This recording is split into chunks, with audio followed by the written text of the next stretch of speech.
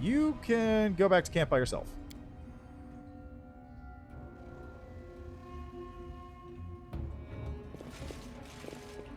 Make way. Alrighty. And we got a level. Let's see. Phone died on the spot. Anyways, what happened was the cat decided to dart right in front of my dog as I was walking him directly out of my field of vision, and thank goodness I tend to react fast. Sport trying to defend their allies and immediately pressed the button on the leash to keep from extending. Oh, okay. So you cut the dog from bolting off into the distance after the cat. I understand exactly what happened now.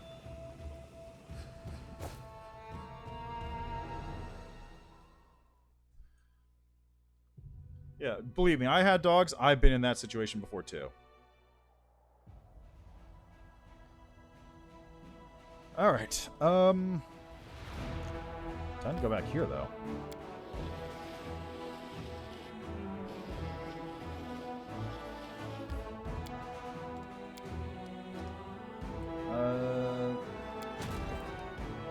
Hey, Hell Knight Order! Yeah, baby!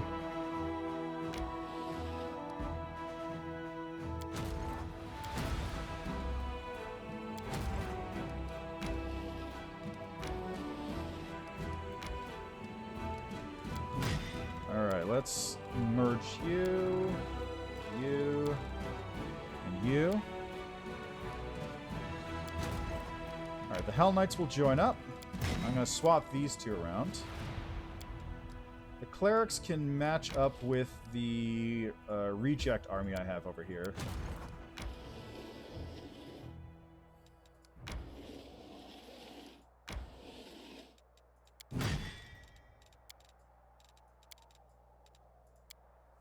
The backups, I suppose you could call them.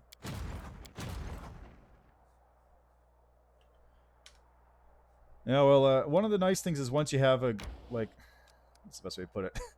Once you have a reflex, the reflex in there just from walking your dog, you go, okay, I just gotta make sure that I just, if anything jumps out, they have to be dealt with immediately. I want to take care of Stevanius the Rotten, but I can't reach that point yet.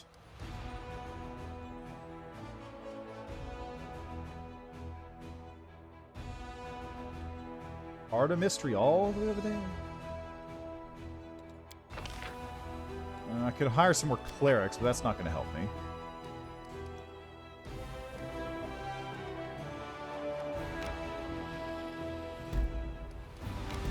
Okay, there's Leper's Smile.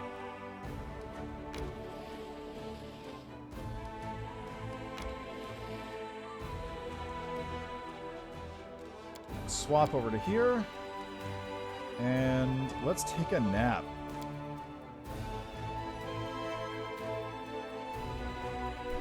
Yeah, I've had that a couple times too. Like not when I was walking the dog, because we always had like one of those cloth leeches, so it wasn't an extend thing. But it was like sometimes I've had the things where I knock something off the table, time freezes, and I'm just able to like scoop it up out of the air before anything happens. Like that's always a good feeling when you just manage to do that. It makes you go like, yeah, I'm a superhuman. I'm the greatest there ever was. And then you immediately drop it when you try and like juggle in the air, and it just crashes down to the ground, and that's it. That's how that works. How much longer, I wonder?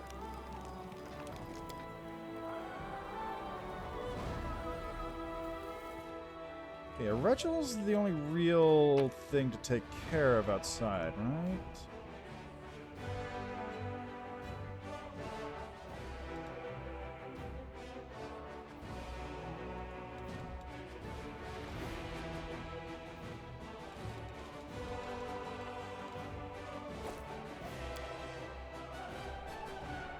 Yeah, it does, but also it feels like, yeah, it just makes you feel like a huge badass even though you've done absolutely nothing. The water's bubbling in the pot and the little bubbles are rising from the bottom quickly, like there's something interesting at the top. They live on the surface for a moment and then pop, they're gone. It reminds me of something.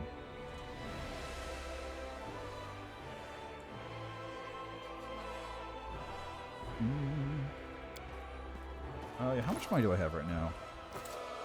Enough. Alright, level 7 Alchemist. Yeah! At this point, my mutagen is now infinite, effectively.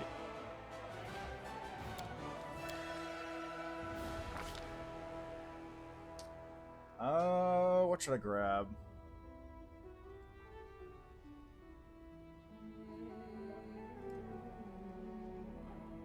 Is there any other damp here? That was it. Charisma 17.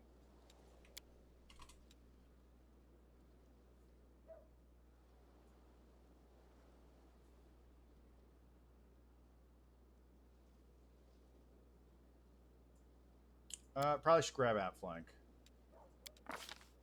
Should probably just generally grab outflank with people. Alright, I already have haste. So what else should I grab here? Heroism is a good one. Oh, Thorn Body's right there, though. Oh, yeah. So the problem with your character... Well, I'll hang on for a moment, then.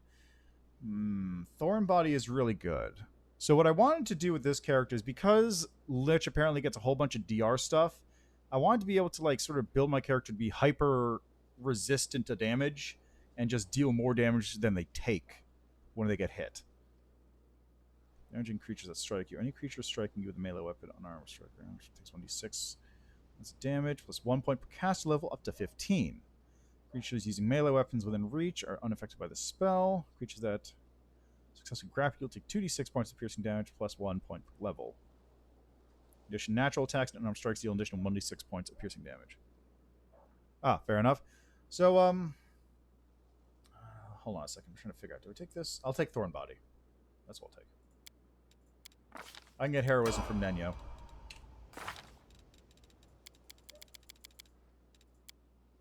So the problem with the character is mostly that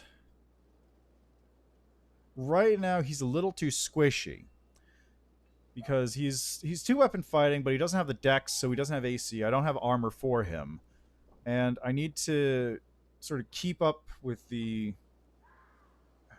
Basically, I just need to, like, properly set up the 2-weapon fighting stuff on him. That's just the only situation there.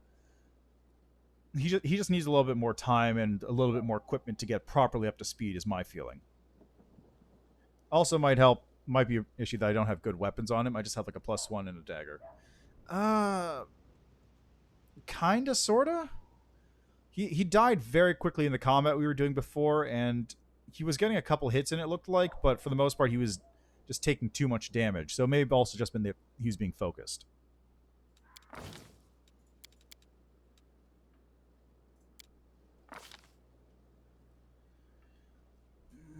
Okay, so what was I going to do with you?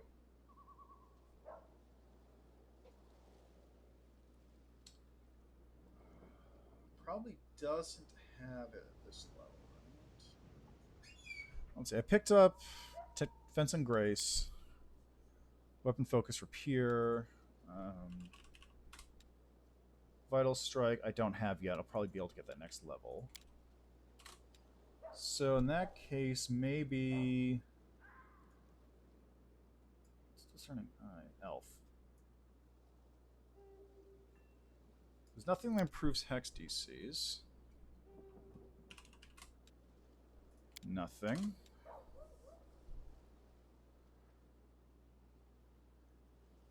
Yeah, well, I mean, in the situation it was in, there was none of that, really.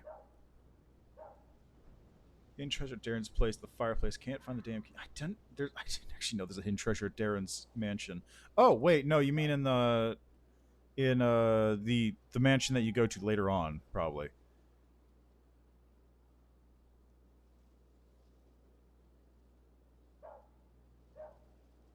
I don't know where it would be.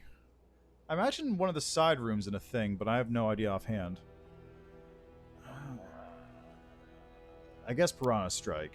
Piranha Strike's probably where I need to go.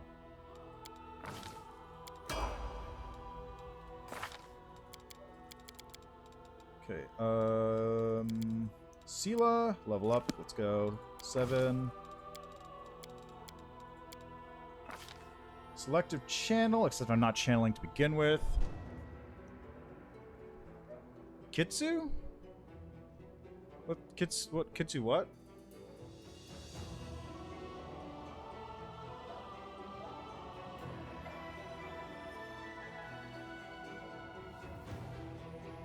Oh, Kitsune. Yes, yes.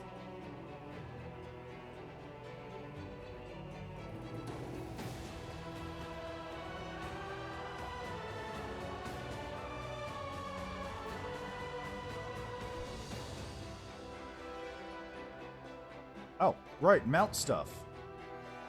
That's right. Hold on, what's your mobility? 7. Okay. I am going into mobility. Good.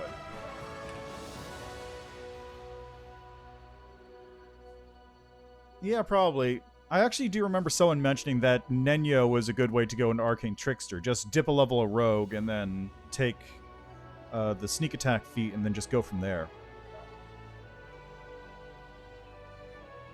Indomitable Mount. Your mount fails saving throw. Mount combat. When your mount hits target, you attempt an ability check to negate a hit. Prerequisite for Mounted Shield, Spirited Charge, and Trample. You know what? Let's go with that. Mounted Combat.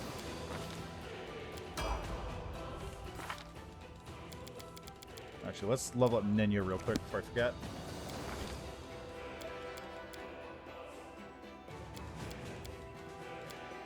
What level does Arcane Trickster require? Arcane Trickster requires 2nd level spells.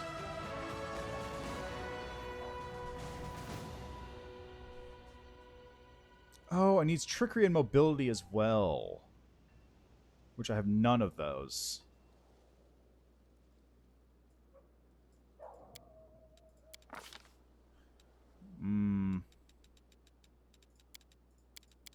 I'd want to rebuild, I think.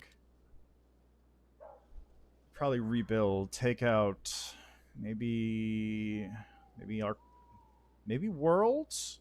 Swap that out for Trickery. Although, when Nenyo hits 8, what is Nenyo's current? I don't know what Nenyo's current stat array is.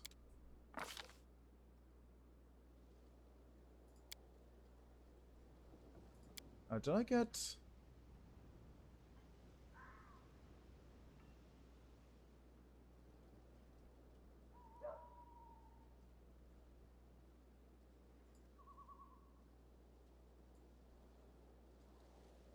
Okay, hold on a second. Which one is it? It's...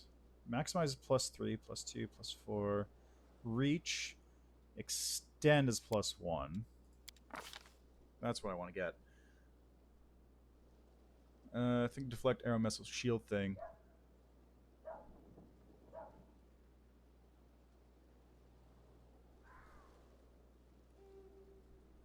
Where stars getting mitigated and effective later on, but still effective in the same feat as just from the outside of the spectrum. You know, instead of getting a free flock, a free attack. Wait, which one? Which one are you talking about with that?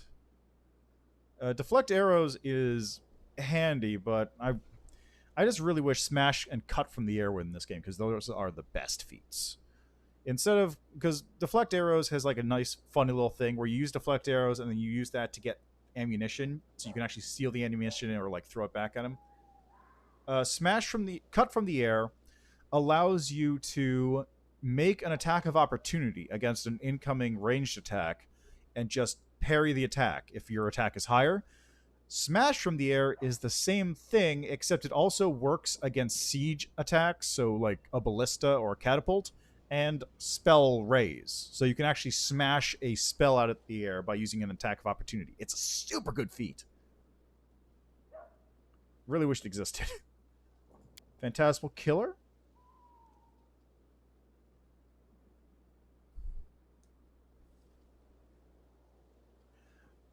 Pretty much. Except that you get attacks of opportunity, so you can do like 5 of them around.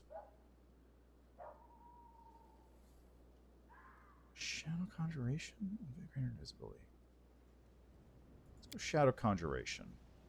And if I'm doing that, I'm going to swap this over for Greater Spell Focus, I think.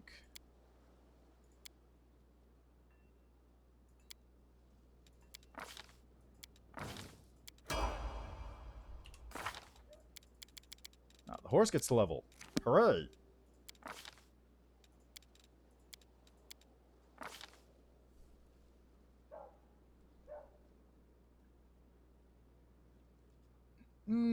Sometimes, but it's just a very nice feat to have. Plus, it's got some requirements to get into it, so it's not like it's super easy cheese pick.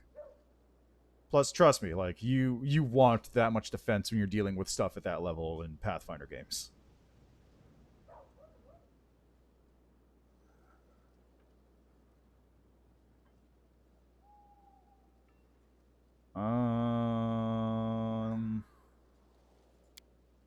Let's put ranks into perception, right? Yeah, let's get alertness. Why not? Who else?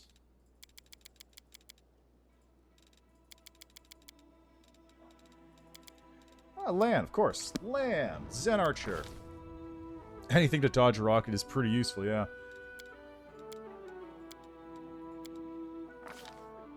Clustered shots! Finally!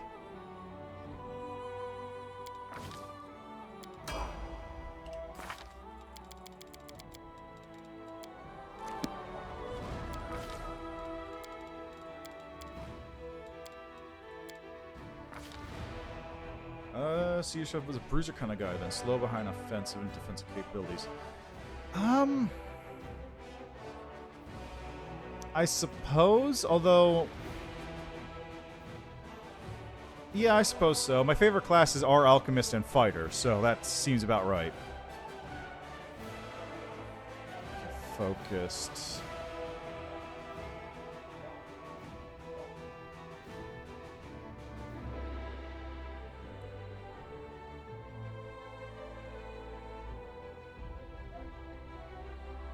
Let's get this. Allied Spellcaster. I got another first level feat. How about Enlarged Person? Level 2 feats. How about Blindness, Glitter Dust?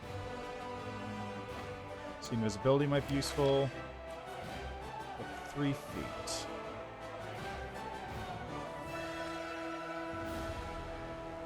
Delay Poison Communal is going to be useful later. See anyone else I can grab levels on? Woljif. Yes, of course, Woljif. Eldritch Scoundrel. Accomplished Sneak Attacker, Point Blank Shot, Weapon Focus. Oh, Outflank. That's the one. As for this, grab Haste. And...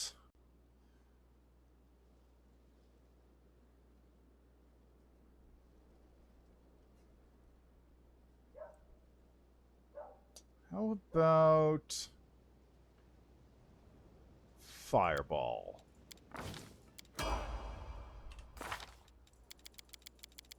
Alright, that's everyone I care to level up at the moment. Darren's also there, but I'll get to him eventually. Spellbooks! Grab a Thornbody and a Haste. Social is more or less set.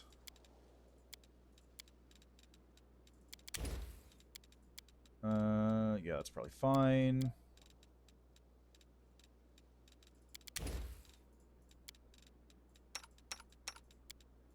Oh yeah, I forgot Rangers get spells at that level. Or a little bit ago.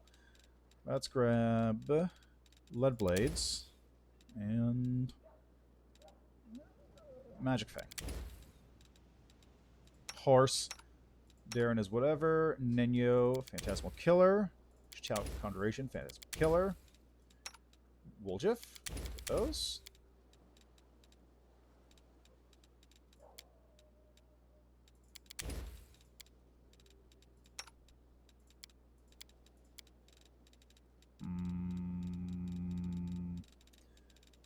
You know, do I not have Grease? No, Touch of Gracelessness. I don't have Grease. Really? Huh.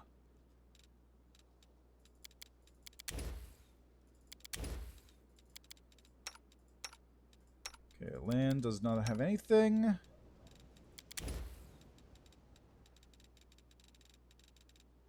Life Blast. Draw the life force from the surrounding land and hurl it at your enemies, dealing 1d6 points of positive energy damage per caster level to any undead creature. Interesting.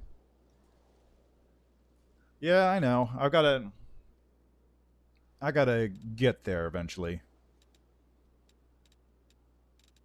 I could probably just spend a bunch of money to pick up like one of every first level or second level spell.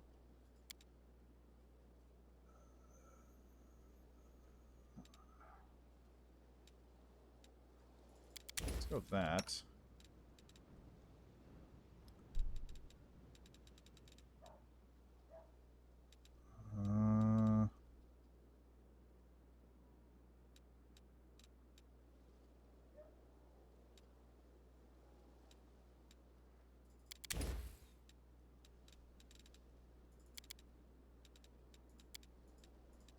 Okay, that looks good.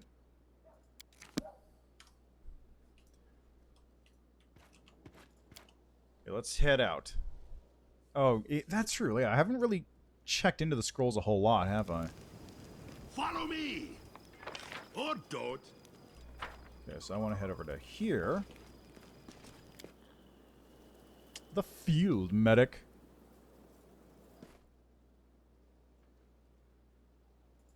Hey, look, it's Forn.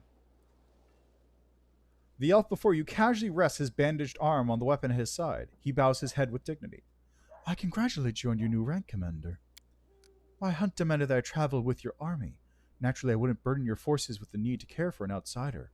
I provided myself with all the necessities. I met other elves that look just like Kilessa. A gloomy shadow crosses his face. He remains silent for a while, then says reluctantly, A few years ago, a sect of demon worshippers was uncovered in Kyonin. They were followers of Discari, who had been brought together by his priestess Anamora.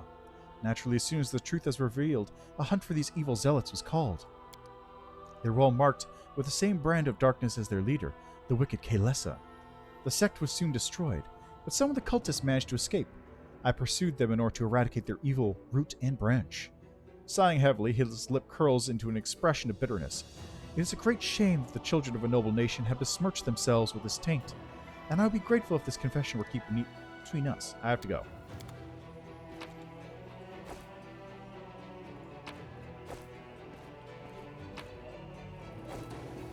Alright, Vistali, show me what you're selling.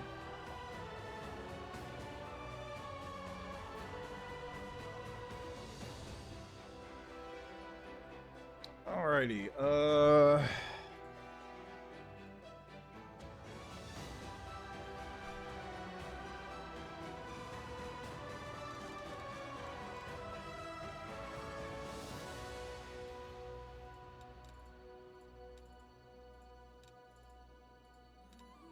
I just need a bunch of that. +2 to int and penalty on charisma and stuff.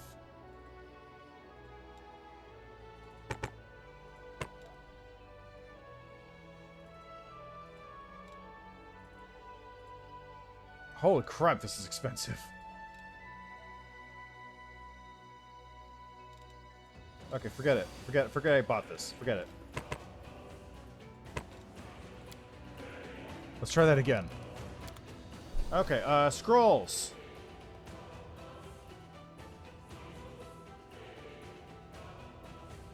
Hello, Drachtenfeld565. How are you doing?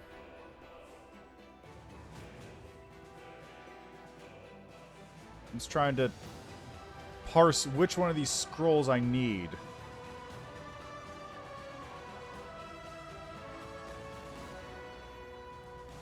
Okay, let's grab one of that.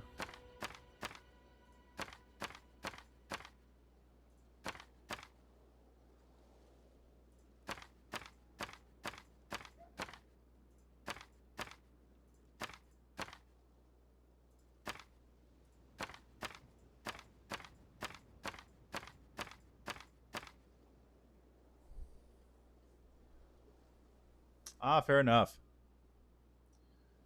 You can press spacebar to confirm numbers when buying and selling?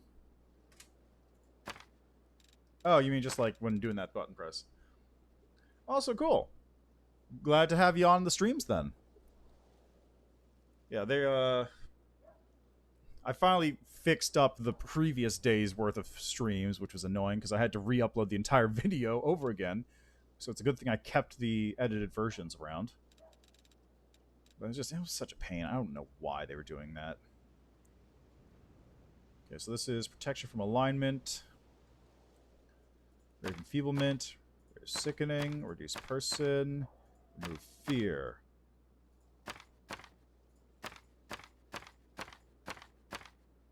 Slip, snowball, stone fist, stone bear, summon monster.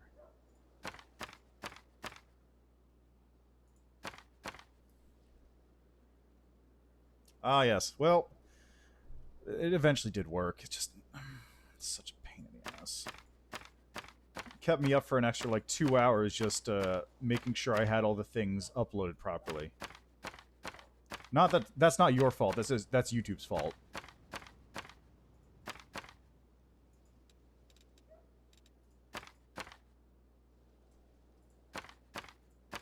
Still don't know why it does that. Sometimes it just decides...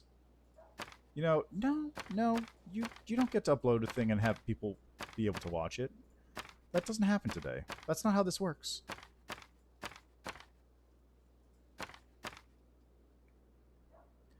Okay, paralysis, resist acid, so resist elements taken, good. Restorations, good. And right now I'm just doing the incredibly thrilling period of buying scrolls so I can give people spells.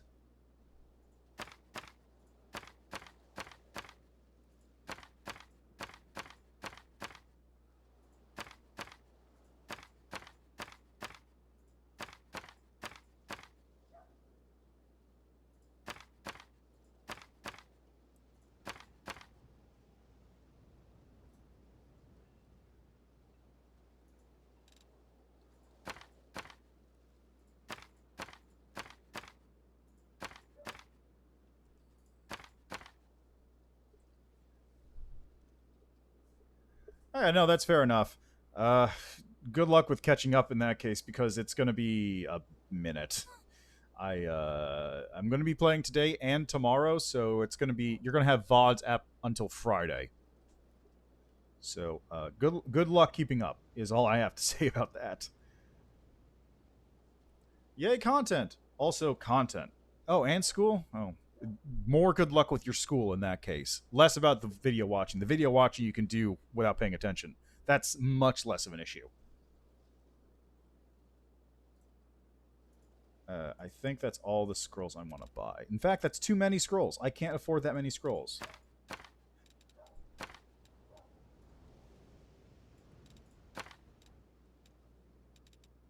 That is way too many scrolls.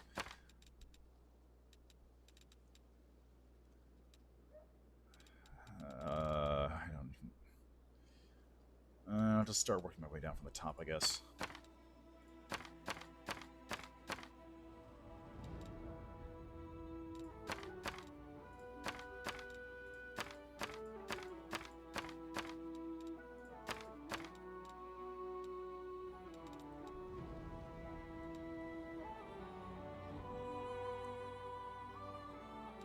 Is that even available to... I mean, that's true. Alright, I think this is good. Let's go. I've wasted all my money on this. Hopefully it works out well. So where is Nino at? Also, you mentioned there was a thing in here, right? What's that thing? Highlight copyable scrolls. Thank you. There we go. Is that active? Okay, if it is okay, it's hard to make out. It makes them green. It doesn't really highlight them.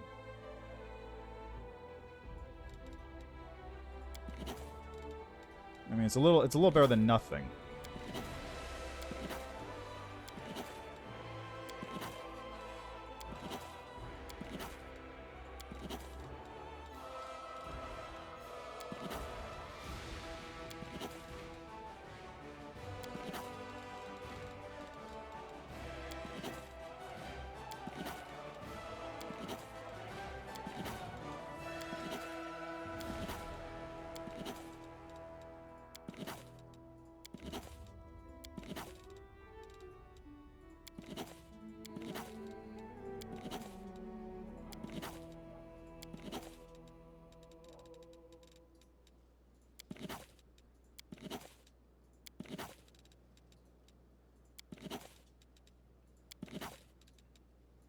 Just I wish it was a little less I wish it was a little less like this kind of off shade of green and more like bright fluorescent yellow or something. Just make it much easier to spot. That one I barely realized it was there for a minute. Okay, any of the other ones green? Okay, this one.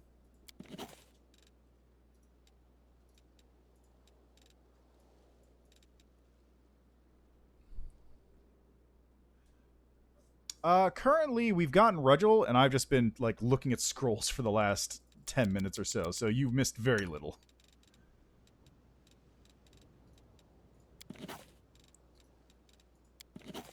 Like, I'm literally just filling out my spell book at the moment.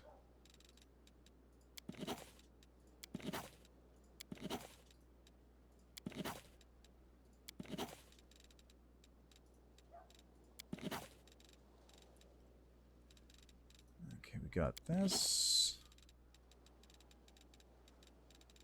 Anything else? Ah, there's one.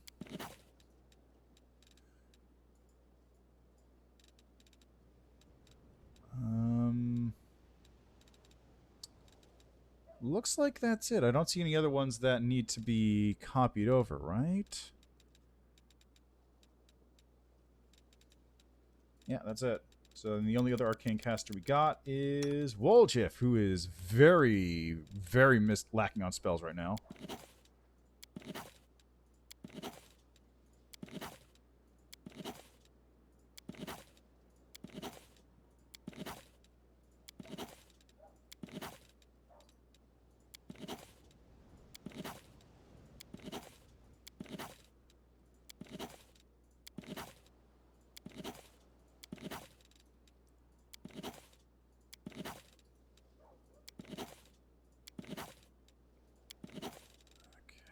Go.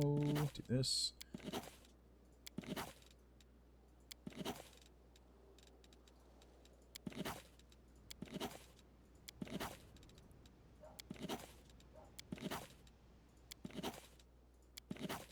Oh, I get shield now. I didn't realize I didn't have shield on him. Well, I should have realized it when I wasn't casting shield on him. Couldn't think of it.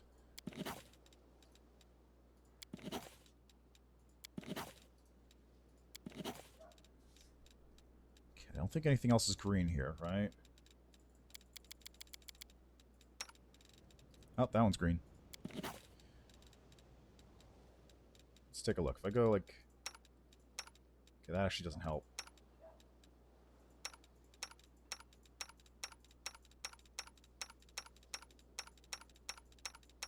Okay, that's all of them. Yeah, probably. I mean... At Lost Chapel? Nice. So I'm thinking I should be able to hit... Just from what I've been doing here, I should be able to hit... I should be able to finish Leper Smile today. And once I'm done with that, then it's a hop, skip, and a jump over to Dresden. Where... Let's see... Assuming I take the shortcuts through Dresden, I should be able to hit Lich before next session ends, but we'll see. Anyway, let's go take a quick old napperoni real quick. Very quickly. Without much further ado, just a brief detour, really fast.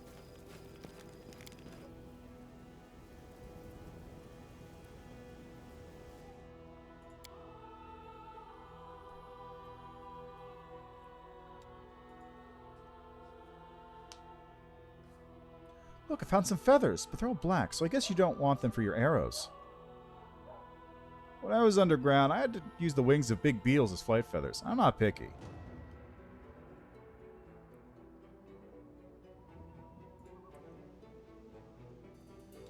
Alrighty, let's get a move on now, shall we?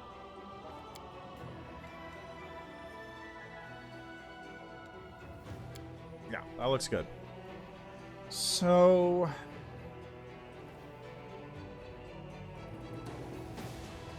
I want to check out the two areas to the right side first. Moondance Meadow, Chili Creek, and Carcass of an Unknown Creature.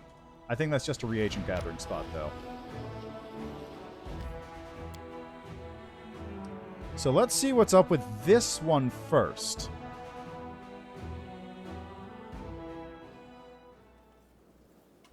No reason to pause.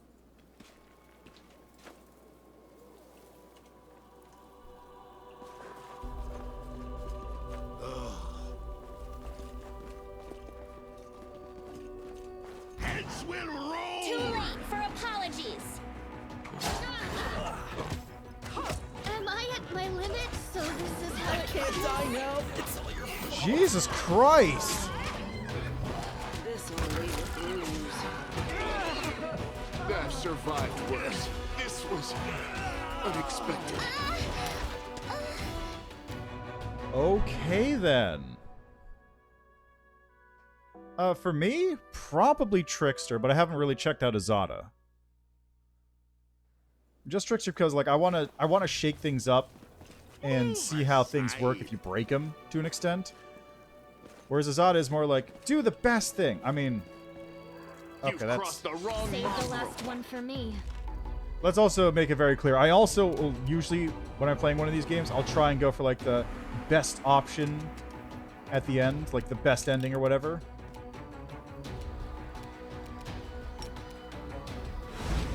Immune. Great. I'll cut you wide open.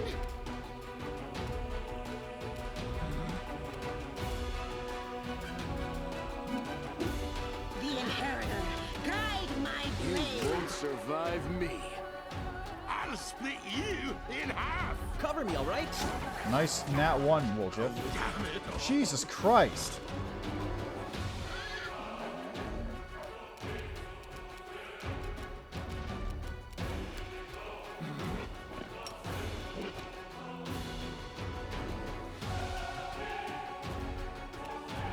It's immune to the evil eye.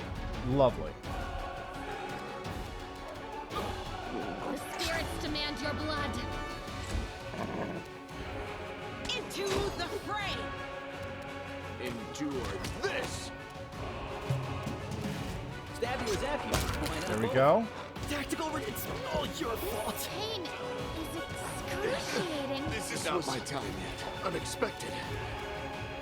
Jesus Christ, these things are so strong. These things are really strong.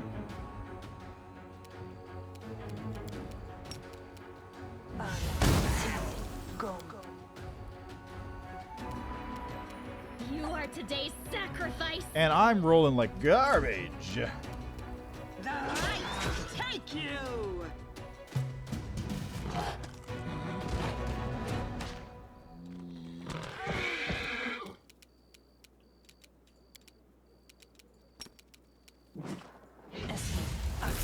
Yes. Both saved. Nice. Ah!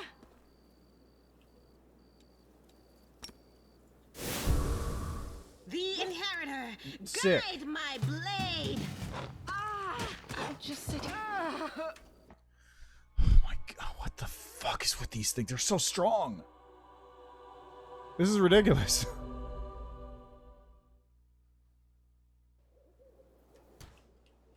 Don't know? Don't care. 24-hour. Ona Adayana, Unimosi Travisi.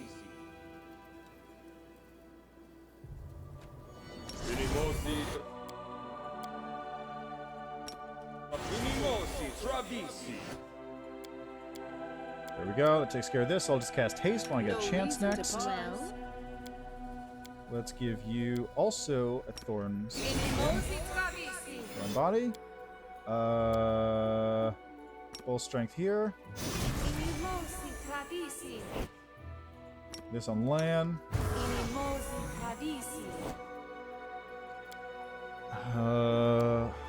Next. you can Let's trust try we'll make Ember. things right. Cast this here.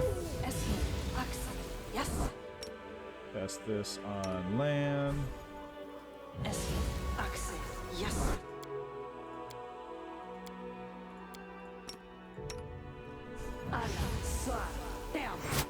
You should, yes. Magic Fang is Magic Fang is effectively just a bonus that gives you more attack. It's basically just enchanting your thing as a magic weapon. Thorn Body has a bunch of extra effects and then just adds an extra 1d6 onto your attacks. Or when you take damage, that sort of thing. Where else would I be? I don't need anyone's sympathy. I appreciate privacy. Inimosi Travisi. Let's go! Move aside. They will break against our resolve. Jesus Christ. Fucking seriously? Already dead. Already fucking dead. Yes.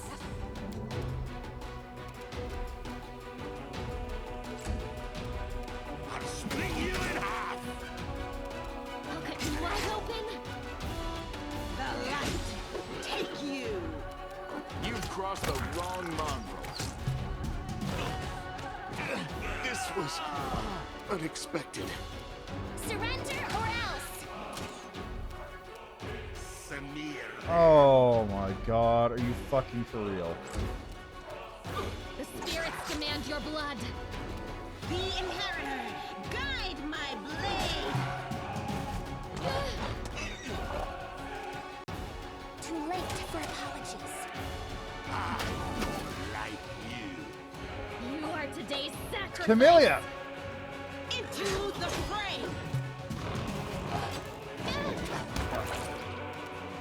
I'll hit you.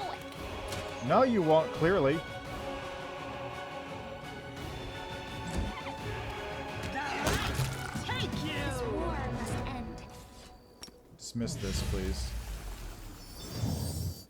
Jesus Christ, those Smildons were so strong! Make way.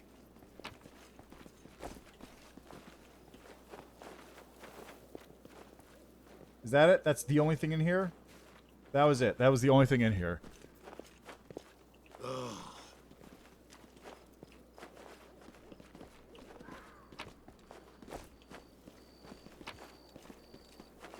Cold iron.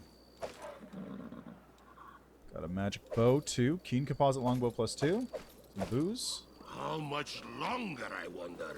Some reagents, always good. Okay, time to get the fuck... Whoops. Time to get the fuck back to camp after that nonsense. Let's just not risk fighting anything else if possible.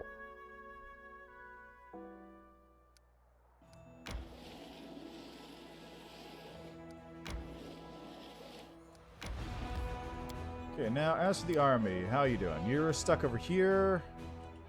I gotta get more reinforcements before I fight that thing. Let's have you actually hang out over here.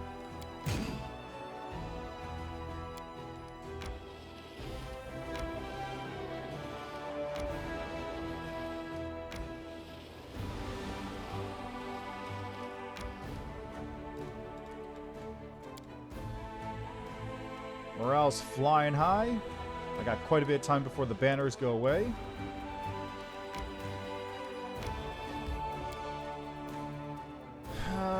Let's see, next up.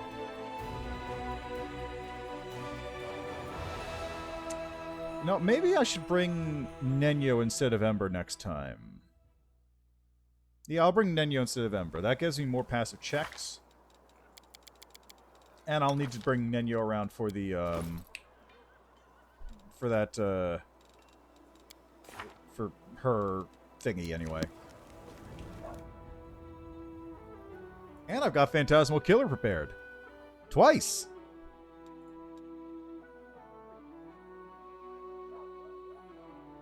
It's so gratifying to have a kind and genteel fellow in the party. I feel so peaceful when you're near. If you had more faith in your heart, you would find peace wherever you went. But I'm glad I can bring you solace. I was expecting her to say, I actually meant Darren.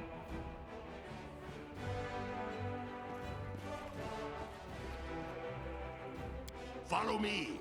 Okay, let's swap out Ember for Nenyo. Bum, bum, ba-da-dum.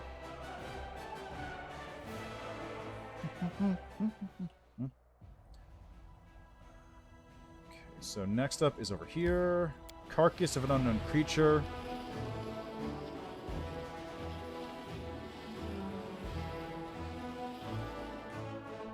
This is probably just reagents. Yep.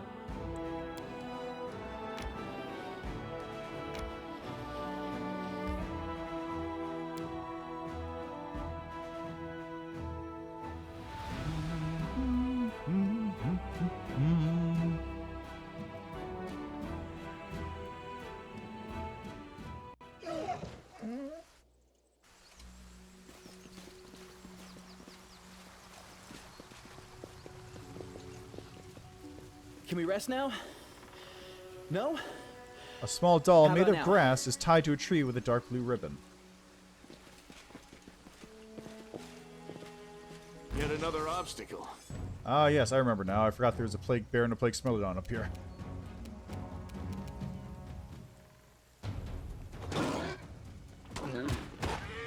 Oh, there goes the horse.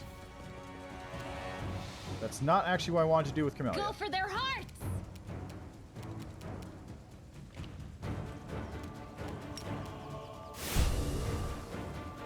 The inheritor, guide my blade. Out of my way! Cover me, all right? Wow. Everyone missed. Everyone missed everything.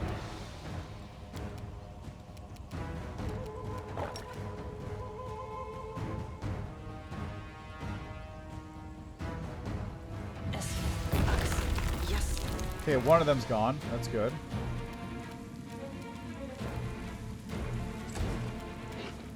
You won't survive me. I'll cut you wide open! Into the fray. I'll split you in half! Stab you or zap you? Why not both? Damn it all! Tactical retreat. No? Spell, what next? How about some good old-fashioned Fear Ballet? Okay, Woljif's dead. That's fine. It's fine. Only Woljif is dead. Enjoy this! The spirits demand your blood!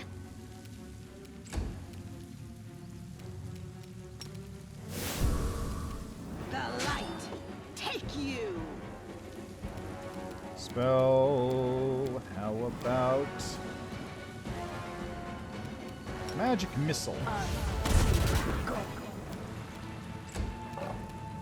Make every strike count. This is how it is. God, this would be so much easier if people fucking hit.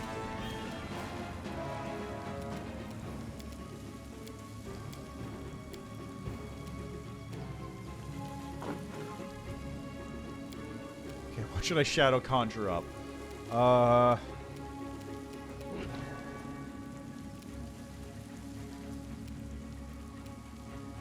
Summon wolves. Nice try. Didn't work, though.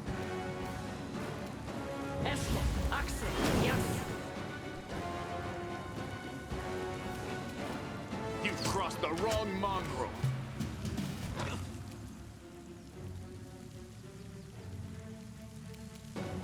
You guys gonna attack or what?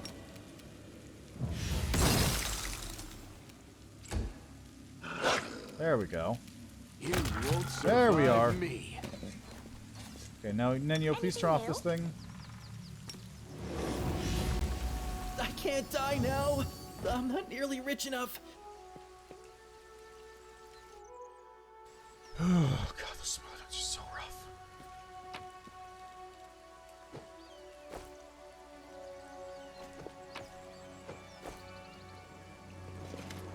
Oh. Jurnal walks thoughtfully around the grove. He pauses in front of a few trees, lingering there for some time. He seems to be examining something carefully. At the sound of your footsteps, he turns around abruptly, but the anxious expression on his face quickly gives way to an amiable smile. Commander!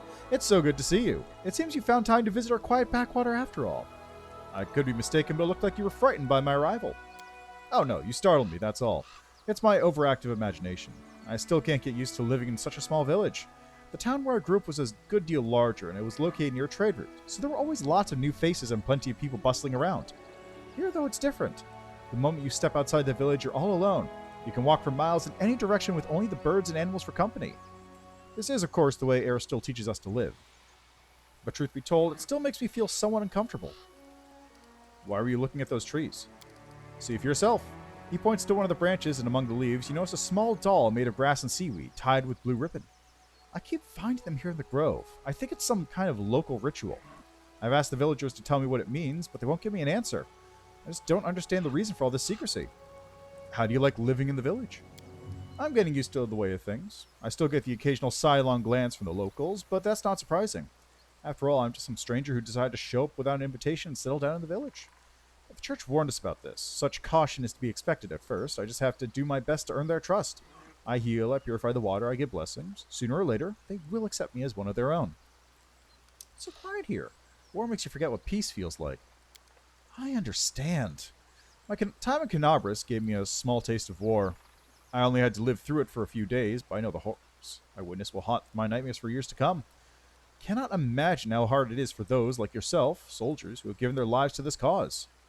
The priest places a hand on his heart. You have chosen to fight there in order to protect our peaceful and quiet life here, and I thank you from the bottom of my heart. What do the locals think of Aristil? They're indifferent. They are pragmatic people, you know. They don't have time for theology. If old Deadeye helps them survive, that's good enough for them. You know, some priests get overzealous with sermons. They demand that people pray, observe all the rituals, make sacrifices. And then those priests, all holy and pious, are surprised when the locals kick them out of the village right into the nearest ditch. The priest laughs. I was taught differently. First, you have to prove your worth. You have to show them why you and your deity are useful. It's only after they've begun to trust you and start asking questions about your faith that you can really share your beliefs. Then you can tell them all about old Deadeye and his teachings. Well then, will you show me around? Of course, let's go. You'll get to meet the locals and see how we live. Maybe you'll even manage to get some peace and quiet, a temporary respite from the hardships of war. Alright, well first, let's poke around here a little bit. Oh, great, dire wolves.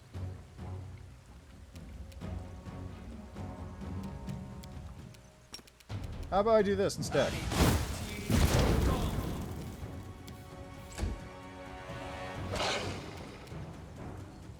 Smear them. Can I charge this? No, I can't. I'm gonna get on the horse, though.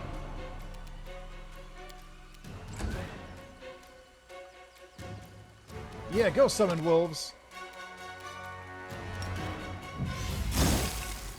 Nice. Endure this.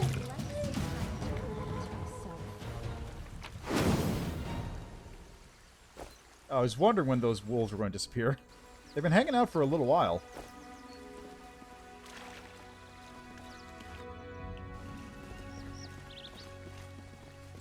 Make way. Make way. Got some animals up here. Ferocious Megaloceros.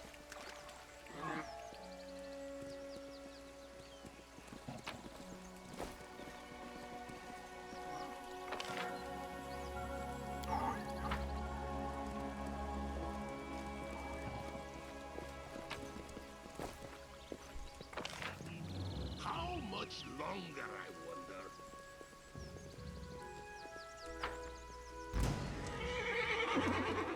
Well, there's the wolf.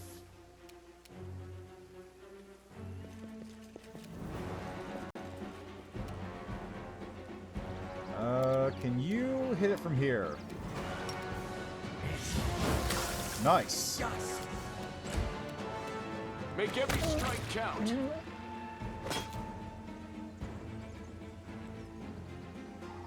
Oh, there's a lot of wolves here all of a sudden. The inheritor, guide my blade. Alpha wolf, huh? I don't like you. You are today's sacrifice! Alright, what else can I cast here?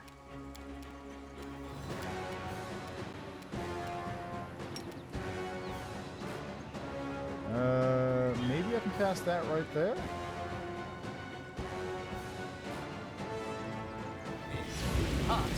And they made it. You've crossed the wrong mountain. Nice Mrs. Land. Into the fray! Nice. Out of my way! Out of my Split way. you in half! Go for their hearts!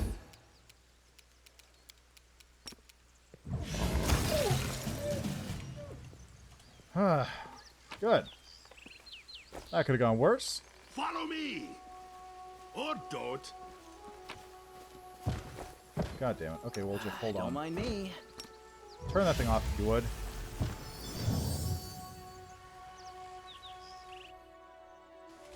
That dispel ability is hyper useful. Move aside! Like, God, I'm glad they added that thing. It's so much better now that I don't have to worry about getting stuck on something for fucking ever. This war.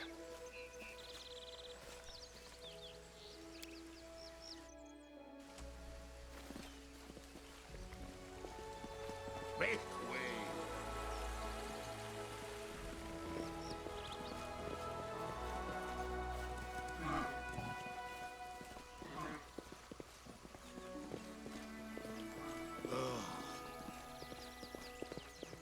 Do keep up. There it is. We've got you now. Watch out for those huge teeth. Don't let them catch you. And for a throat and belly. Fewer scales there. Don't be afraid, everyone. We fought bigger ones than this. Won't survive me. I would like some time to collect myself. That'll teach you to mess with us. A man with green eyes, broad shoulders of a swimmer, and the calloused hands of a fisherman shakes his fist at the beast's motionless carcass. Something's got him all worked up. That's the second time they crawled out this month. So let him come. A woman, her eyes the same shade of green as the fisherman, smiles at you. It's not the first time and won't be the last. What's the matter? They can't hurt us, and we can use their hides to make a lot of waterproof coats and cloaks. Marco, Melissa, I'd like to introduce you to someone. This is Alexander Lichtman, the commander of the crusade. He's the one I told you about. Ah, a real hero in our little backwater. It's so nice of you to drop by. We've never had anyone so important come to visit. Heroic acts are important, but sometimes it's good to leave the front lines and talk to ordinary people living ordinary lives. Anyway, welcome to Chili Creek. Hydras are usually way more dangerous than that. What's up with that? I can tell you have an eye for such things. Well, of course he does. He's the commander of the crusade. He probably could have told you all that with his eyes shut. Melissa smiles at you. It's all thanks to our mother, Icy Rill. She takes care of her children, won't let anyone hurt them. She fills our nets with fish and drives away the monsters. Look, I came here as an Aeon. All these people are criminals. I don't trust a single person in this village. But I can't just kill them out of nowhere. That's stupid. What I need is a good reason to kill them. Then I can do it. That's right. And if she doesn't drive the beasts away, she'll weaken them so we can kill them and harvest their hides. Icy Rill? Who's that? She's right here. Markle nods towards the river. Do you think this was the Selen? No, it'd take you half a day's rowing before you reach that river. It's big, to be sure, and very important. The Selen flows through at least a dozen countries. But where would the great Selen be if it wasn't fed by thousands of little streams and creeks, such as our dear Icy Rill? The people of Chili Creek hold the river in great reverence. The priest's observation is matter of fact, but you notice his voice sounds a bit strained. How can we not? Our whole lives are built around the river, from the wedding wreath we send down its stream to the funeral boat that floats away on the waters when the time comes. Our mother, Icy Rill, feeds us, gives us water, protects us. With a kind smile, Markilla casts a sidelong glance at the frowning priest. The gods are far away, but our Icy Rill is right here, so we treat her with respect. Two of you look very much alike. I assume you're related? Right you are. Marco ruffles Melissa's hair. She laughs and tweaks his nose. She's my little sister. Takes after our granny, may her memory never fade. She's always restless, couldn't sit still, and Melissa is just the same. She's always up to something. And you took after our grandpa, made the river still be his feather bed. You're as brave as he was, just as stubborn. Two of you look very confident when you're giving orders. Are you in charge? How should I put this? Our village is too small for anyone to be in charge. We just happen to know a thing or two about using a weapon. So if some nasty creature comes crawling out of the river, we give the orders. But when it comes to fishing, fixing nets, we'll be the ones following orders. We're not an army. There are no officers here. We all live together, solve our problems together, and serve the icy real together. Well, truth be told, it's only been the last few years that people really started listening to us. Before that, villagers kept to themselves, and no one wanted to go poking their nose into anyone else's business. But when we first came up with the idea to start trading on the river, the other villagers stubbornly dug in their heels. After money and goods began flowing into the village, they changed their minds. Yes, the village has been growing. We're getting to see all sorts of things we'd only ever heard about before. The year before last, we had a fair, and people came all the way from Canabras to attend.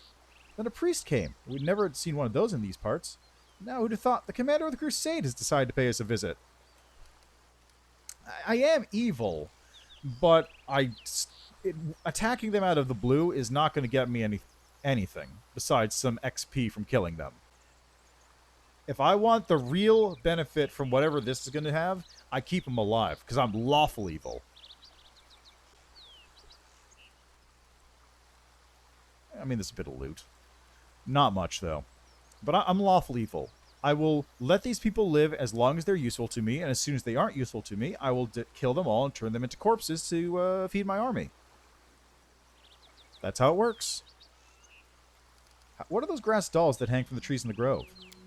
A shadow passes over Markel's face, and he looks away. There's nothing much to tell, really, an old local custom. It's just a ritual, Melissa adds in a low voice.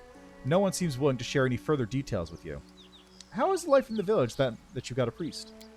Not much has changed, Markel shrugs and smiles amiably. He's a good lad. He does some healing, never bothers us with sermons. Why, he's even learning how to fish in his spare time.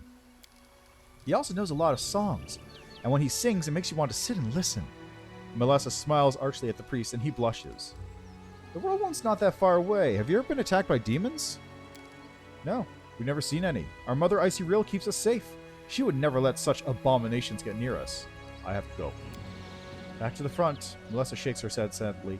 I can't even imagine the nightmarish creatures you had to fight there. Have a safe journey and a swift victory. Thanks. First, let's take this. How much longer, I wonder? And that.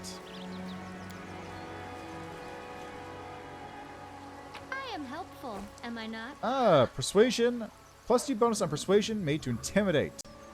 And if you confirm a crit, the enemy suffers a -2 penalty on saving throws against mind-affecting conditions. That's not bad.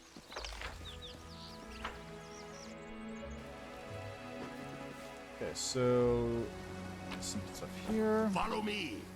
The town is here. Little teeny town.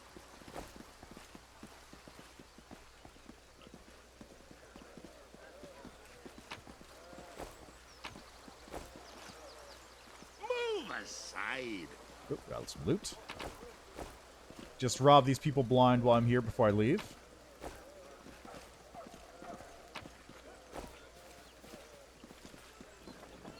Make way. What a quaint little place. I'm sure that there's absolutely nothing here of any note, and nothing bad will ever happen to any of these people. Absolutely certain.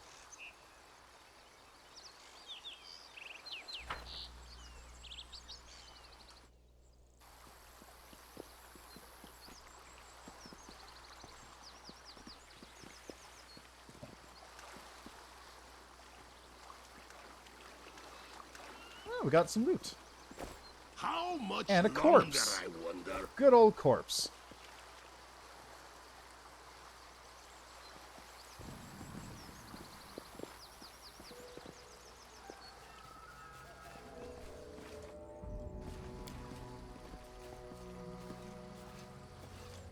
I still wonder what the deal with Chili Creek is. Like, there has to be something there. That entire area is way too suspicious to not be anything.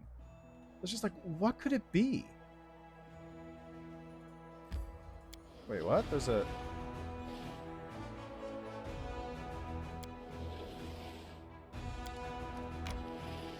Oh, that's handy.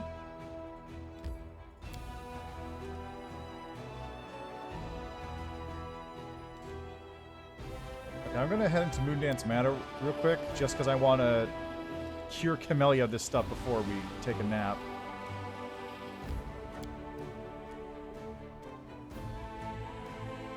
Actually, who is the higher knowledge? It's nature, right?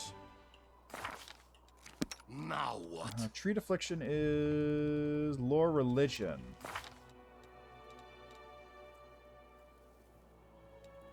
$11, $8. Yes, so that would be you.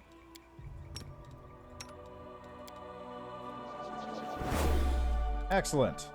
Nobody else has any big things.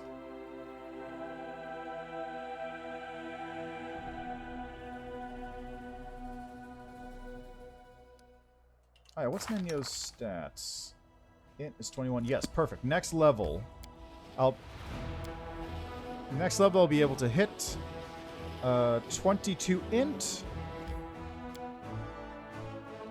22 int will give me an extra skill point, which I'll be able to backport. I hope I'm able to backport all those skill points in to up mobility and the other one, and that'll let me immediately qualify for Arcane Trickster. Maybe. I don't actually know if it'll let me immediately qualify. I might have to wait a little for that anyway. Show me what you got.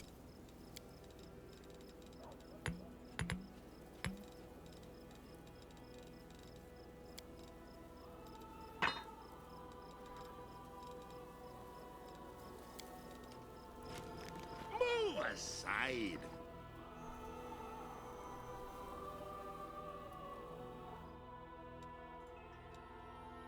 My fingers are getting white.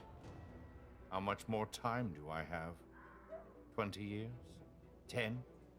1? I do not fear death. What if bleaching makes me lazy and undisciplined?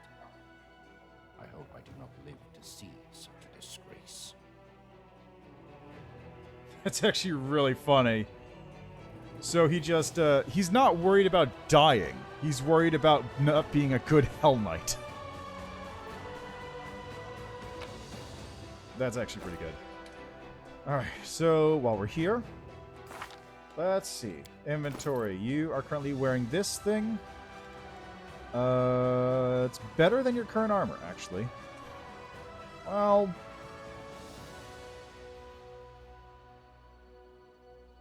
it is better.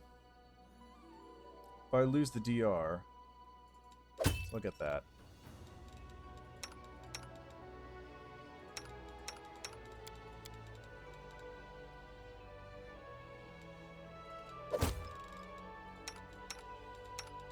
The horse is wearing this. It can't wear the medium barding yet.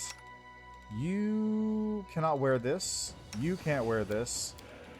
You can't really wear this either. You can't wear this. You're currently wearing this, which is +6, but you have a +6 dex. So that's basically the max that I can put on you. You're currently wearing this, +10.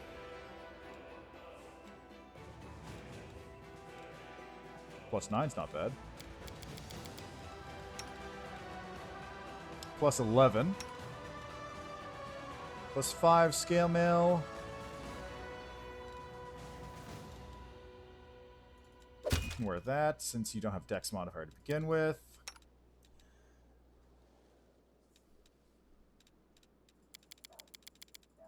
Yeah, that seems good. And I'll dump the horse barding in there for now. Might need those two later.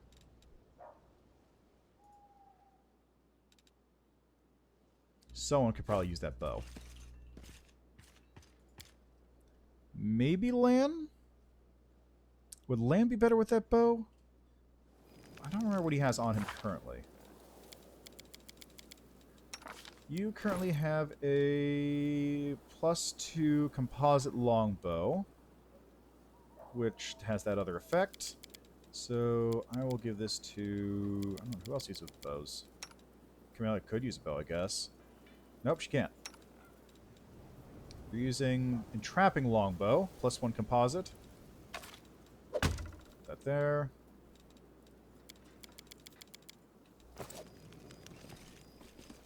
Make way. Show me what you got. Sell those two. Sell that one. I don't know anyone who's using that light hammer.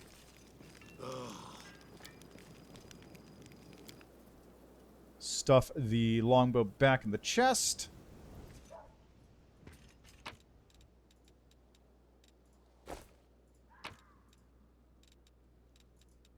Oops.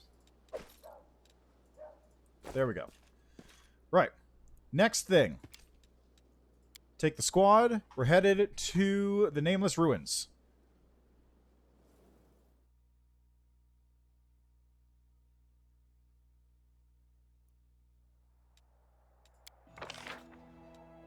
Hell Knights.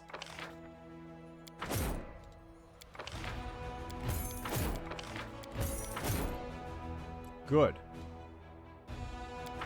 Alright, this unit is gonna go... meet here.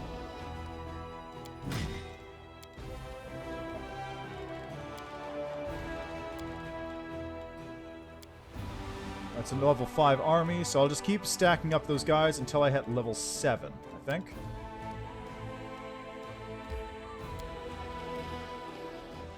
Once I hit level 7, I can blast through the army of undead, which would be lovely. A new follower. Oh, great, there's a new hoss. Hold on a second. Let's go over here. Count created 7 minutes ago.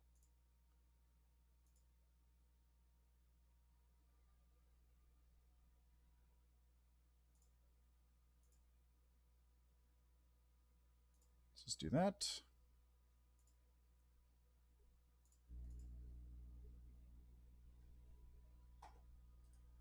I don't know why I'm being targeted, unless, like, it's just the bots just doing it in general.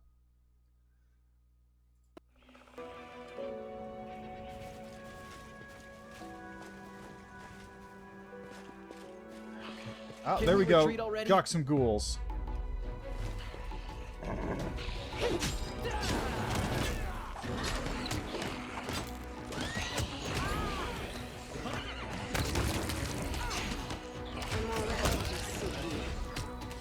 Don't worry about me. Dare to go retreat! No, it's all your fault.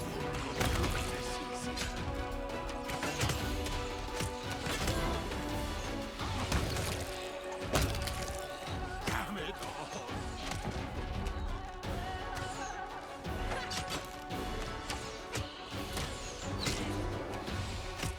Jesus Christ, 2 crits?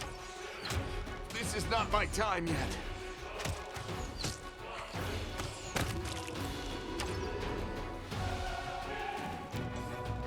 Okay, nobody's dead. Nobody... Okay, Woljif has ghoul fever. Never a dull moment. I prefer this, the company cure Woljif. of me, myself, and I. Friendship's overrated anyway. Me?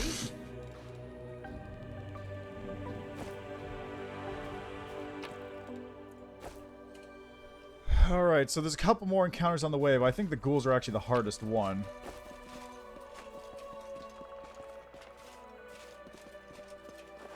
Can't hide from me. Heads will roll! This was unexpected. I can't die now. I'm not nearly rich enough. Oh, fuck off! It's all your fault.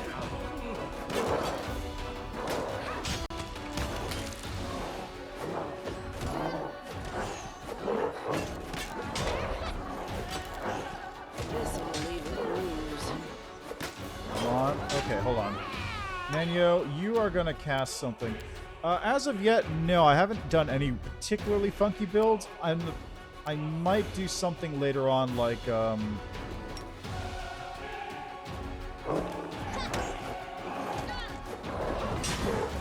alright. I'm alright. what I might do a couple things later on, or if I do, I might rebuild them instead of, like, trying to build them into something. But as of right now, I haven't really decided if there's anything in particular I want to do that's wacky or weird.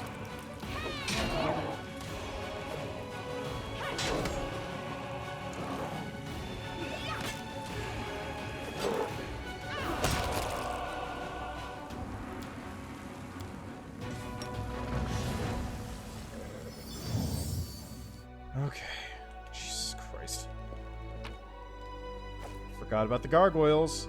But again, nobody super died, so we're still good. How much longer, I wonder? Now we have a plague bear to deal with. 2 plague bears. 2 of them. So this is how it feels. It's all your fault.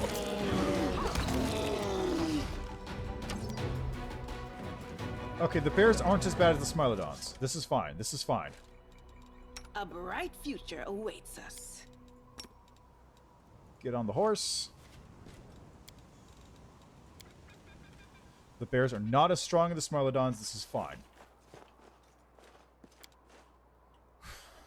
I hope you appreciate this. Okay. This. Follow me, or don't. A trap? Really? I am helpful, am I not?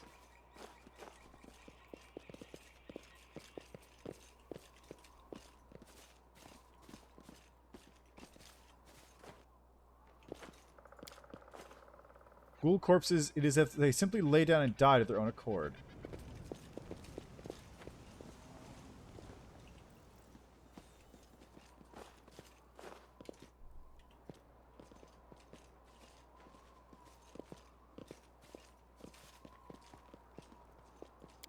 The ruins are so ancient that it's impossible to tell which civilization was responsible for their construction. I am the answer, but what is the question? An elf woman... God, those Smilodons are so fucking strong for some reason. I don't understand why they're so strong. I am the answer, but what is the question? An elf woman in a frayed robe turns her head to you and stares at you through the slits of her simple white mask. Then she holds out her hand and touches the ancient statue. The absence of an answer is an answer too.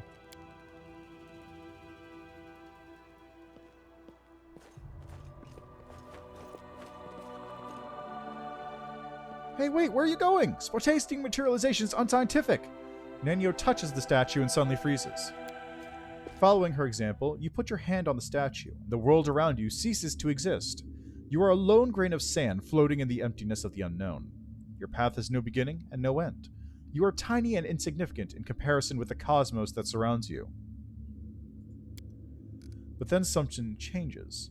The emptiness takes notice of you. It stares at you, measures and assesses you. Then a question comes, as simple and as deep as the emptiness itself. Who are you? What about you? The emptiness does not engage. The question was asked, and it will be answered. Let me out of here! A foolish demand from a grain of sand floating through the eternity. How can one get out of infinity? I'm not going to answer. You'll answer. One way or another, today or in billions of years. The emptiness is patient. It can wait. I'm Alexander Lichtman. The name you uttered, that seems so powerful and proud, rings through the emptiness. Then the silence comes, bleak and oppressive. The emptiness still awaits your answer. I am... Do you want to say your name? But what is it? Just a set of sounds you use to associate with yourself. You are... Alexander Lichtman? Who decided this is who you are? Your parents? Yourself? Someone else? A name is just a label you take voluntarily. What happens if you tear this label off?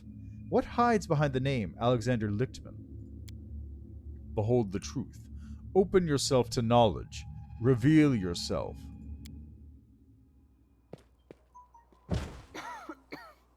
I am Nenio. Nenio. You hear me?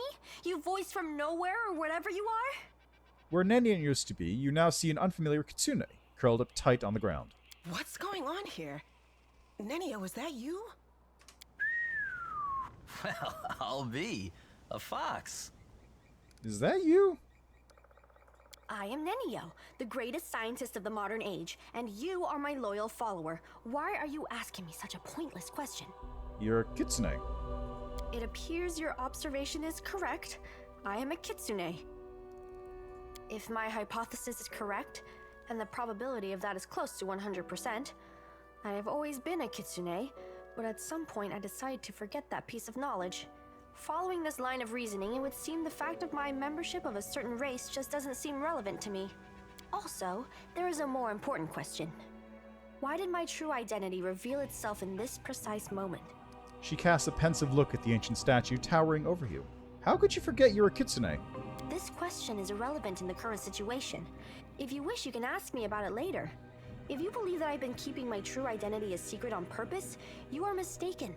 I have no interest in your causes, your battles, or your secrets, if you have any. All I need from you is your assistance with my experiments. And with this. Nenyo sweeps her hand in a wide circle, gesturing at the statues around you. I have no words.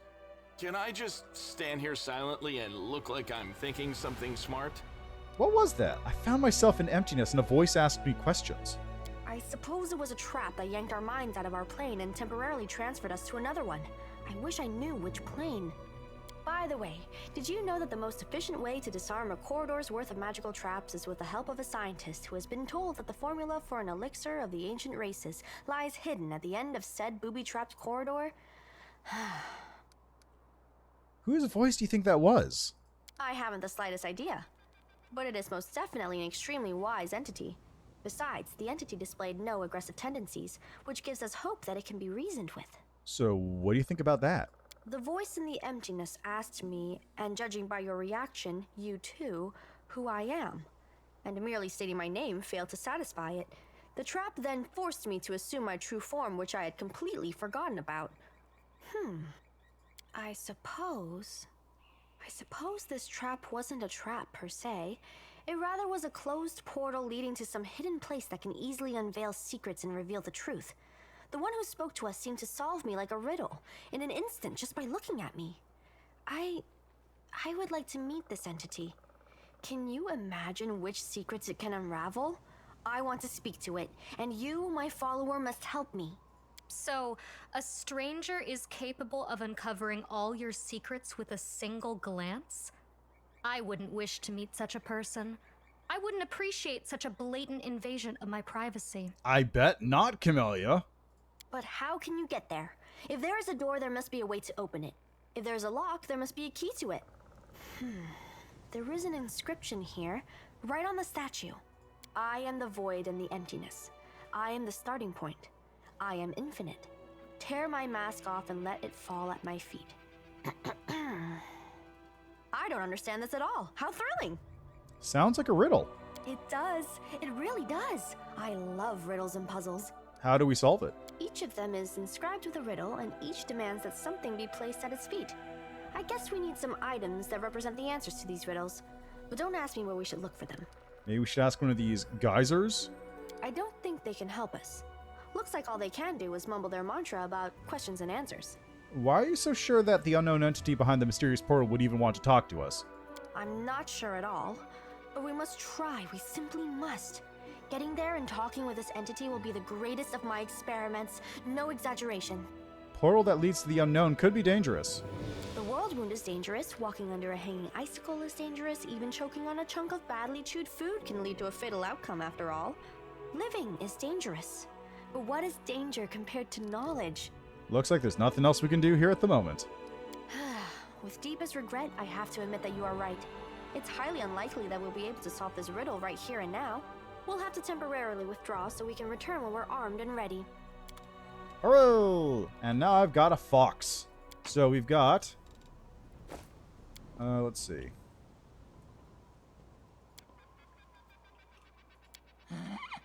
I'm the end of the road. I'm superiority. I'm loneliness. Tear my mask off and let it fall at my feet.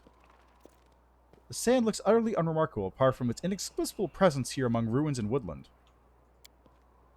I'm the void and the emptiness. I'm the starting point. I'm infinite.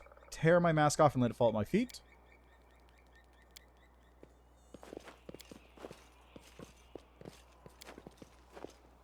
I am the unknown. I scare cowards, but reveal my secrets to the brave. Tear my mask off and let it fall at my feet. And I am the impetus to act. I'm a reason for torture and a cause for insomnia. Tear my mask off and let it fall at my feet. Move aside. Alright, so that's that.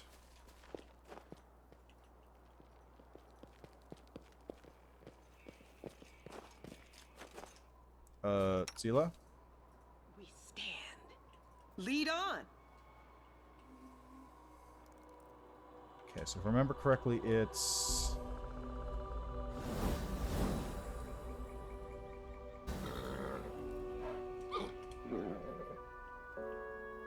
Maybe it's not those two?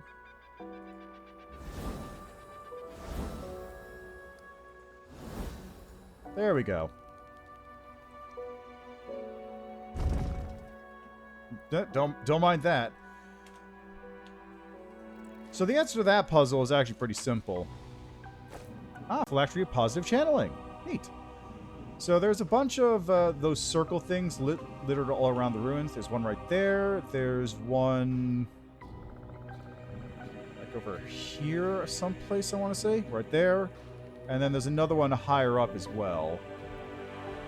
But anyway, you just find all three of those, and then it tells you, like, oh yeah, okay, this is the pattern to put it in. That solves the little puzzle. It's not a big deal.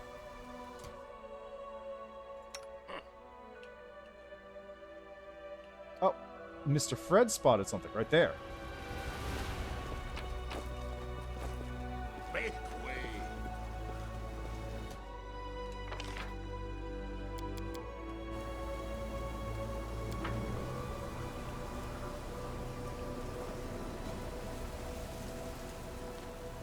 Alright, now for this part. This part's a bitch.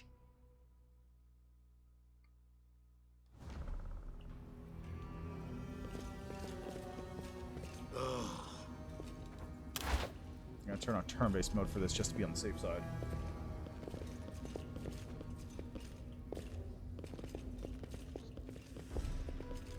What a discovery! There it is.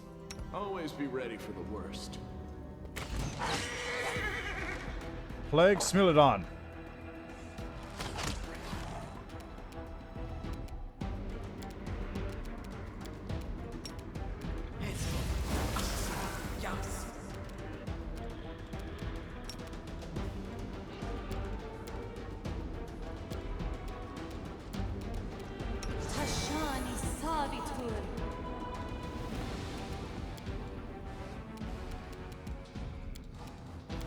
Let's haste up, actually.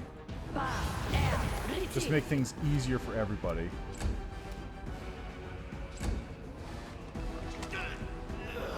God. This is how it feels.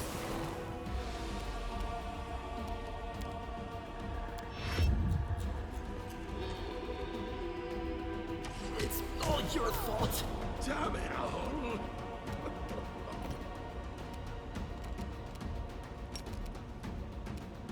I should have cast Create Pit.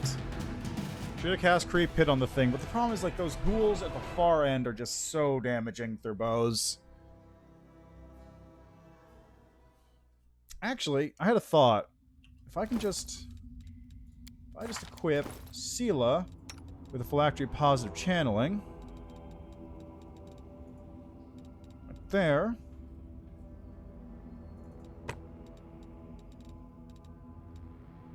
Increases her channel energy by 2d6, and I get healed by it now.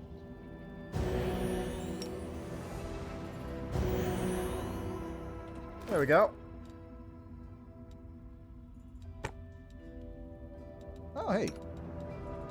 Wisdom, you say?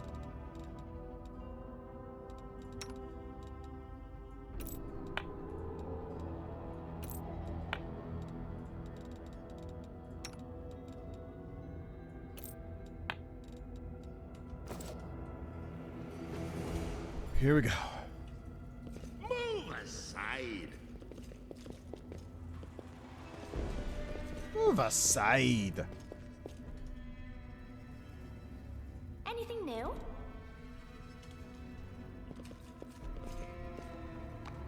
No, what is that? I'm all ears. Excellent.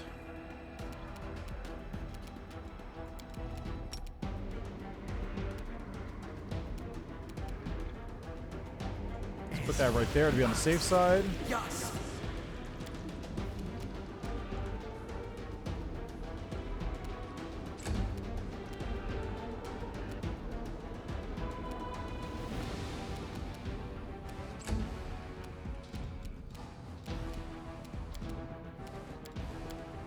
Hey, stop.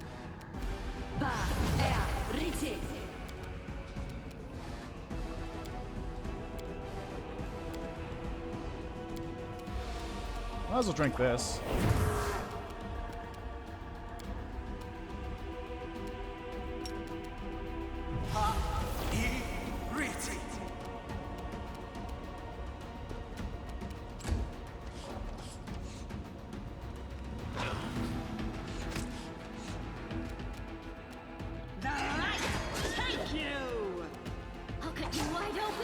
Okay, Nenyo, you can cast Acid Splash? Oh.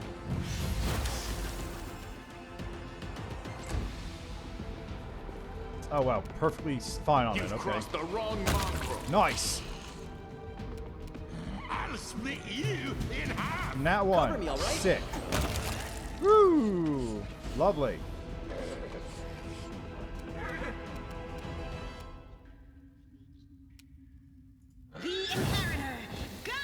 Oh god, both that and the fucking grease did it.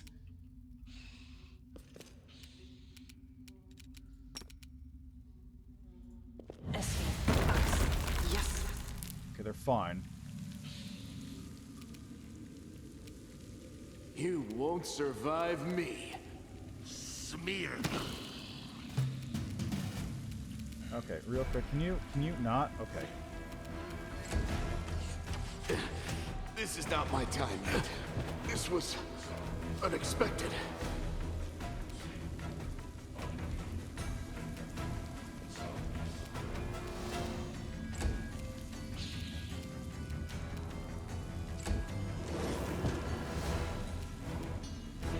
I don't like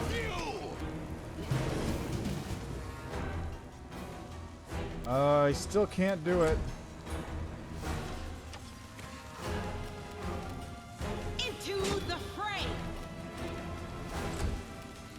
Okay, let's try restart. Let's try that again. Let's try that again. The grease is clearly not going to work, given that it just fucking avoided everything there.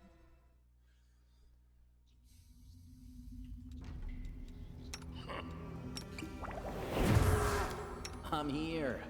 Where else would I be? Let's just disable this trap real quick so I don't have to worry about that Might shit. be treasure. My tail is twitching.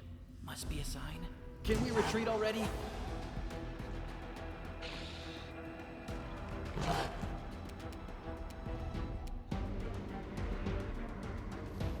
Plus 18 to hit. Plus 18 on its damage. What is he? Wait, that's 18?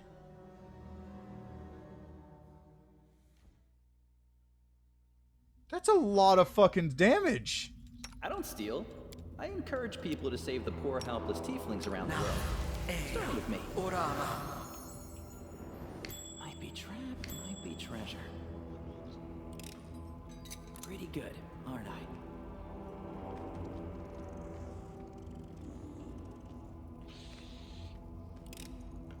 This is my kind of work. Okay, rest of you.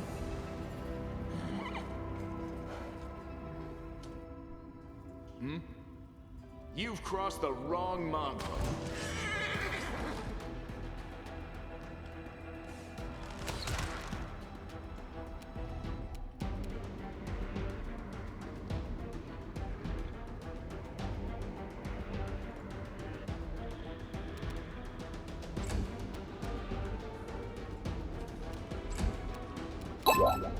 Oop. Hello, Fully Trained Noob. How are you doing? Thanks for the raid. Oh, my stupid thing didn't go off again. Okay, hold on a second. Let me do the... I go to Streamlabs. Oh, yes, hello. How are you doing? Yeah, it's just, I have this thing set up, and it's like, I want to use it. I want people to see the funny thing I did, but it's not showing up. Let me just do this real quick. Alert box. And I'm just going to turn this off real quick. Wake up. Hold the line. This hamlet shall not fall. Yeah, well, thanks for stopping by. Thanks for the raid. I appreciate it. Okay, let's see if this worked.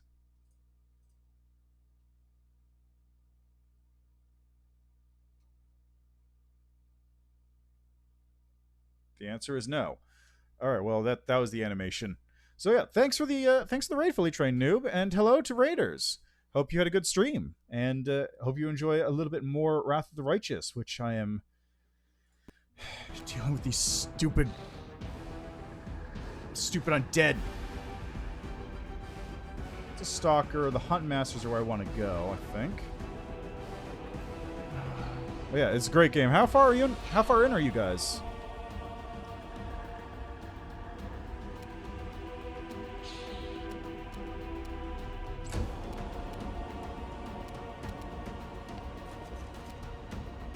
Oh, just got to Act 5? Wow. Yeah, I've just finished Lost Chapel. Okay, so you're a little bit further than me. I am... Act 5 is way further than where I am, obviously. I've been taking it nice and slow.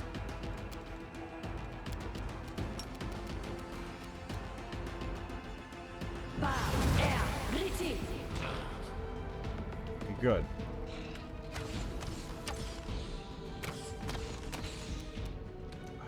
Kill the Smilodon. Won't survive me. Please kill the Smilodon. Thank you. I'll cut you wide open. Cover me, all right? Get over here. Split you. Nice. Mind over muscle. Oh yeah, this dude over here. I forgot about that guy. I actually did forget about him. Endure this. The inheritor, guide my blade. Wow, all of those The ones. spirits demand your blood. Stab you or zap you. Why not both? Oh, nice. Smear. God. This was unexpected. The light take you. Alright, get over here. You are today's sacrifice. Please kill this thing. Distract them from me. There we go.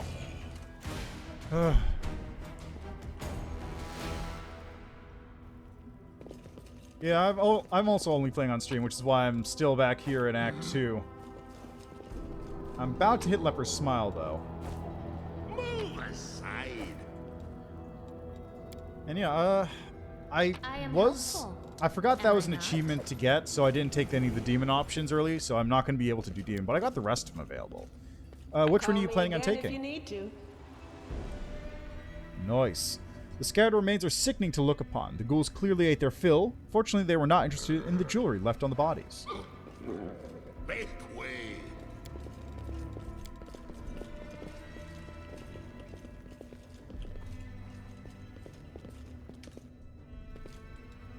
Are we ready to move out?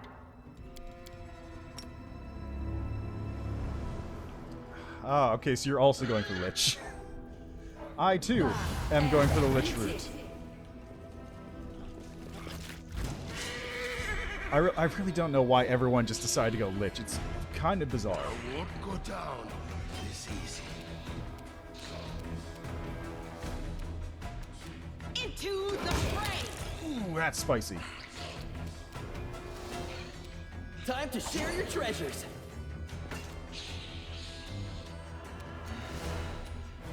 Go for their hearts.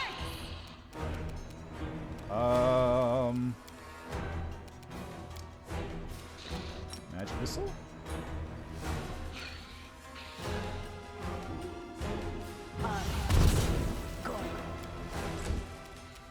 Make every strike count. I don't like you. Nice hit. Oh, come on. The inheritor, guide my blade. Cover me, all right? I'll cut you wide open. Magic missile. You've crossed the wrong mongrel. Oh, thank God. Yeah, pretty much. Like it's so bizarre. Like I've been saying this for a while, but I feel like the most, I'm not gonna say intended, but the most obvious choice for first mythic path would be Angel. Like I think the only person who's playing Angel is Co-Carnage. But it's just like that's the obvious get, right? You're lawful good. You're lawful good. You're fighting demons. You paladin up. It's perfect. It's angel root. It's basically exactly what you would do for a Wrath of the Righteous game if you were actually playing in one. But then everyone's picked Lich for some reason, and nothing else. Like, there's a couple of people who are going for Ozada. Yeah, right. But even then, it's just like, it's all Lich. Trickster's a lot of fun, though. I would say out of all of them, I'd say Trickster's probably the one you want to play second. Like, most of the other ones you can do, like, in whatever order you want if you want to do multiple playthroughs, but Trickster is the only one I would say you don't do first, because there's, yeah, I know, I've seen the improved, critical, improved, and such. Trickster was my first, but I didn't get too far in it, unfortunately. I did Trickster, then I did Demon, then I did Aeon. Aeon is... If you want to see some shit, play Aeon. Aeon is wild.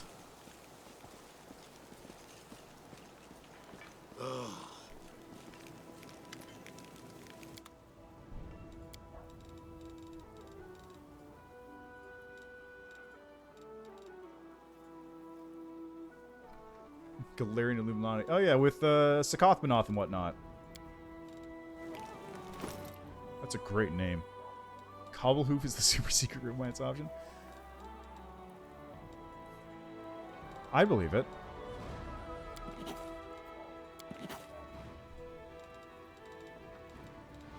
Cobblehoof's a good lad. He gives you a ride.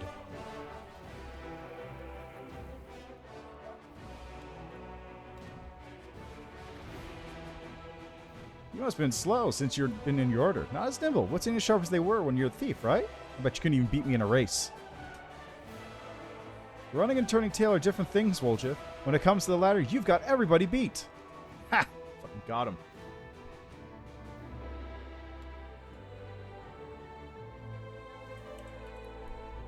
Excellent. So, with that set, now we can make our way to the big encounter. Yeah, no worries. Thanks for stopping by, dude. Thanks for the raid, and enjoy your break.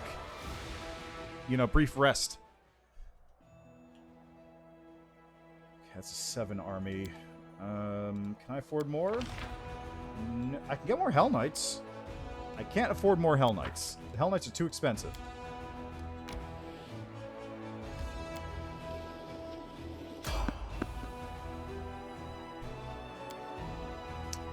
I don't know which one this is.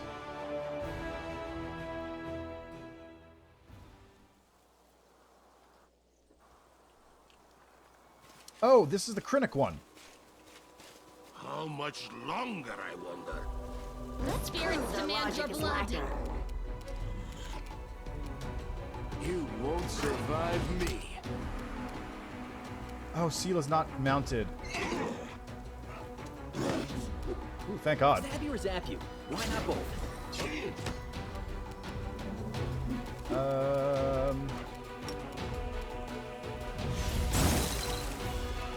Nice roll, Nenyo. Thanks. Out of my way! You are today's sacrifice. The light. Take you. There's one. And 2 hits. Good. Distract them from me. Just do an acid. No, not acid. They're immune to acid. They're immune to cold, too. I'll split you in half! Nice. Crit 1. Perfect. Go for their hearts.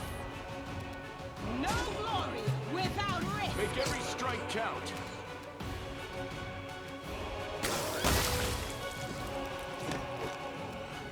Time to share your treasures. I'll remove this obstacle.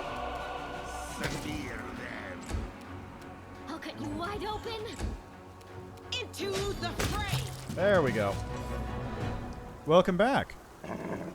You know, I picked clustered shots for Lan because it would be very useful Inconspicuous camp. Oh, note written in clean handwriting. Come to my camp if you want to talk. I have much to share with you. A friend. Drawn on the back of the note is a map with crossed lines marking a spot. So I actually found out Krennic is a backer NPC. Or don't. You can go check in the credits, and it actually lists Krennic as a created NPC by one of the backers, which is it's a very big jump between Krennic and Kalessa. One of them's like hanging around basically for a while, just giving you little bits of information. The other one's like a fairly involved, pretty cool quest line. Although, to be fair, I haven't really seen what Krennic does past a certain point, so he might be cool too. Alright, save right here. Swarm time.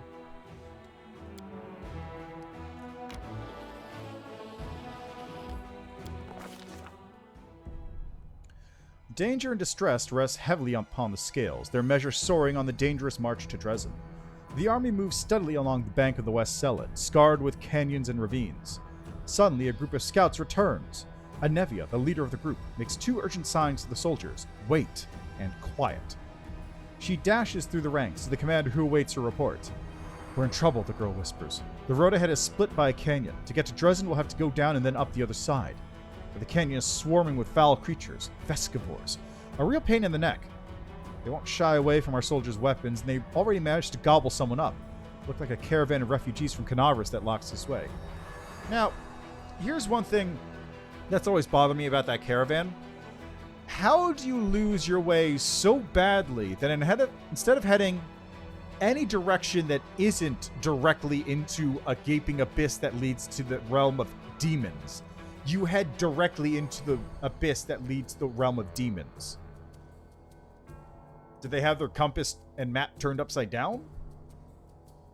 That you could head in literally every other direction except directly into this. No one has ever reported vescivores so far from the center of the world wound. Where did they come from? Anevia bites her lip. They still haven't noticed us, but that won't hold true for long. Maybe if we retreat quietly. The commander makes a sign for her to stop. Find out what else is known about the enemy.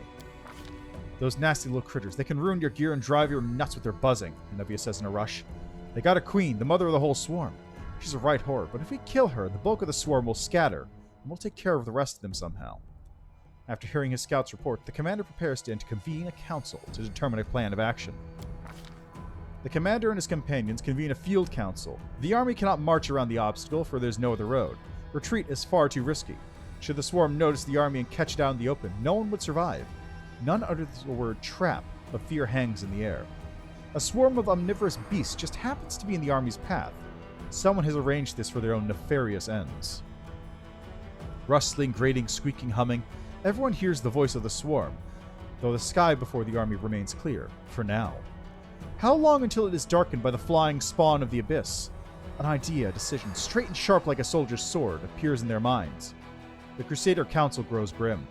One unit must act as live bait to lure the swarm out of the canyon and clear the path to the Vescivore Queen.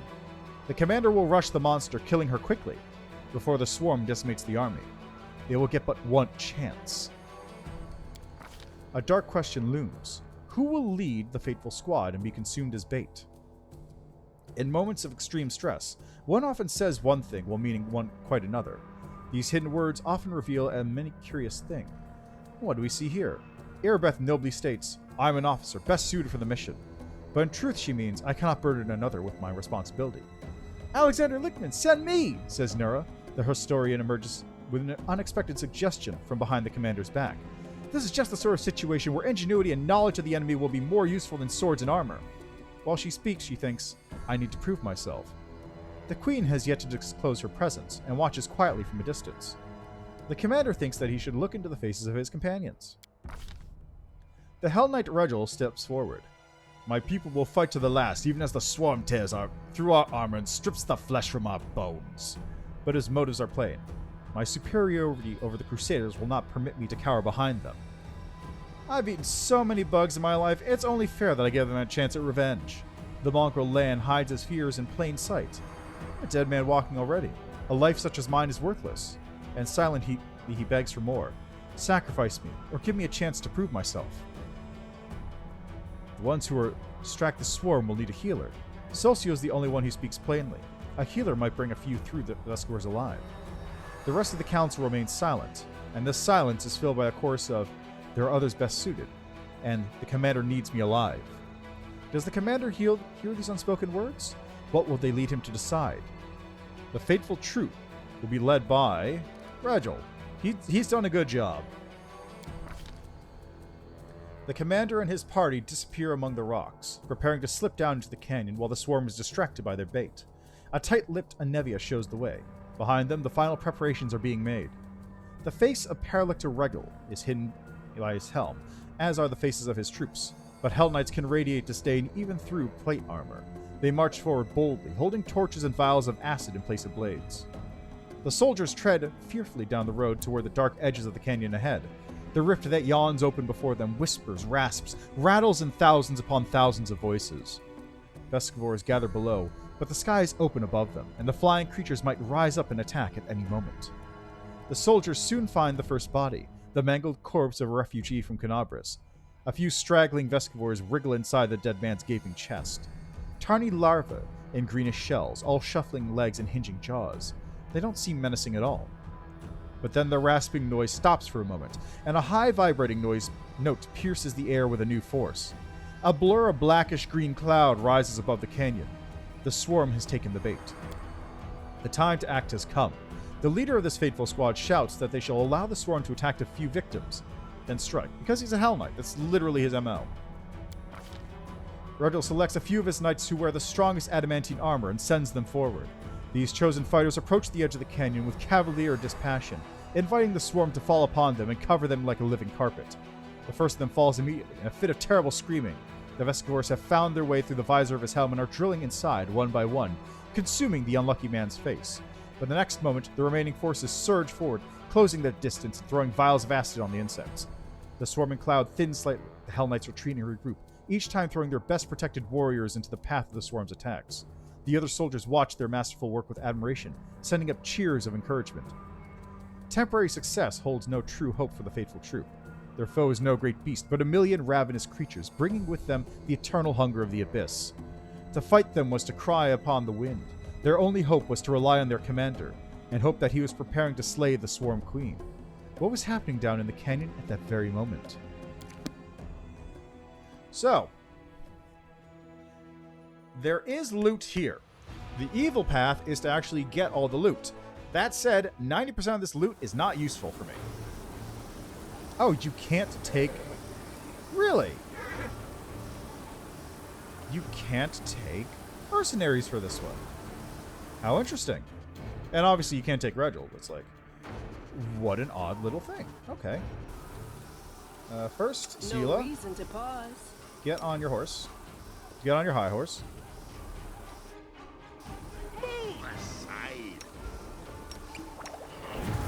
Okay, let's buff up a bit. I will help where I can.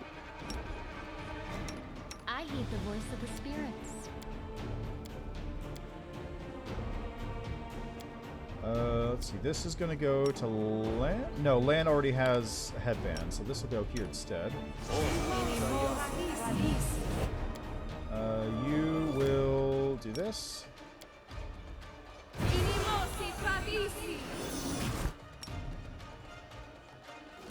Don't know, don't care. Well, Together, we stand. So let's do protection from Chaos Communal. My tail is restless. Anything new? Don't mind me. Huh? Oh, yes, what?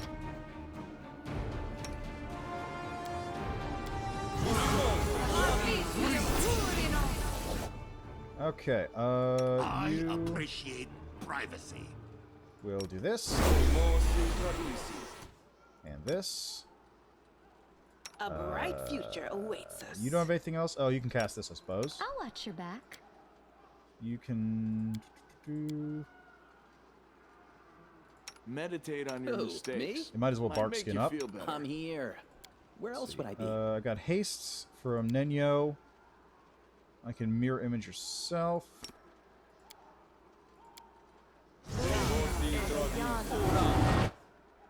And I guess you should also Something mage armor wrong? yourself.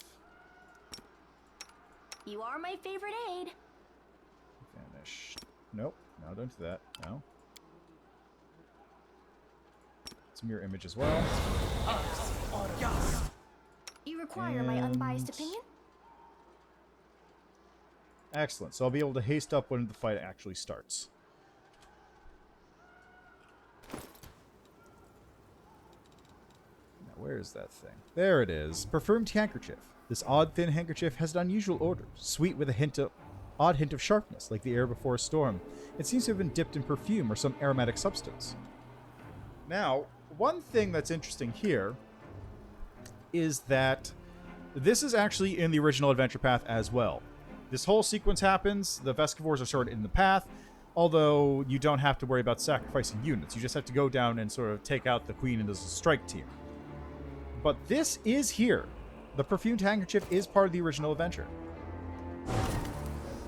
Spots of light and shadow dance along the walls of the canyon. High above your head, a swarm gathers, dark as a rain cloud. There are so many Vescivores that they block out the sun. Luckily, you've escaped the attention of the swarm, which is focused upon the troops you're using as bait. For now, at least. With a tired gesture, Anevia wipes the sweat and dust from her forehead. There's anxiety in her eyes.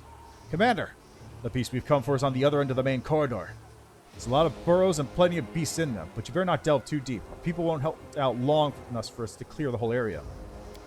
On the other hand, I saw the bodies of some poor caravanners down in one of the side holes. They have some valuable stuff on them.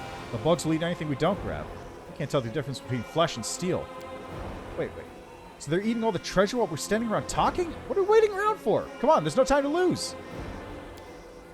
I see a street rat that's willing to crawl up into anything for a shiny coin. A disgusting cesspit, a beehive, the Moondance himself, even a Baphomet's rear end. Did you manage to find out where these beasts came from? I'm not sure, but there are clear signs of a ritual closer to the Queen Bug's lair. They're fresh. Maybe somebody summoned the scum specifically for us. The demon filth figured out that we're never going to let Canaris go. Too bad we don't have a magic specialist who could figure out what those runes mean. The words magic specialist bring Nenyo out of her reverie. Huh? What? I'm a specialist? I'll get to the bottom of this. What happened? Can you tell me anything useful about the monster? I never fought these before, so I don't know much. She's a nasty beast. She spits acid and summons her spawn from all around the area. One more thing. When I tried to get closer, I started feeling sick as a dog. I guess like a lot of demons, she knows how to get inside your head. Well, great. Huge, hungry, head-spitting, acid-spitting bugs. I thought the Crusades were all about the pretty armor and the tasty rations, and sometimes saving beautiful maidens in white dresses from dumb demons. Are you sure a maiden could tell you apart from a demon? That could get quite awkward. Oh, how interesting! Sounds like a Vescivore queen. An exceedingly rare creature, I must say. I'm looking forward to an encounter to conduct the experiment. The world must know what is more dangerous, mandible snapping shut on one's hand or acid eating away at one's skin. Sometimes I wonder how you're still alive. Let's move. Good luck. I'm right behind you, covering your back. I'll catch up when it's time to deal with the queen.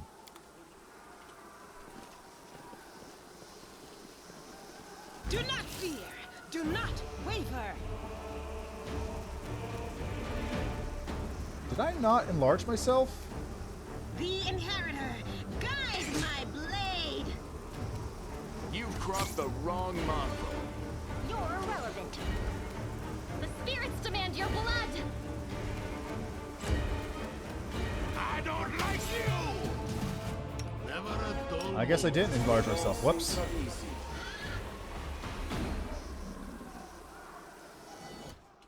Alright, let's go. Is this the right path? I think it is. Yes.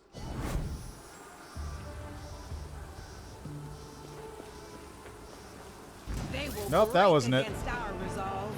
It was that way. Okay, hold on a second. I just gotta... The trauma is if you keep doing loot checks like this, then you'll eventually kill your entire army, which is something I don't want to do because I have a very nice looking army at the moment.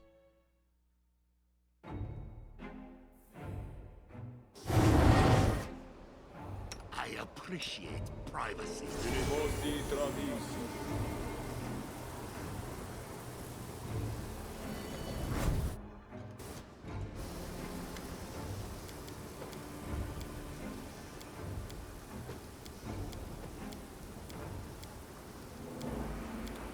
Before I forget, just really quickly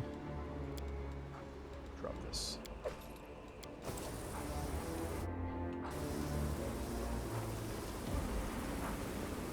Save the last one. It's an item which is explicitly just there to make things harder if you don't notice it. Cover me, all right? Stab you or zap you? Why not both? I'll cut you wide open. You're irrelevant. You've crossed the wrong mongrel. The Inheritor, guide my blade. I'll split you in half. There we go. Nice.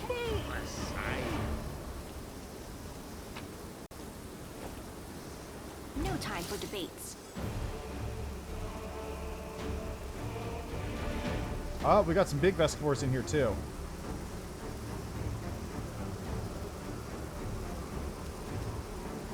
You won't survive me.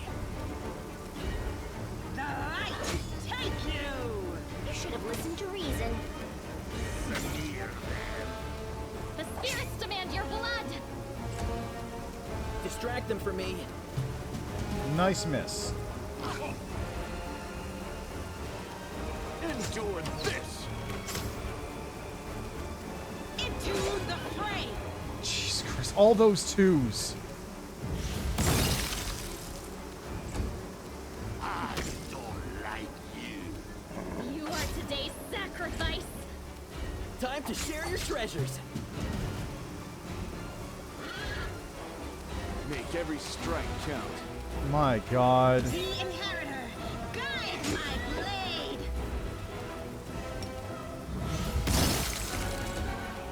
Ultimate ways. Go for their hearts.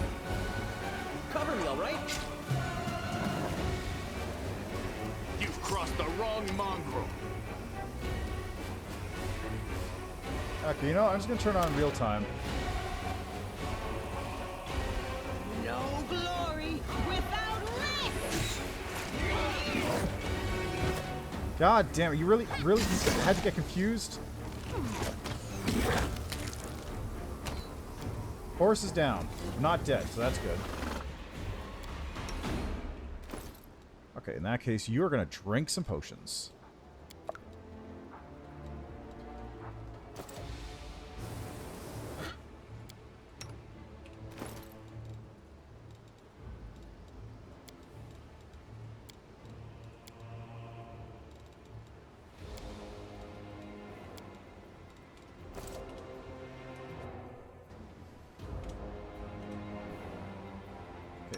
Sela, back on the horse.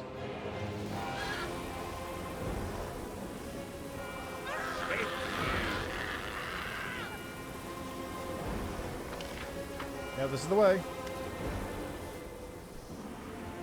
The bottom of the canyon is split by a narrow crevice, about one stride across at its widest. It's easy enough to jump over, or in places even step across. The obstacle doesn't seem a problem, or even particularly notable.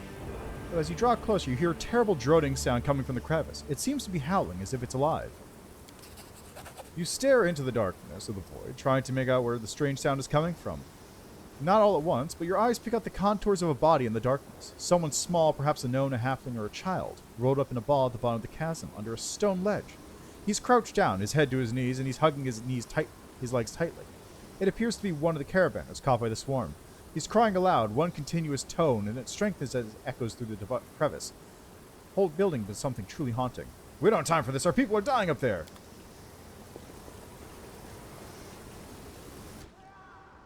You require my unbiased opinion?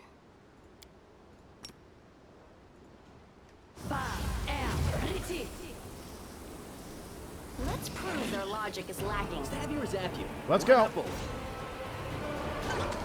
This pain is excruciating. Okay, you are gonna do... You're gonna do this instead, I think.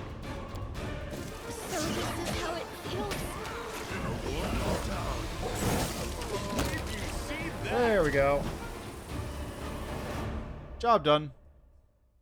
Easy peasy. Unleashing her last shriek, the Swarm Queen slumps to the ground. Immediately, as if by magic, the distant sounds of battle begin to subside. Several small beasts sit on their mother's bodies, sinking their mandibles into it. The canyon drowns in the wave of scent, a sweet soporific with a hint of bite, like the crackle in the air before a storm. I can't breathe. I need some fresh air. Get me out of this disgusting hole. Lan looks askance at the queen's carcass. The Mongols in the cave under Canaris can eat that, I guess. Don't hold back. Look at those delicious acid glands. Her smile is as sharp as Vescivore poison. Anevi approaches the queen's body and grins. That's it, you filth. No more flying. It's good we got rid of her without suffering more losses. Just a little longer, we'd have been forced to bury lots of our fighters in this cursed land. Suddenly, Anevia stops. Her nostrils flare, her eyes scan the floor and walls of the canyon. She squats, pokes at some lumps of some slimy substance, lifts up some to look more closely, smells them, and cringes. Anevia, is something worrying you? Aha! Anevia rubs a ball of greenish slime in her hand. I bet my life that your gear had this nasty stench when we were entering the canyon. I saw the queen bug spraying it around to summon her spawn to her. By the way, did you know that smells are extremely effective in attracting attention not only in the insect world? For example, a tavern keeper in Canabras can, for 10 minutes, purposely and doggedly search for a rotten fish that turns out to be in the pocket of his apron. There was a handkerchief with a similar smell in my gear. I threw it away. Guess I did the right thing. I'll be damned. When the queen was spraying the sweet-smelling goop around, the swarm flew to it like flies to jam. Chewed-up bodies of the caravanners smelled like this too. I checked. Commander, I think some rat planted that handkerchief on you to ensure that the Vescivores would find you. Looks like I have enemies in Mendiv, and someone has decided to get rid of me. True, nobody likes upstarts. If you knew what Irbith ally sits behind her back when she was appointed head of the Eagle Watch, Anevia spits. Anyway, we need to keep our eyes open. That handkerchief could have been planted here by magic, but take it from a professional paranoiac. I think we've got a rat in our camp. In Canabras, we squashed the cultists time and time again. But they were like maggots on a dead hog. Some could have infiltrated our forces too. We have to keep our eyes open and our guard up. It's time we get back our people. I say we destroy the queen's body. I've heard the little bugs who eat the flesh of their mother can be reborn as a swarm queen themselves. That's kind of the last thing we need, right? Yeah, unfortunately I can't because the queen's there. But get rid of the beast's body. Great, cleaning after a fight is just what I like. We'll start here, and little by little, we'll clean up the entire world wound.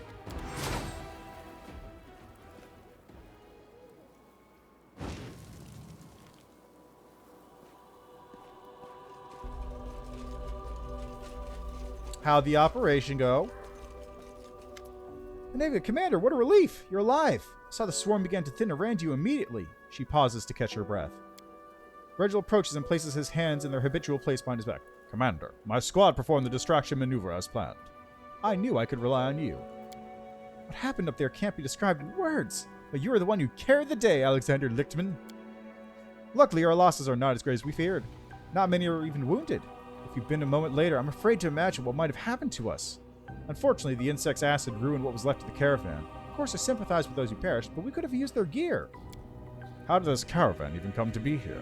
This is no place for civilians. They lost their lives for nothing. And they didn't even leave anything useful behind. Yeah, what a waste. We really could do with some supplies. If only they died on the road somewhere, of thirst, or after meeting some wild animals. We'd be sitting pretty right now. The army is the backbone of the crusade, my best weapon. If it wasn't, I wouldn't have sacrificed valuable loot to preserve the lives of a couple dozen foolish knights. You know what matters is that everything's over and we won! What are you going to do now? Since you're here, I'd like you please take a look around. Found some painted runes and the traces of something that seemed like a ritual. We need to figure out what this is.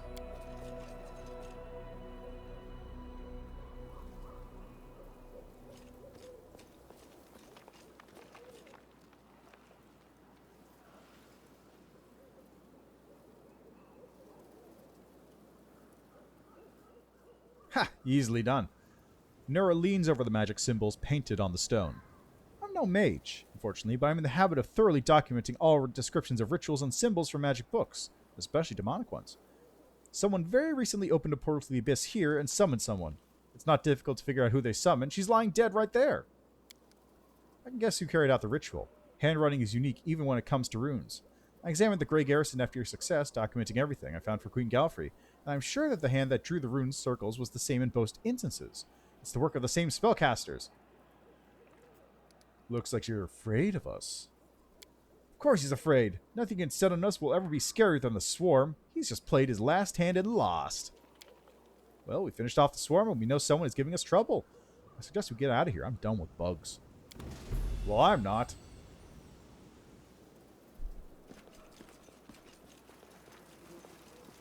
Swap you for Ember, I guess.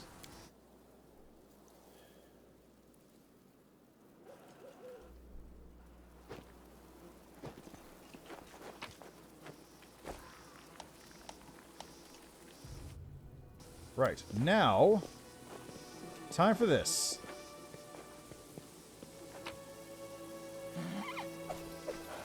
I might as well pick that one back up. Why not? It's evidence. So this is the most important thing I need to do in this run. Can we retreat already? Light, take you.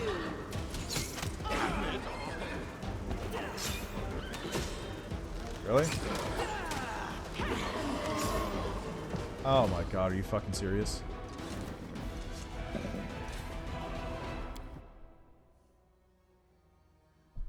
I'm surprised that the game didn't end immediately when I died. It ended after... Oh, you know why? It probably has a second so that you can Breath of Life. It probably gives you a Breath of Life window. Never a dull moment. Okay.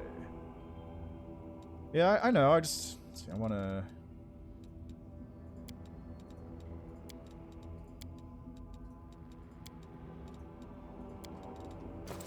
I just want to grab this thing while I'm here, you know? It's right here. Yet another obstacle.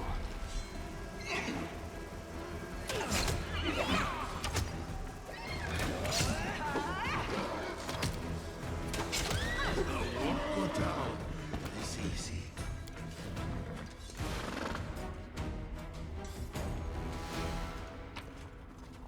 Move aside.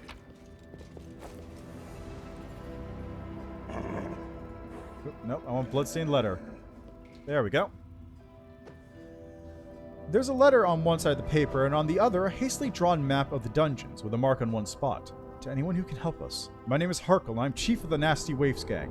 Recently, we raided the Tower of Estrad in Canabras, and with Norgorber's blessing, we took quite a haul. We hid in a reliable place with bad reputation, somewhere the law would never think of going. We were celebrating our success when Quickbrick appeared and choked 2 of our friends to death. We knew things were bad because Quickbrick had already been dead for about 4 hours. The old man was drunk and his heart had failed on the steep mountain roads. Terrified, we chopped Quickbrick into pieces. A few hours later, he came for us again, and he brought with him the 2 he killed earlier. That's when the real nightmare began. Something so bad the mind can't take it. Corpses came back to life, howling, screaming in pain and rage, and killing the way it killed. Even now, we're sitting in a cave, keeping a wall of fire burning with oil sanctified by the priest of Iomade. It's the only thing separating us from the mob of walking corpses we once called friends. Praise Norgorber, we took an oil vessel with us from the Tower of Estrad. It won't last another day if the heat doesn't kill us quicker. Looks like the Nasty Waifs are done. So here's our offer.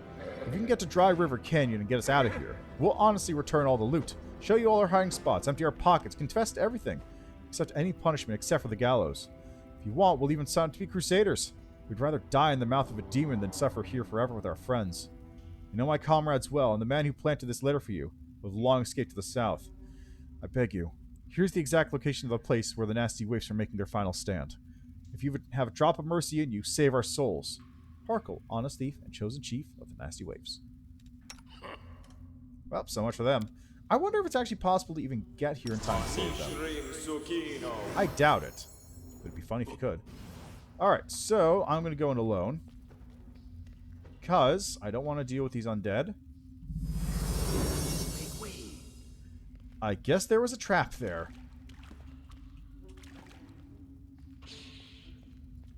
Heads will roll. Oh, come on.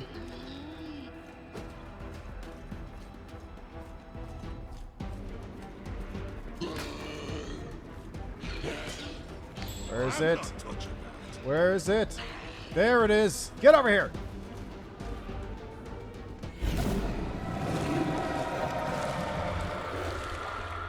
As soon as your fingers touch the wand, a surge of energy courses through your body.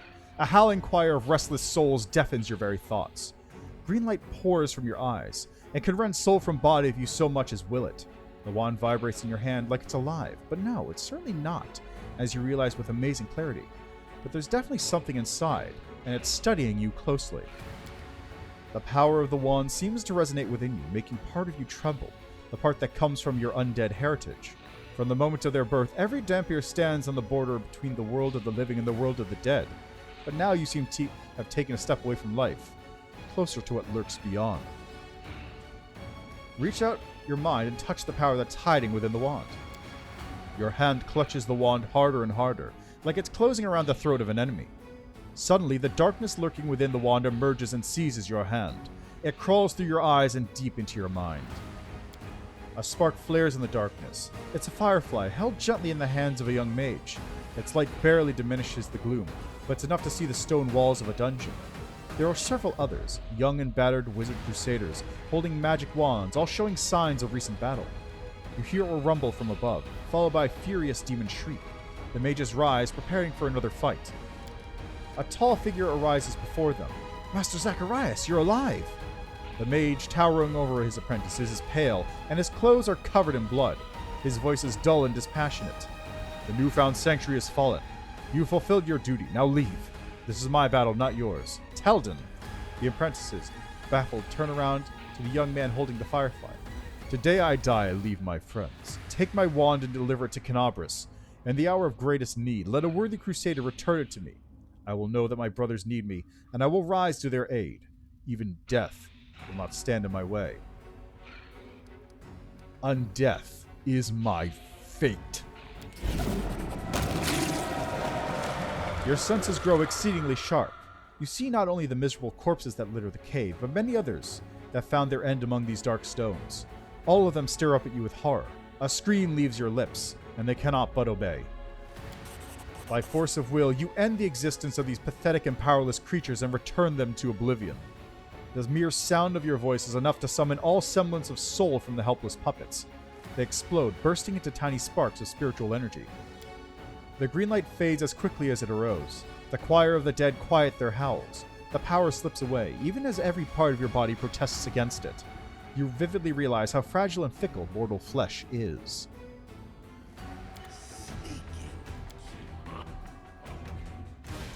Now let's take a look at the wand here, shall we? So where is it? It's Wand of Zacharias. An unadorned magic wand, its handle iron-bound and furnished with a sharp thorn.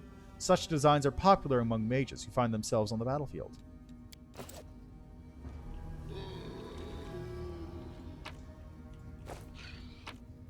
I also got the magic helmet. Or not, yeah, the artifact helmet. Loot taken by thieves from the Tower of Estrad. Yeah, I know. I can't use it. Yet. Perception check failed. I'll have to come back here in a second then. Ah, there we go. Magic sword. I'm surprised they actually spotted me. I was invisible. Ah, there it is. A massive claw. Judging by its size and color, it once belonged to a silver dragon. Charcoal, soot, and the remains of a greasy-looking liquid. Possibly traces of burnt oil.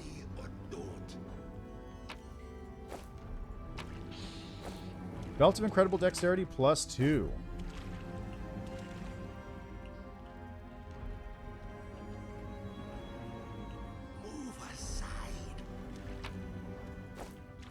Got some Karen Whites over here.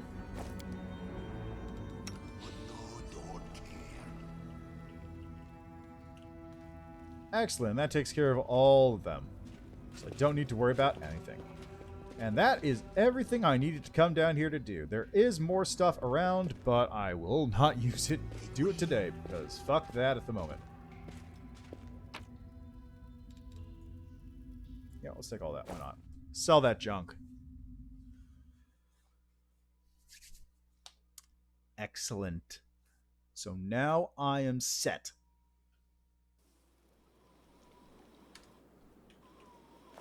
Alright, where's the exit again?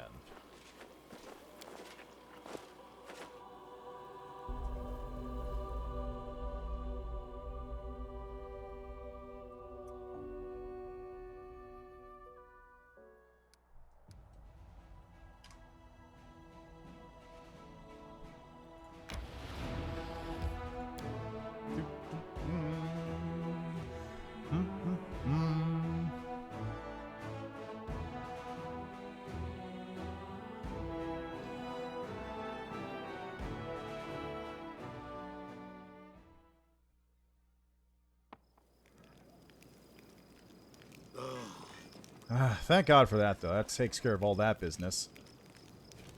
Alright, Will, sir. The quartermaster flashes you his usual grin, but it fades almost immediately. What a march, eh, Commander? I won't forget it. Not in a million years. Can't stop shaking whenever I think about the leper's smile. It's a miracle we lost so few back there. The soldiers realized that if you'd made the wrong decision, half the army wouldn't have made it out. They're scared. They're scared things are only going to get nastier from here. What if we held awake? Lit up the bonfires, poured some wine, raised our cups in memory of the fallen? We'd do the troops a world of good.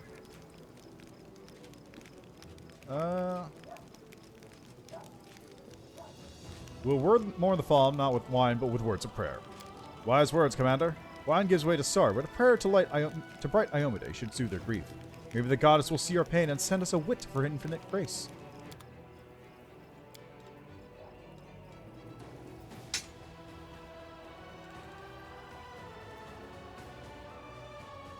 What am I doing? Okay, that's probably something important for later. How much longer, I wonder? Alright, excellent. I can get rid of this.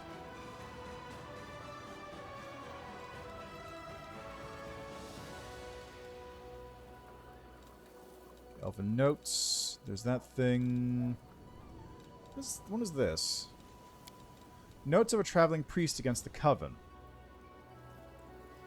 A traveling healer should enjoy a careless day of rest now and then. That is what I was thinking when I accepted an invitation to a wedding feast at a small Mendevian village near the Estrovian forest. It was a hot summer, so the tables were sat outdoors in the middle of an apple orchard. I was sitting between a sullen girl of about 15 and a cheerful old lady with a few scars on her face. The simple village dishes smelled wonderful. The musicians were playing cheerful tunes and slowly getting drunk, and the groom was glowing. The bride sat staring at the table, with her blue eyes every so often wandering to her flower crown. A frightening, unsteady howl came from somewhere beyond the orchard and broke the idyll. I turned to my elder neighbor with a silent question in my eyes. It's Nelica's dog, the bride's. It went mad last night and won't stop howling, so they locked it up in the barn. Jealous of her mistress, no doubt. I quickly got up, and the adolescent girl who sat beside me followed along. It wasn't difficult to find and untie the dog. It was a huge shepherd, and it jumped up to greet me, apparently sensing the power of goodness of my faith. He whimpered quietly, almost crying. Then he ran outside and led us with him. We went down to a ravine in the shadows beneath some weeping willows. We were greeted by sad blue eyes gazing at us from a dead pale face. The body of Nelica, the bride who we'd seen at the feast just a few minutes ago, had been pinned against the trunk of a dry tree by some horrible force. The dog sat at her feet and growled again. I ran back rapidly, praying to the goddess. I know a monster that likes to kill young women and take on their appearance and destroy their family. These monsters worship powerful demon lords, the very embodiment of chaos, abomination, and evil. The powers of a humble healer would hardly be enough to stand against such an opponent. But how could I leave those people in such peril? I collected myself as I approached the doors of the bedroom, where they'd already taken the young couple. I flung open the door and exhaled the words of a prayer. An unnaturally large creature stood over the young man's body. It yelped at the blow that my prayer had dealt, and turned around immediately. Shimmering steely gray skin, monstrous claws, ugly features. It was an Annis, the most horrible of hags. The illusion that had made her look like Nelica had fallen, and the bride's flower crown sat mockingly on the matted hair of her huge head. She raised her hand, preparing to cast her spell on me, but a shaggy shadow leapt from behind my back and pinned the hag to the ground, clenching its fangs around her throat. The dog had come to avenge its owner. But hags don't hunt alone. Behind my back there was another Annis from the coven, who pretended to be the old lady at the table. A terrible claw reached out to me, but halted midair. "You!" the hag whispered, baffled, and immediately fell from a blow to the throat. The adolescent girl wiped the blood from her hand and winked at me. Her eyes were different colors. One was blue and the other was green. Family matters. Well, priestess, shall we go check on the poor groom? Alas, the happy village wedding turned into a funeral for the dead. Nelica and her elder relative, who the hags had killed to sneak into the feast. At least we were able to save the groom. I was staring at the young man's icy eyes and the shaggy dog sitting at his feet, and I knew they wouldn't be staying much longer in the village. Soon the Mendevian Crusaders would have a new recruit and his dog in their ranks. 2 more souls with a grudge against demons and those who follow them. Before leaving the village, I visited the girl, a foundling cared for by the village herbswoman. "Why did you decide to go against the coven?" I asked her softly. "I was born 15 years ago, after a similar wedding. Hags often bear the children they conceive, after killing the bride and taking her place in the groom's bed. Such children usually follow in their mother's footsteps, but I decided I preferred to be human. I nodded. It might not have been able to rest carelessly at a celebration, but this was worth it. The child of a monster had stepped onto the path of redemption, and spared the world from the very evil that had spawned her. Follow me. I like the little, like, mini-stories. They're cool. They add a little bit of something, even if they are mostly not particularly important. Mostly. Move aside. Alright, into the tent. I can sell some junk.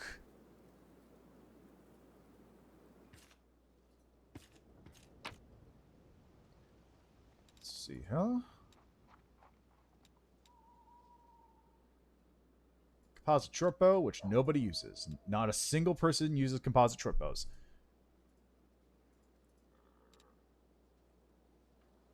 Honestly, I could probably sell that one too. Nobody uses elven curve blades. I guess Camellia and Ember's technically proficient with them, right? Because she is an elf, so she has racial proficiency with it. No? No. Huh. Weird. I thought... Huh. Whatever. Vendor trash it is. Make way.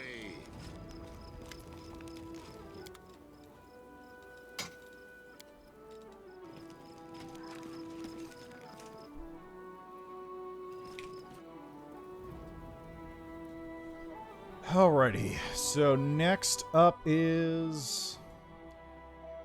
How'd you know you don't got long to live? You look healthy enough to me. But that's because I'm secretly coughing into a lace handkerchief that's becoming stained with blood as my condition progresses. Good stuff. So with that... Now we move on to the next act. And by next act, I mean... cross off you after this. Yeah. Okay, first I gotta get the army upgraded a wee bit more.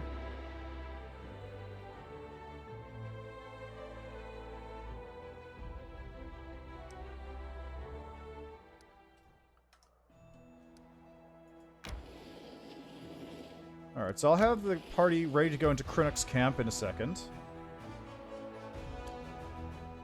But the armies need to be dealt with here. Can I recruit? No. Okay, we have got a Crusader army with power of 5. I'm going to have this move up to here, I guess.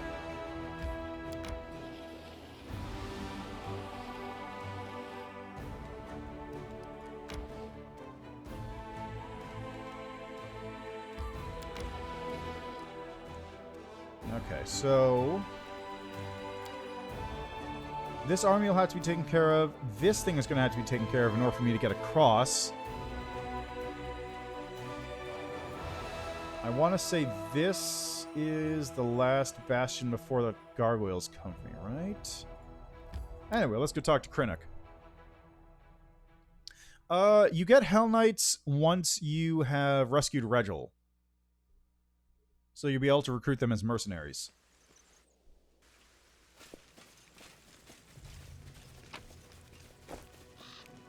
Yeah. There he is. The aged kobold sitting by the small campfire greets you with an amicable gesture. He doesn't reach for his weapon or hiss threateningly. All in all, his behavior is highly unusual for one of his kind. His clothes look quite unusual too. Not many kobolds opt for human clothing, nor do they adorn their possessions with spikes or scales. Greetings. My name is Krennic. I'm all alone here, so you may safely come closer. He speaks smoothly, without the usual kobold hissing. Moving slightly aside, the kobold points to the carcass of a small animal on a stick roasting over fire. Dinner will be ready soon. Who are you? As I've already mentioned, my name is Krennic, at your service. The kobold offers a short bow, an unusual gesture for one of his kind to make. As a rule, kobolds do not express their respect to anyone other than dragons. I'm a traveler and a friend to the crusade. I can be your friend too if you're tolerant toward kobolds. Krennic utters the word tolerant with shocking ease, as if he is something other than the narrow-minded and savage subterranean beast you expect him to be. Kobolds are infamous for worshipping dragons and despising all other races, and few of them would even understand the concept of tolerance, let alone subscribe to it. Wait, did you just say tolerant? Are you sure you're a kobold? Ah, so you saw through my disguise. Krennic tries to Mislead you with sweet words and then ambush you. The kobold utters a loud hiss, which then morphs into an amused chuckle. Of course I'm a kobold. Trust me, you're not the first to be shocked after hearing me speak, and realizing that I'm not going to throb or kill you. I'm lucky. If representatives of other races want to be seen as intellectuals or decent conversationalists, they have to read a lot of books, refine their matters, possess a passing knowledge of classical theater, and douse themselves in fine perfume. Whereas in my case, all I have to do is not lunge at you with a spear or hiss every other word. Was it you who left me that note? The kobold shrugs. Of course. Who else could it be? I wanted to make sure you were interested in the information I could provide. What you cooking? Judging by its hind ears and hind legs, it's a hare. The kobold casts a dubious glance at the animal's mouth, which boasts a set of huge teeth. Or maybe it's a tiger. Depends on your point of view, I suppose. Don't try to be cute, kobold. It doesn't suit you.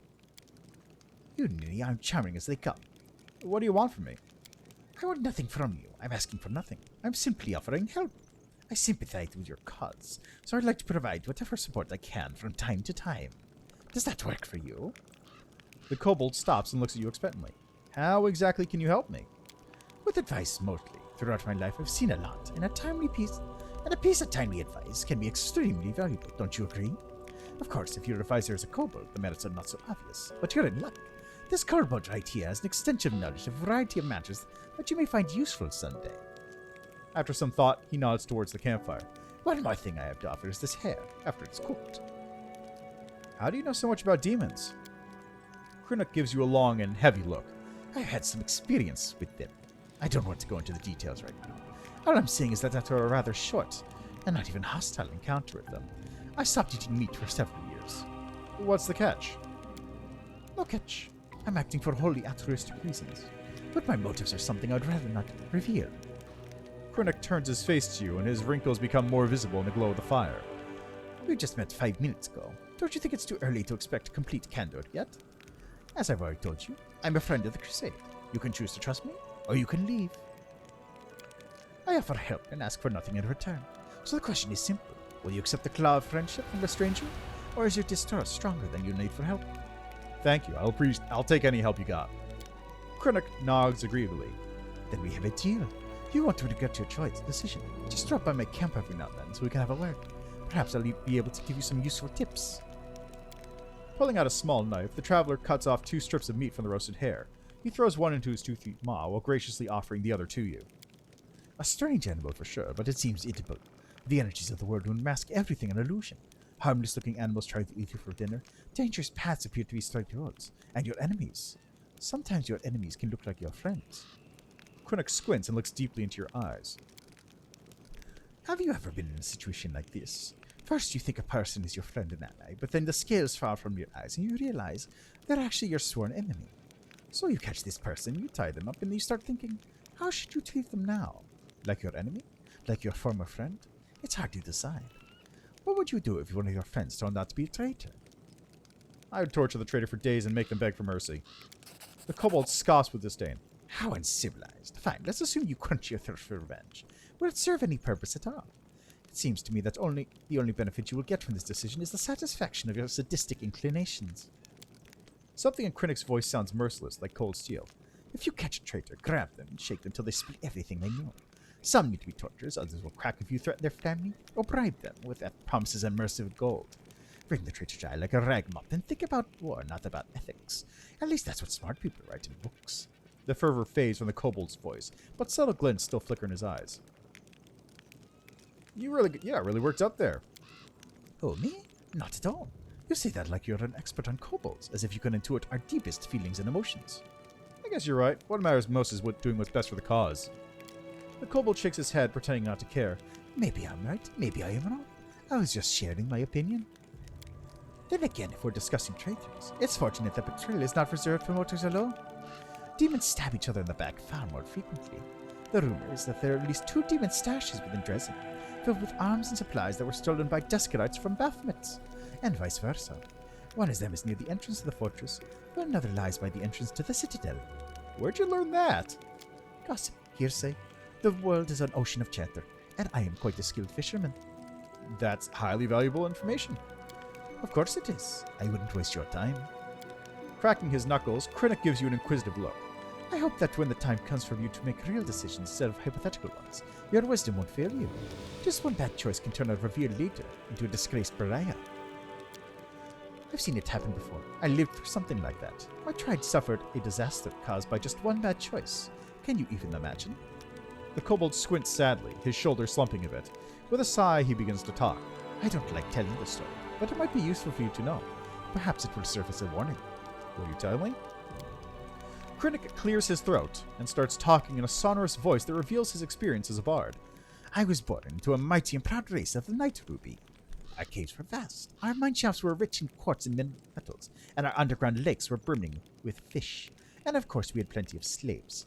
The Night Ruby was a model of kobold success. It was a tight-knit, greedy, and aggressive tribe that intimidated even a few of the nearby human settlements. But there was a flaw in underlying our power. Once long ago, our leader of our tribe signed a pact with devils, promising them the soul of every tribe member in exchange for help and prosperity. Since then, every new Allwatcher has had to agree to the pact, and the power of the tribe grew, as did the number of lost souls. So it was like that until our leader, Urmak, came to power. She was a principled and proud elder who didn't want to bend the knee to hell, so she refused to sign the pact, and all kinds of calamities befell our tribe. The tribe was attacked by its neighbors at the devil's instigation. Epidemics broke out, then our slaves rebelled. They came after their former masters in the dead of night. Our clutches of eggs were ravaged, our altars were desecrated, and our warriors were slain down in their burrows. The slaves paid us in full for our cruelty and arrogance. They hunted us, chasing us down through the caves and mine shafts level by level. When we were finally left alone, we had no idea where we were. All we saw around us was darkness, and lurking in the darkness were bloodthirsty and dangerous predators. After raising his voice dramatically, Krennic suddenly stops. Then he adds with a teasing smile, I think this moment is enough of a cliffhanger to stop here. I've got suspicions about you. Here we go. I come in friendship and right away I'm distrusted. What is it that's got you worried? Your words are full of mysterious omissions. What can I say? I'm a kobold with many secrets and contradictions. I keep my mouth shut and the rest of the world at arm's length. That's just my nature. I can't help it. I have nothing to say just yet. Well, that's good. I was starting to worry. I could almost hear the noose swinging on the gallows already. I don't want to be first kobold in history to be executed for crimes I did not commit. I'd like to know more about you. I'm flattered, but what's so special about me? I've never accomplished any feats on the battlefield. I don't know any special crafts, and I don't even belong to an exotic species. I don't have the slightest idea what you find so interesting about me. You're different from other kobolds. So you were expecting this stupid kobold to praise dragons and boast about his exploits? Krennic grins mischievously.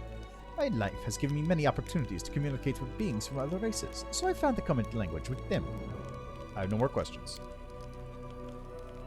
Have you heard about my unusual powers? I've heard you're either extremely lucky or quite the opposite. You survived the massacre in Canavras just to spearhead a new suicide mission. On the other hand, you survived them, and most likely you will survive now. Good luck in this noble endeavor. I have to go. Good luck. I believe you'll need it. So one thing to note is I'm pretty sure Krennic is not a criminal. I don't remember if I came here as an Aeon, but I'm 90% sure that Krennic is not a criminal. Krennic is A-OK. Relatively speaking.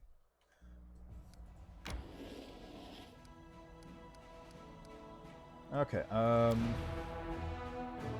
let's just skip a day there.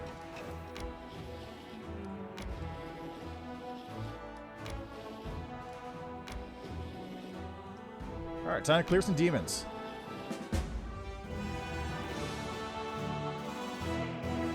The cultists protected their caravan of valuable supplies to the death, but the Crusaders prevailed. It seems that the demon worshippers plundered the treasures from nearby Sarkorian ruins.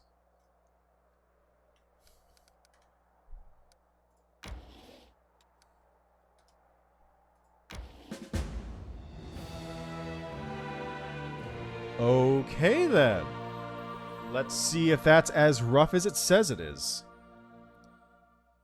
Moo. move over.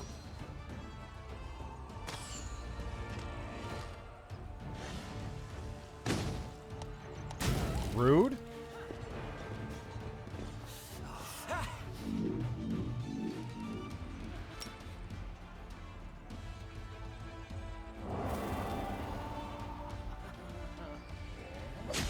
Oh, really? Only 2? Really? There.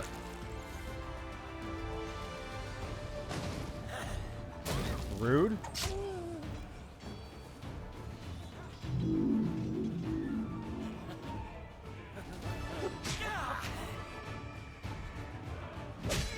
Two.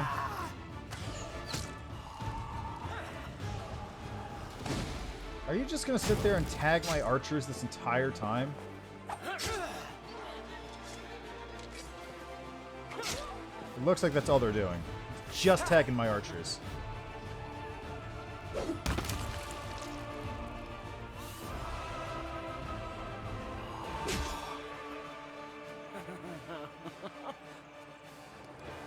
Let's just heal you real quick. Get over here.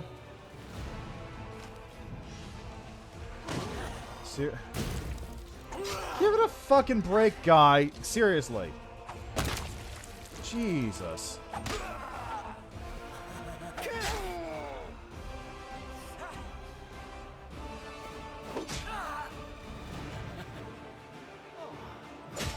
There we go, that's one.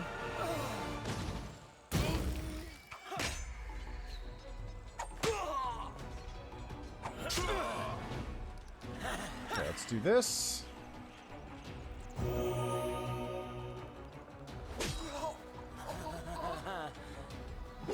There we go.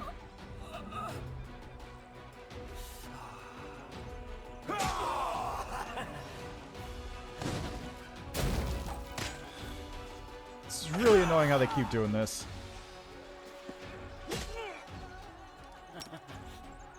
Hell Knight's got a heal.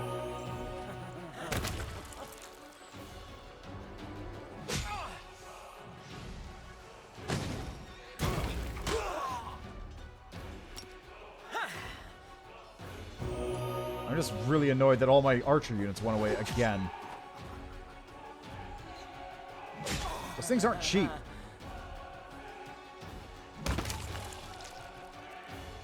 There we go. Great. I lost all my fucking archers. Every single archer I had is gone.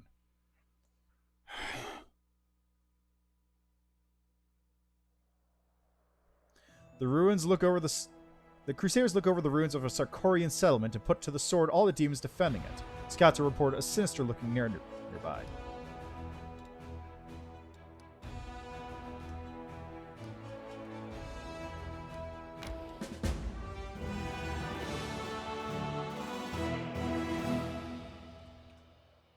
Let's fight the battle instead here. At least I saved before that.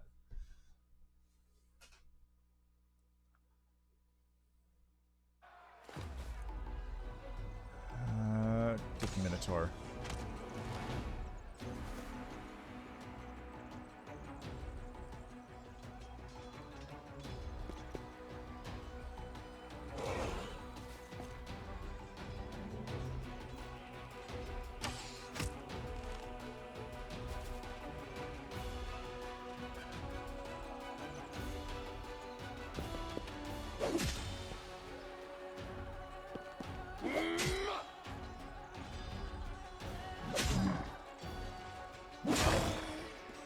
Oh, fuck off with that. Hate these guys. There's nowhere I can go where they can't reach me.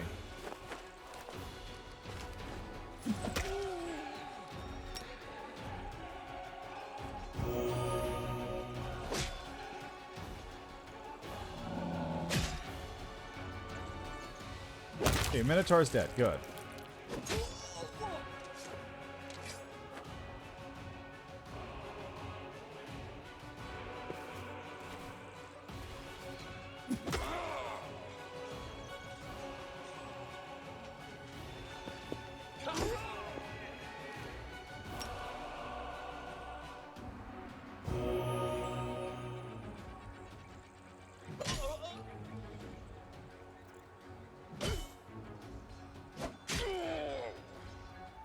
There we go. At least now I can do something. Okay, let's start healing you.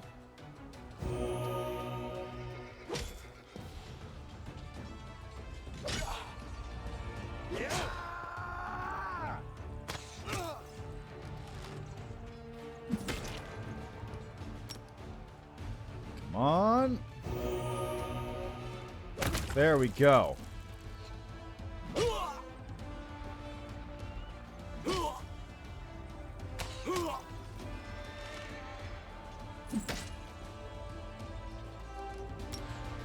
Take this.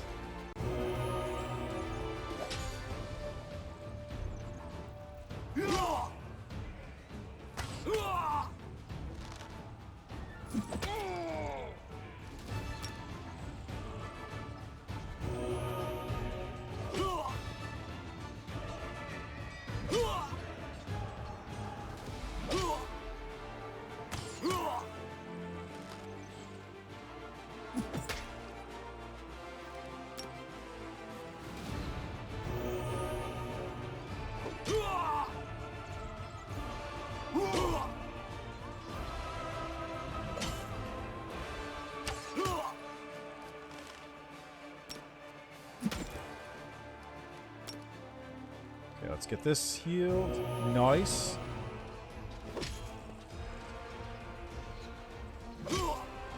Ooh, that's good. That's good.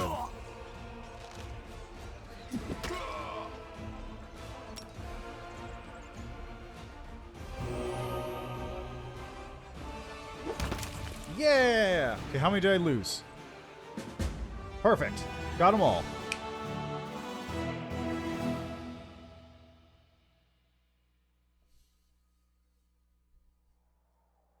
Keeper's Canyon used to be an important relay point for the river traffic between Dresden and Canabris. Now this small but once thriving port town lies in ruins, but its sturdy harbor may still come in handy when the supply ships from Mendev arrive. Marksmanship. All ranged units have +2 bonus to damage per level. General uses abilities with a siege descriptor as if he has +2 bonus to power level of this feat. Let's get marksmanship.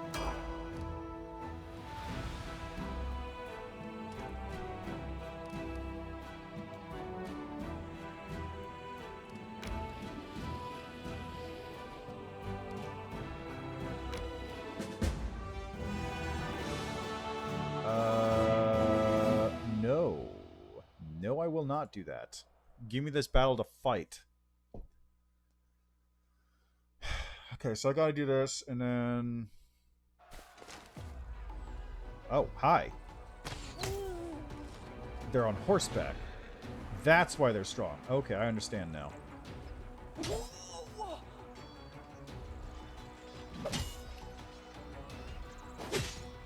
I understand.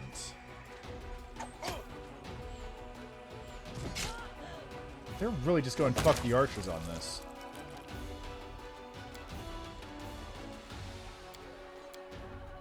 Like, they're just going like, no, archer die. Die, archer, die now.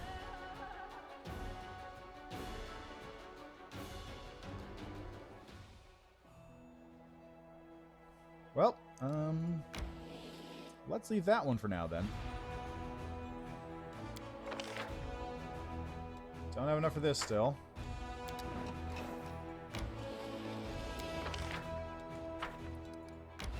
Morale is high.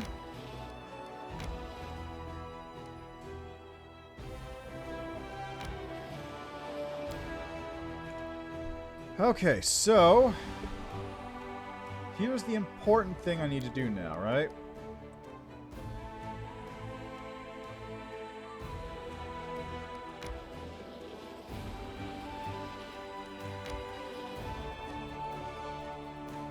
I don't have Darren in the party with me. So underground hideout it is. And this one's a bit of a bear to deal with. Alright, so...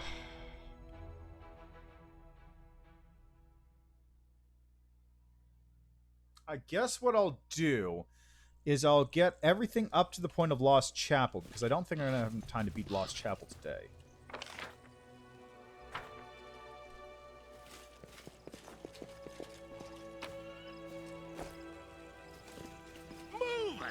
Hey, look, it's an elk.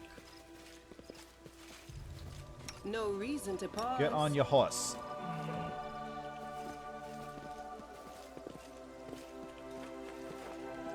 Thanks, Lan. You're so awesome, Lan. His body is covered in terrible wounds. It is clear that they were not left by an animal's teeth by a skillful torturer's hand. Make way. Can't hide from me. Oh, a trap. That's new. I hope you appreciate this. Oh, hey, it's a stranger. Hi. Alright. This one is soon. Yeah, oracles range between, like... Oracles are generally pretty strong, and then there's some things that oracles can do that are, like, super strong. Never a dull moment.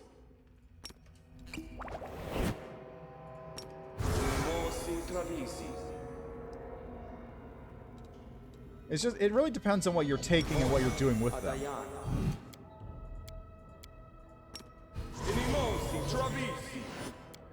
It's thorn body. Okay, so oh, we're at this. Okay, Sela, you are gonna get this. And yourself. And this. And communal protection from evil. How long does that last? 59 seconds. Okay, maybe that was a bad idea. Might make you feel better. Nicely. You're a good person. I like you.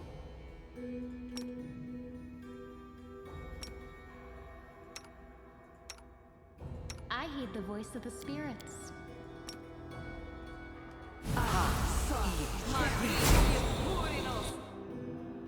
Trust in yourself.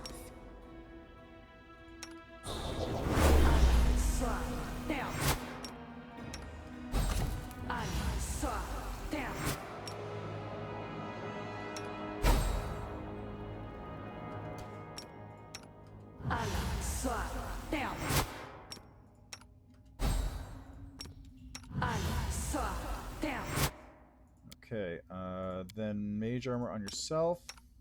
Yes. Yes.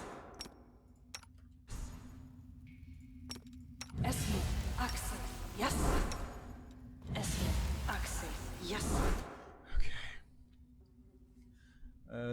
You can make some good tanks out of them. Yeah, there's a couple things that just give you like weird charisma bonus to AC along with other things. Make perfect fire damage. Why fire damage specifically?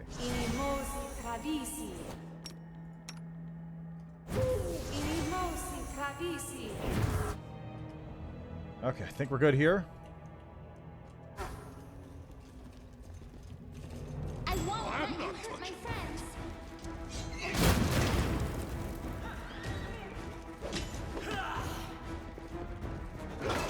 What did Sela? Where do you? Oh, there's an incubus there. I didn't even notice.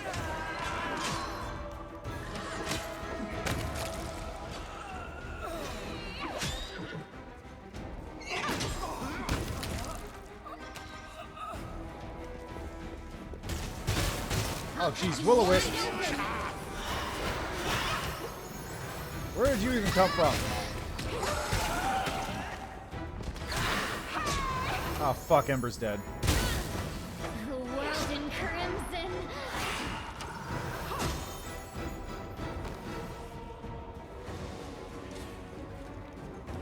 Uh-huh.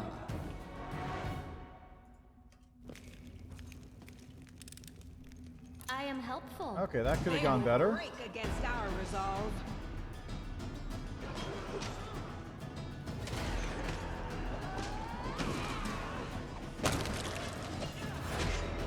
Where is Ember at? There's Ember.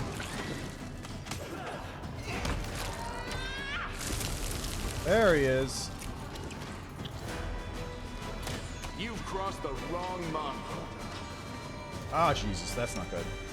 Hex him with reduced AC, I guess.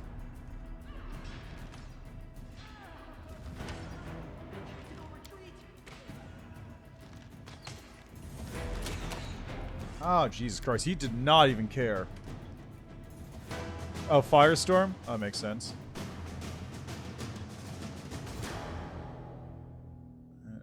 Fire dust energy is dragging tricksters for sure. Revelation. Oh, because you can like. I guess you could probably do something with like a sneak attack with AoEs or something, right? obstacle. Cover me, all right?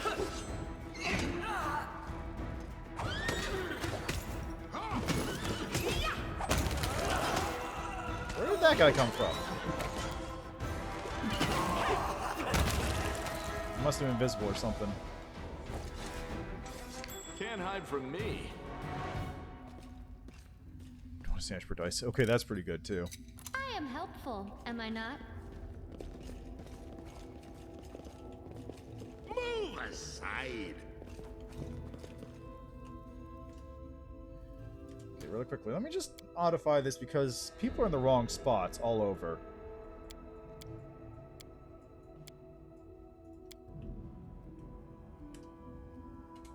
There we go.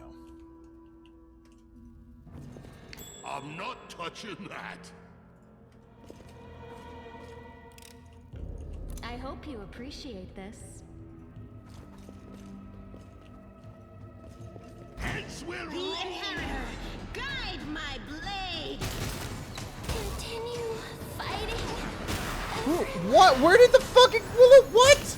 Where did the fucking will-o-wisp come from?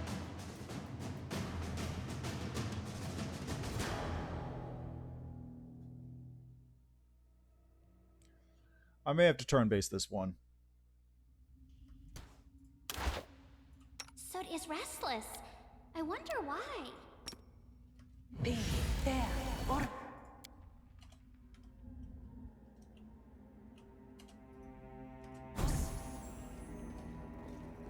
move aside. we are the light. There they are. They are the darkness.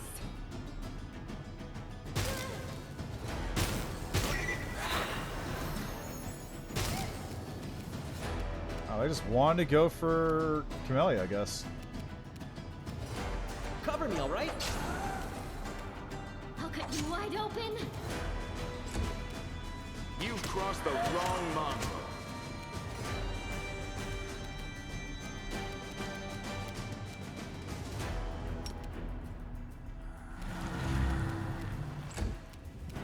The light. Are you Take fucking you. serious, bruh? Bruh!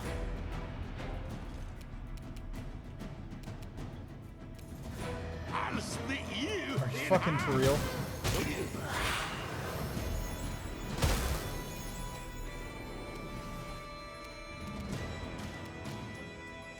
Stab you or zap you. Why not both? It's all your fault. God. The spirits demand your blood. This pain is You won't survive me. Good. That's one down. The Inheritor, guide my blade. Smear them. Oh my god. Why is this fucking thing so hard to hit? You are today's sacrifice.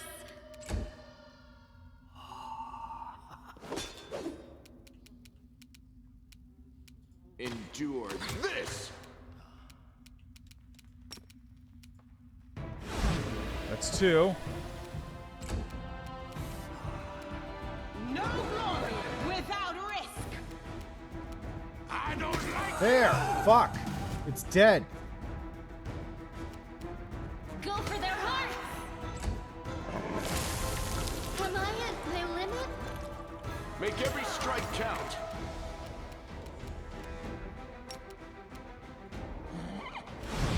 That's another one dead. Good.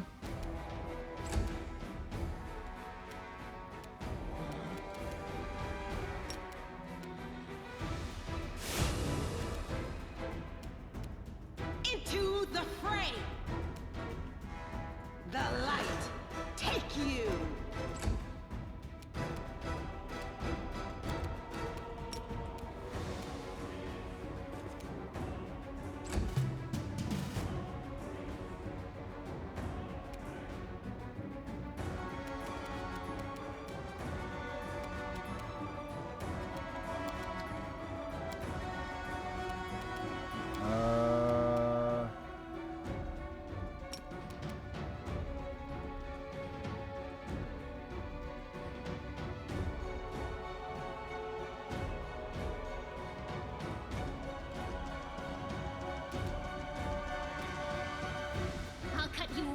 open! Shit. Okay, well the horse is also turbo dead now. You've crossed the wrong mongrel.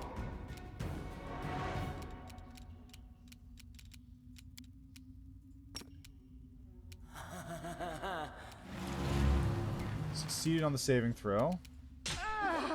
Fuck!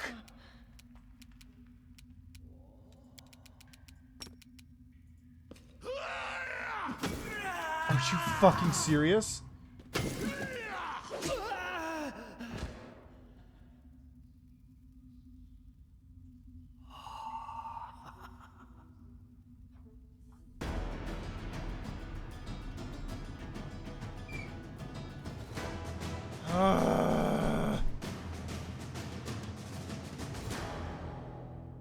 I just want to know why these fucking will-o-wisps are so hard to kill. Like, what's with that? That's what I want to know. Move aside. I won't let you hurt my friends.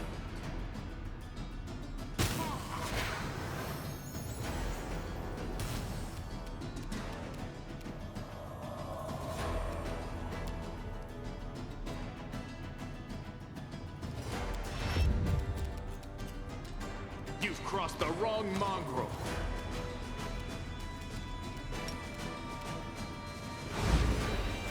They're not immune to slumber? Gotta be honest, that's actually the most bizarre thing I've seen out of this. The Inheritor, guide my blade! I'll cut you wide open. I'll split you in half. Cover me, all right?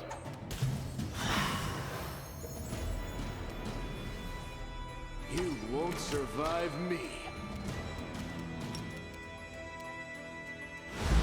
Oh, nice. Perfect.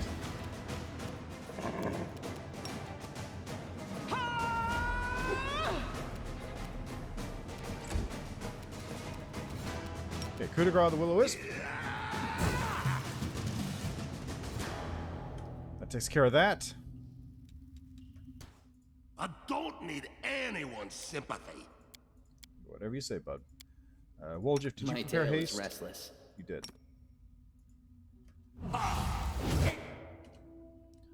Time to fucking go. Yet another obstacle.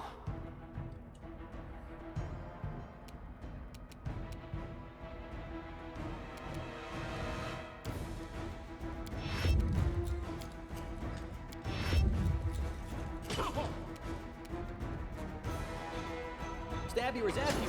Why not both? The spirits demand your blood. No glory without Nice. Endure this.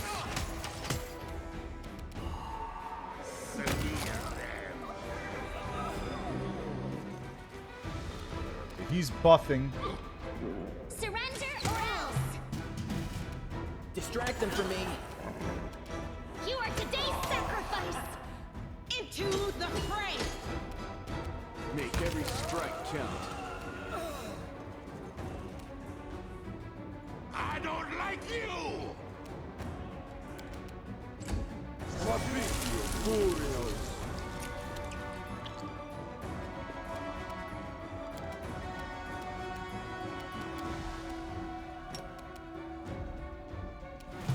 $15, damn it.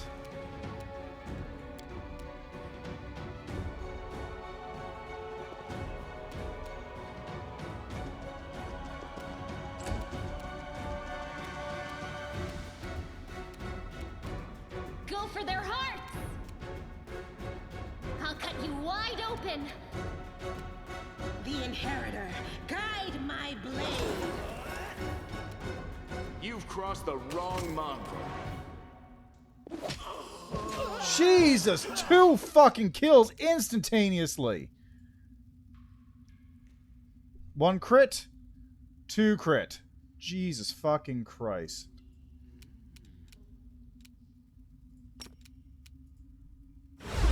And he made his save. Lovely.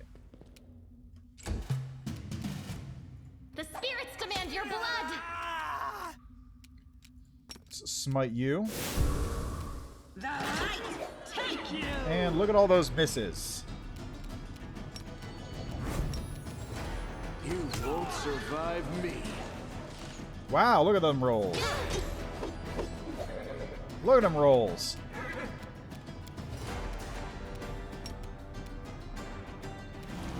Nice, he actually got a reduction on his AC. I can deal with this. You are today's sacrifice. Into the fray. Endure this. Are you fucking... This pain is Are you excruciating. fucking serious, bro?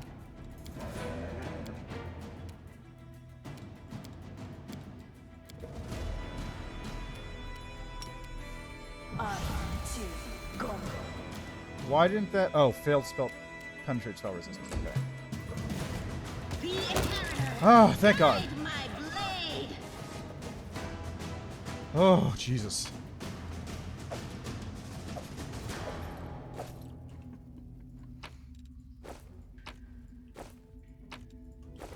Well, that worked out surprisingly Can't well. hide from me. This person's murderers were masters of torture. Judging by the wounds, they tortured him for weeks before he died. Righteous Crusader's Ring. Where this ring has smite evil class ability, the ring grants him one additional use of it per day after resting. That's actually pretty handy.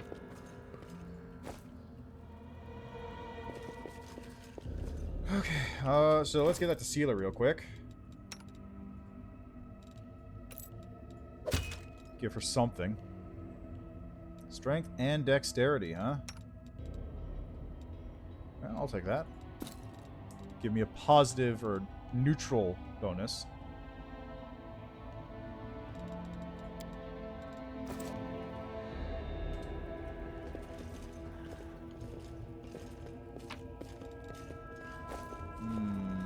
I hope that's not lightning about to happen. No, it's fine. I'm probably gonna stop in a short while anyways. Just hope it lasts long enough to not fuck up everything at the very end. That would be ideal.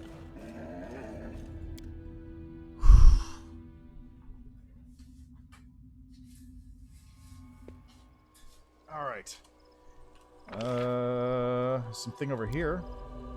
A little bit of loot. And then let's get the fuck out.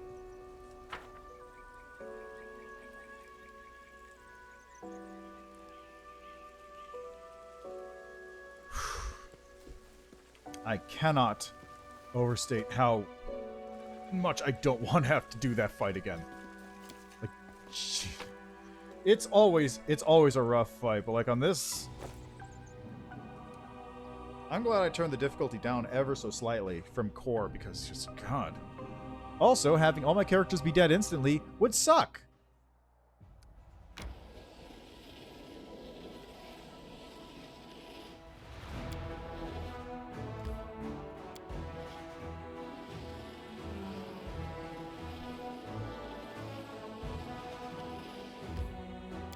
I do want to enter there right now. Why not?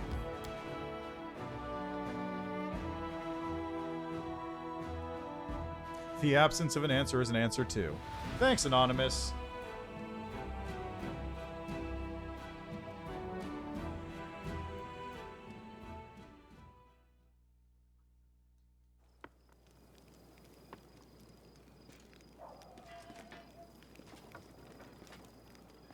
Okay, I'm just gonna...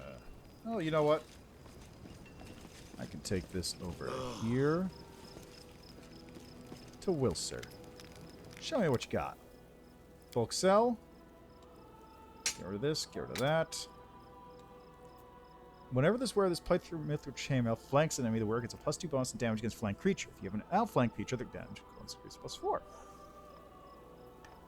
That's not bad. Not good for Woljif or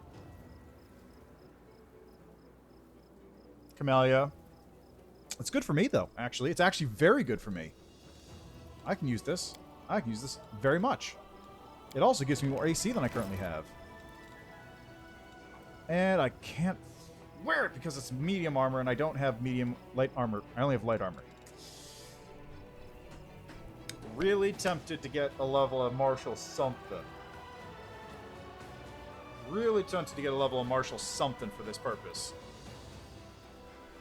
I'm not even gonna hit level 8. I might hit level 8 in the Lost Chapel, but I'm not gonna hit level 8 before then. Let's take a nap.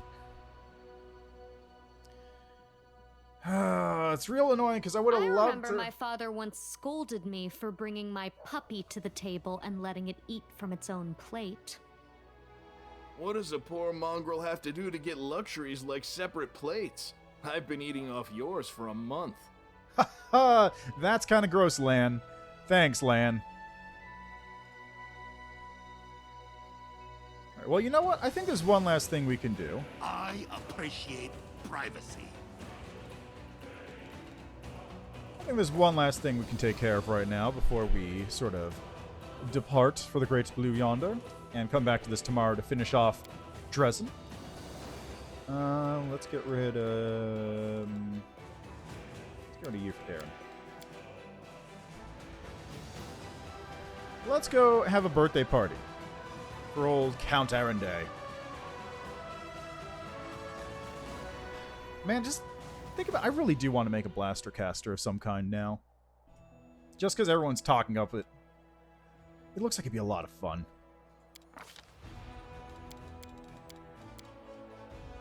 Alright, Oracle. Precise shot, you need that, right? Yeah, you need point blank for that. No? Yeah, you do. Yep. Alright, well, let's go. I'm going to get Allied Spellcaster first. Yes. Yes. Let's go with that.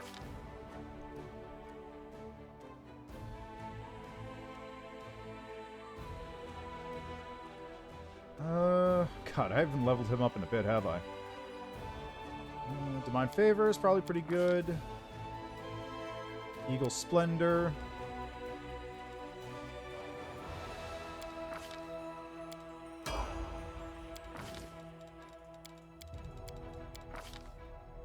Animate Dead.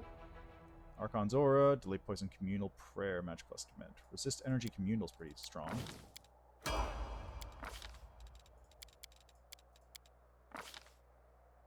You know, let's get Point Blank Shot, and I can move on to the other one. Whenever you cast a Cure spell, spell with Cure in the name, you can cast it as a swift action as if using Quicken by expending 2 spell slots. Does not increase the level of the spell. Ooh. Enhance Cures. When you cast a Cure spell, the maximum number of hit points healed is based on your Oracle level, not the limit based on the spell. That's good. Lifelink. You may create a bond between yourself and another creature. Each round at the start of your turn, if the bonded creature is wounded, 5 more hit points below its maximum hit points. It heals 5 hit points, and you take 5 hit points. 1 bond active per Oracle level. This bond continues until the bonded creature dies. You die, or the target ends it as a free action.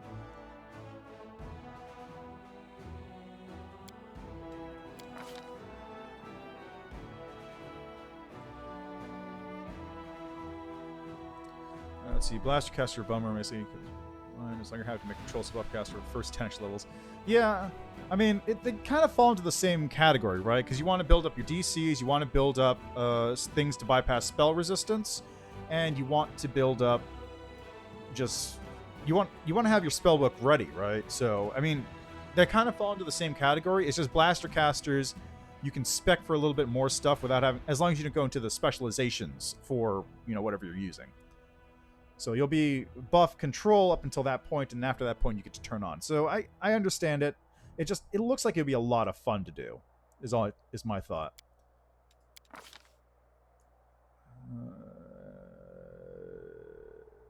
How about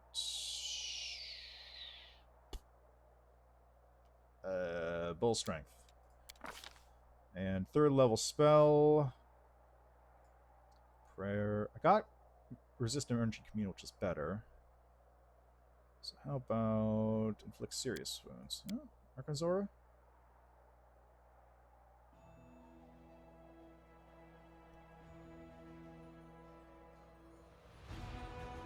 Inflict Serious. Yeah, exactly. The big numbers. That's what you need. You need those big numbers. All right, now as a oracle, I can also grab... since he's a healing oracle, I want to grab the one which is better for healing stuff. Which one's that? Boundless healing. That was it.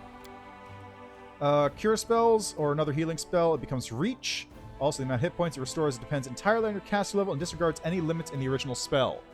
So I get a bonus because I don't have to get that other ability. Now, there's not really any combat in this zone, so I don't need to worry about that.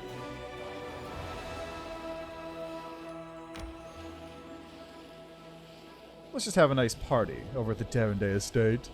Yes. Yeah, really, I just want to be able to, like, take it and go, do you see all those enemies right there? Watch this. Press the standard action button and just make them all not there anymore. Now what? That's really what I want out of it. Follow me! Or don't. My not so numerous, but nonetheless dearest guests. About a year ago at my last birthday party, I assured you all that I nurtured a deep-seated hatred for boring people who give protracted speeches in the misplaced belief that their inner thoughts are of any interest to anyone but themselves. Now I am a whole year older and also a full-fledged crusader, an honorable position that requires me to be as dull, pedantic, and vexing as I possibly can. Therefore, a speech it is. The revered cleric Nestrin, my guardian and tutor, often told me that those who live a sinful life may expect to join the abyssal hordes after they die. This is why their path is the most despicable of all. A part of their soul may return to Mendev in the abominable form of a demonic invader. Every time we see a demon, we might as well think about it. What if this wretched creature used to be your great-great-grandfather? What if certain parts of this pointy-tailed beauty used to belong to your pious cousin? They say that the demons represent the sins of the souls they are made of. Succubi emerge out of lustful souls. Vandals turn into Abracandilu. Gluttons become Nabasu.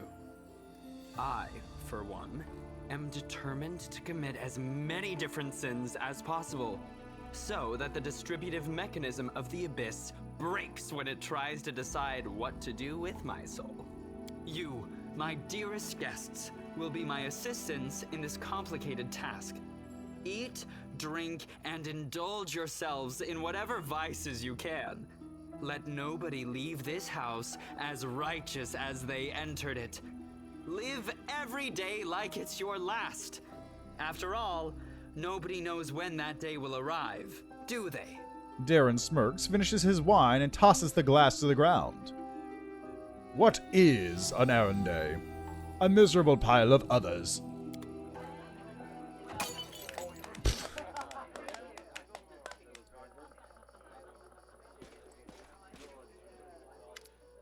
How interesting.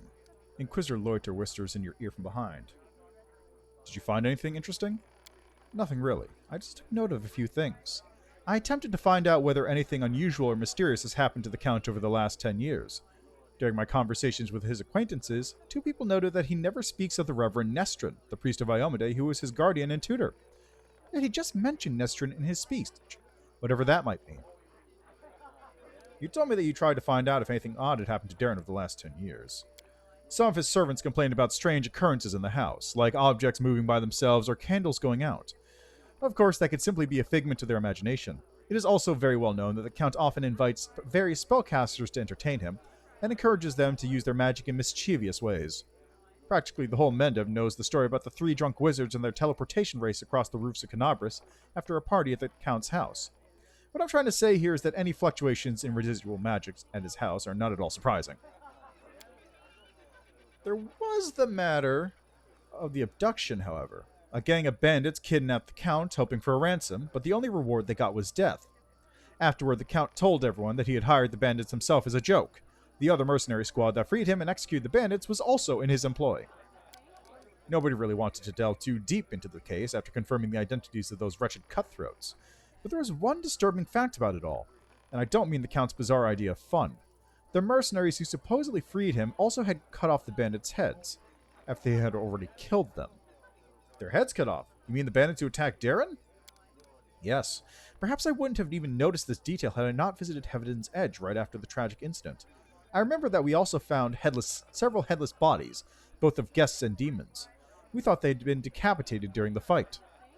My companions have been finding severed heads among their belongings recently. Strangely, things like this weren't a problem before Darren joined the party. What? This is an alarming coincidence. Now we have another reason to conduct an investigation. It's crucial that we find out what exactly happened at that tragic feast. So the thing that bugs me about the heads I'm finding in my inventory, where are the bodies coming from? Like, Camellia is like doing her stuff, but at least, the bodies are there, but Darren's aren't. Also, hold on a second.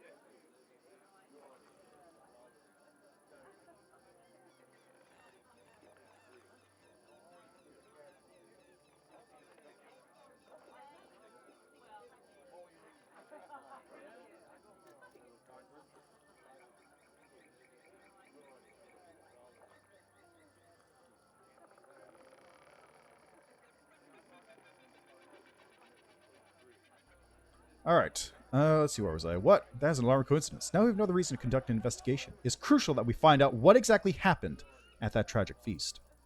What do we need to do, Inquisitor? Now, that's the hardest part. I need to dive deep into the past of this place, which requires casting several different spells over some time. It would be very convenient for me if nobody interrupted the process, especially the Count himself. I don't think he remembers my face, but a suspicious stranger casting unknown spells might attract his attention. All in all, what I want you to do is distract the master of the house. Right now he's playing host in this very place I'd like to start with. So how do I distract him? I don't know, maybe your companions can assist you somehow? Or you can take a look around, perhaps there's something that can help us. I understand. Good luck. Come back to me when the Count leaves. I'll tell you everything I managed to find out, and maybe even show you something.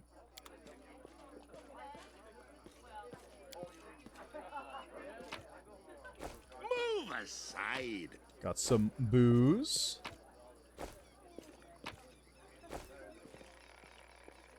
Excellent, excellent. Alright, Darren. Darren, who has been watching the guests with an unreadable expression, turns his head to you and says in a casual tone, like he's continuing a conversation that was interrupted. I've always considered myself an aesthete, not a hero. When doomsday comes, I thought, I'd pour myself a glass of 100-year-old wine, sit in the front row, and just watch the world burn. Playing the violin was also an option. Now, I'll be damned if I'd know how I ended up in the Fifth Crusade. How did I become the champion of a hero chosen by Aomide? Sometimes the most casual occurrences dictate our fate's course. I'm afraid that's not always the case. Sometimes it's dictated by alien, but wholly deliberate forces. Tell me more about Heaven's Edge. This estate was once a truly beautiful sight, with its lush gardens and its placid ponds. Darren smiles briefly. It's a genuine smile, quite different from his usual half-smirk. The house itself is not that large, however. The land was part of the border region even before the world wound, so my ancestors took that into account when laying the foundations. The larger the mansion, the harder it is to defend. I'd gladly give you a tour, but I'm afraid there's not much to see here. I don't have much time, so my servants only managed to clean up this yard, the great hall, and a couple of rooms. There's nothing interesting about them, except perhaps the magical firefighting system powered by water elementals. I'm not sure it's still functional, though. Oh, I'm so sorry. I didn't mean to spill this wine all over you. And did you also not mean to ruin a suit that cost more than a thoroughbred? Don't fret, I have a spare. Just you wait. When I return, I shall give him more stunning.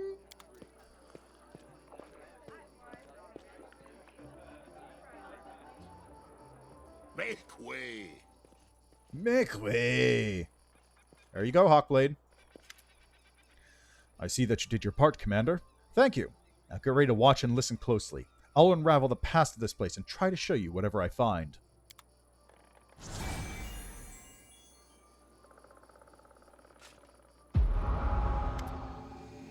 The hum of voices, laughter, and music fills your mind. When the visions come fragmented, fragmented and hazy at first, they eventually coalesce to reveal a single face. It is a woman of stunning, heavenly beauty, and her delicate features instantly tell you who she is. The family resemblance to Darren is obvious. My dear guests, the Lady of Heaven's Edge welcomes all of you today. I hope this day is as bright for you as it is for me, because on this day my only precious and sometimes arrogant but utterly beloved child was born. Child is usually a reflection of their parents and caretakers. Countess, will you allow the humble tutor of this young man to address the guests and the man of the hour as well? A new face appears.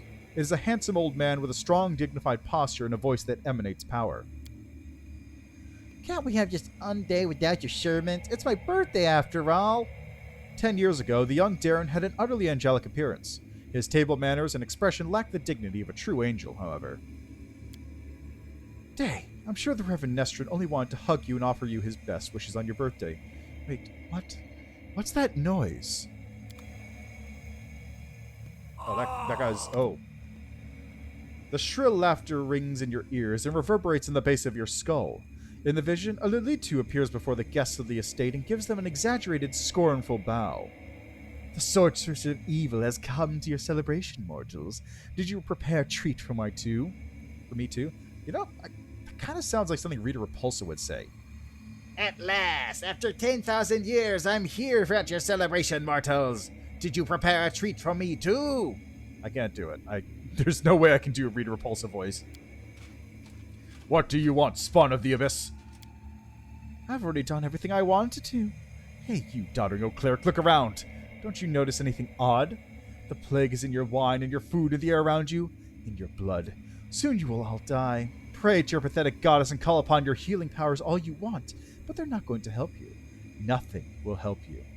I will give you a chance to see it for yourselves, and when I return, the grave realization will have already sunk its teeth into your throats. Oh, how I love watching mortals in their final desperate hours. The demon finishes her speech with an air kiss to Darren, making him freeze in horror and disappears.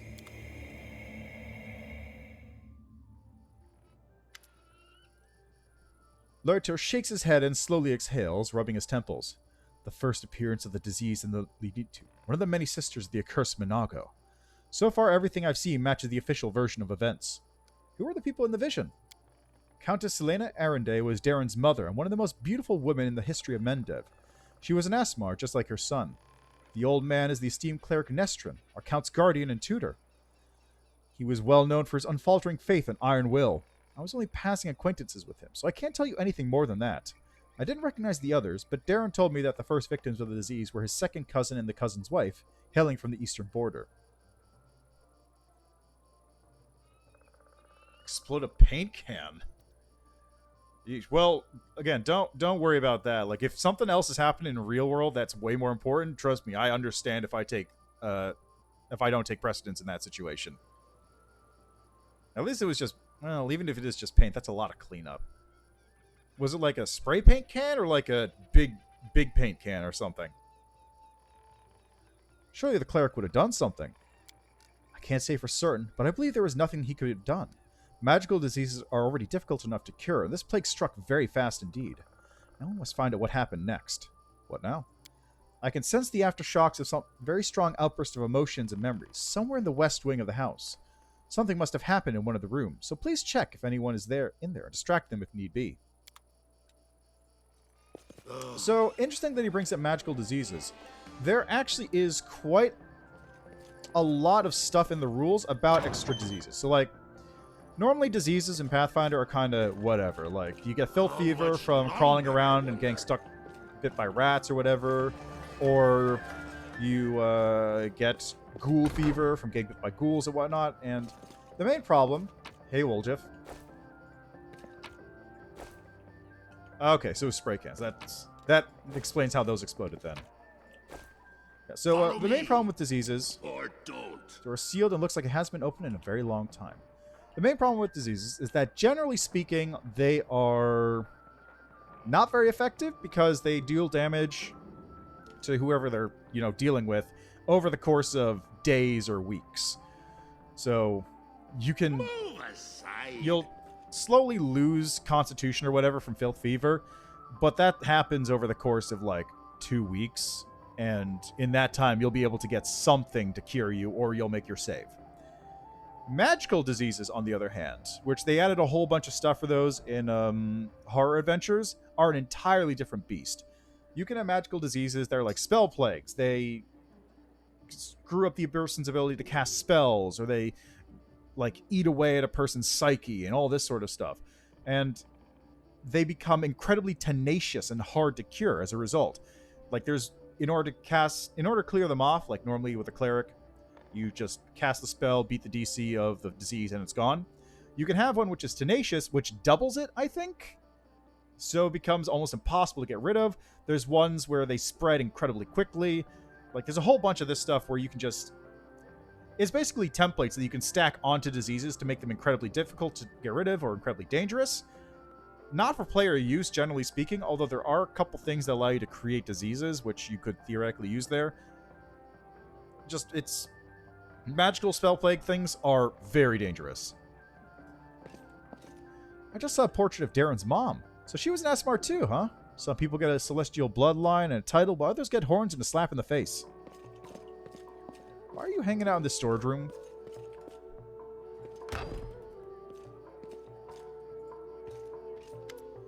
Darren arches a brow at you, but he doesn't seem to be disturbed in the slightest by your entrance.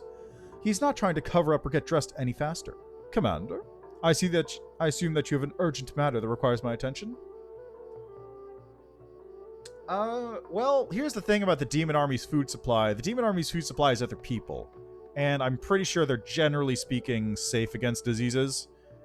So probably not. That said, you could totally poison the demon's food supply if you had alchemists with celestial poisons, which means that they can poison demons. I may or may not have thought about this in great detail when I was using my poison character. What is this room, Darren? Darren casts a look around the room as if he had never seen it before, then shrugs carelessly. Just a random room. I told my servants to make some rooms ready. This is one of the rooms they chose.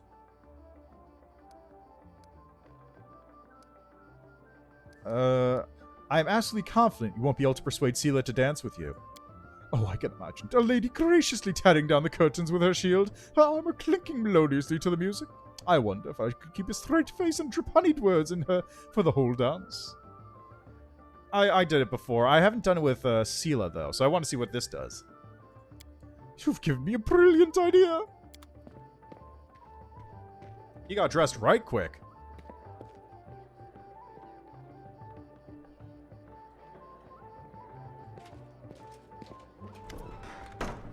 I see that you're able to do as I asked. Prepare yourself. This vision might be rather difficult to watch.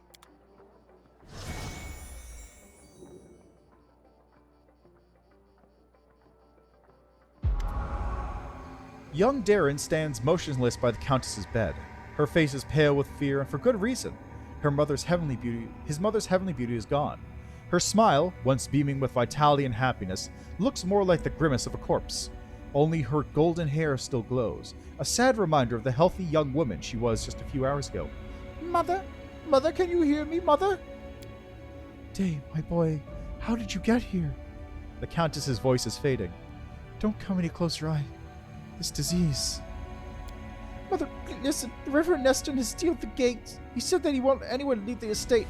The plague reached the larger settlements. Nobody will be able to stop it. Claims this is why the demons attacked us in the first place. They knew that we would all call upon the strongest clerics to heal us, and those clerics would catch the disease and die as well. Fat Bear and his family tried to escape, but 3 armed paladins barred their way and said no, they would not let him go. Mother, we need help.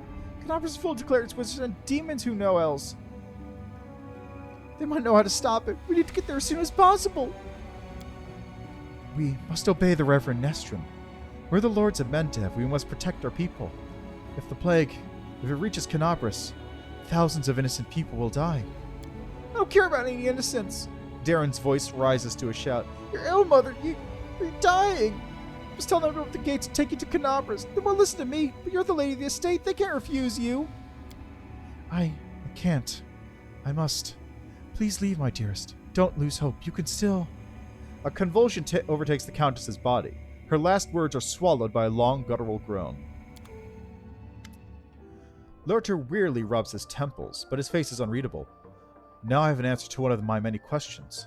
Nobody went to Canabras in search of help, because the Reverend Nestrin didn't let them. He valued the safety of the city more than the lives of his flock at the estate.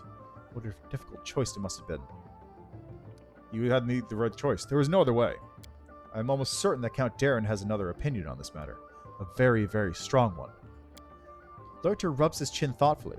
I've never been in the Reverend Nestrin's position, but I know the price of difficult decisions, especially those that you'd have to make quickly. I have no right to judge him, but we must continue our investigation. The next site I'd like to examine is the Great Hall.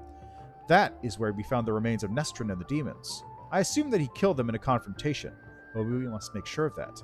Please help me clear the area so I can study it.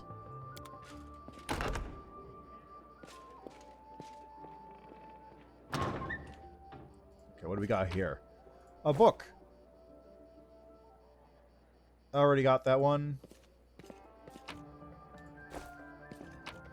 We've got 1,000 Revolutions. Got that one already. Legend of the Pathfinder by Aaron Rorvey. The door flung open. The three chaps sharing adventure stories fell silent. "Hail, friend," said the visitor in a deep voice. "Have you got room for me, master?" The bored half-elf behind the counter peered into the visitor's face and whistled. "Blimey, if it isn't Gregis Jeff. Hail, friend, let me give you a room. Your gold is too good here." Your gold is no good here." "No, I'll pay for it in full. That's what the society is for. Helping and sharing." Gregis nods at the three chaps. "So here's my replacement. Have you held the confirmation yet?" "We've got one last trial to go," the youngest blurted out and popped up from his chair. "It's such an honor. I've read all the chronicles, all about your adventures." "I heard you joined the Decemvirate, Gregis," Arthur uttered. "Oh, did you? You should cut off your ears then. They deceive you. Am I wearing a mask?" "You ain't." "Good for you. A Pathfinder with no eyes is no good. I'm not interested in politics. I'm interested in seeking. So you're going to pour me a beer, and I'll tell you a couple of tales."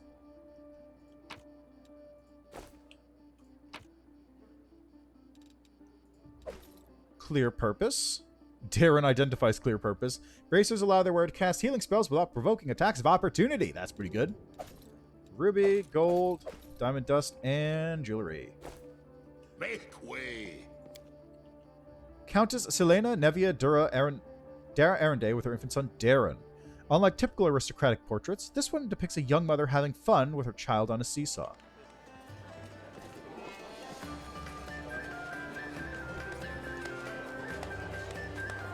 "What's wrong, Count? Did you really expect me to do courtly waltzes?"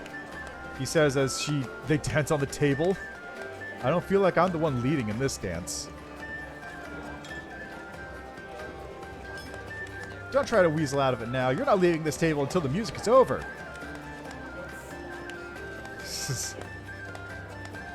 I appreciate how Sela is able to actually give him one up on it. There's the courtesans just chilling out over there. Door is sealed and looks like it hasn't been opened in a very long time.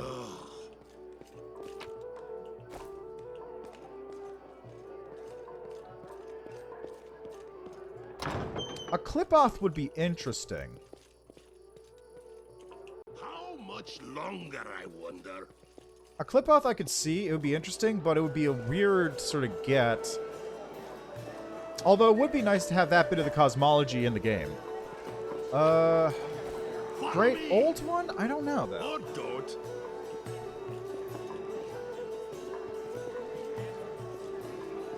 There's a lot of great old ones it could be, but that seems like too obvious of a choice. Although then be like, do you have Cthulhu? Do you have, like, Dagon or something?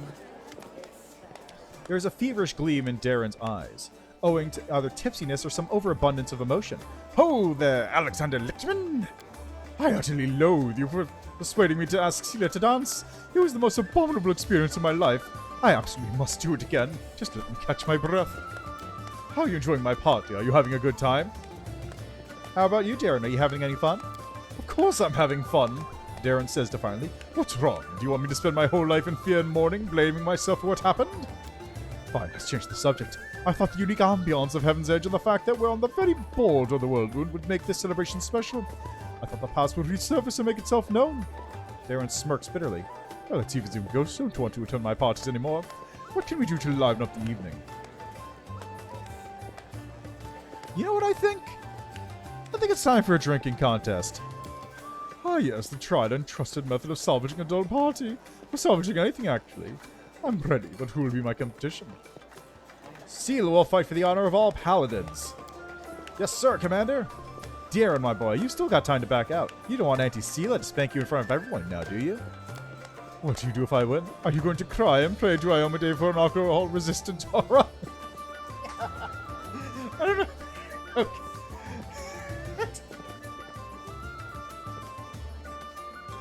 Why is that so funny? That's not that funny. It's just... Why is that funny? It's not funny. It's just a dumb joke about an alcohol resistance, or why is that funny?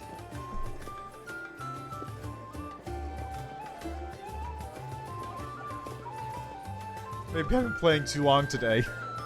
Anyway, no, that would be worth seeing. Let's drink until one of us falls unconscious or begs for mercy.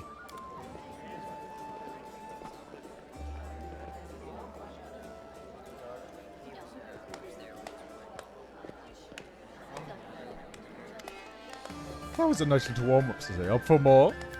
The fear of your inevitable defeat has already got the better of you, Darren. I can see it in your eyes, boy. Come on, let's have another round. Will this be the one that knocks you flat?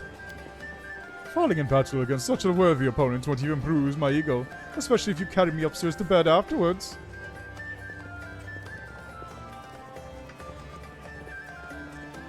Seela, look, the commander himself is cheering for you. I won't let you down, just watch.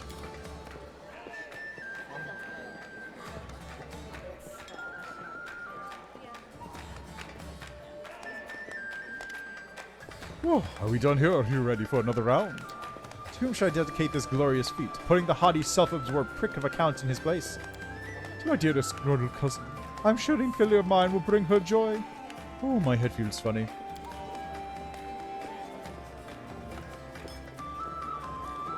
That's a lot of booze.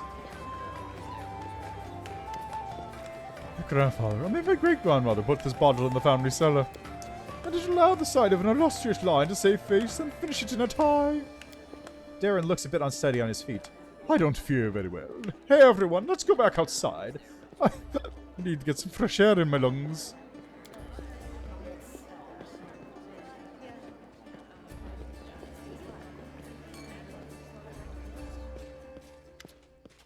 Here we are again, Commander. Leper looks grim but focused, so let us take another glimpse into the past.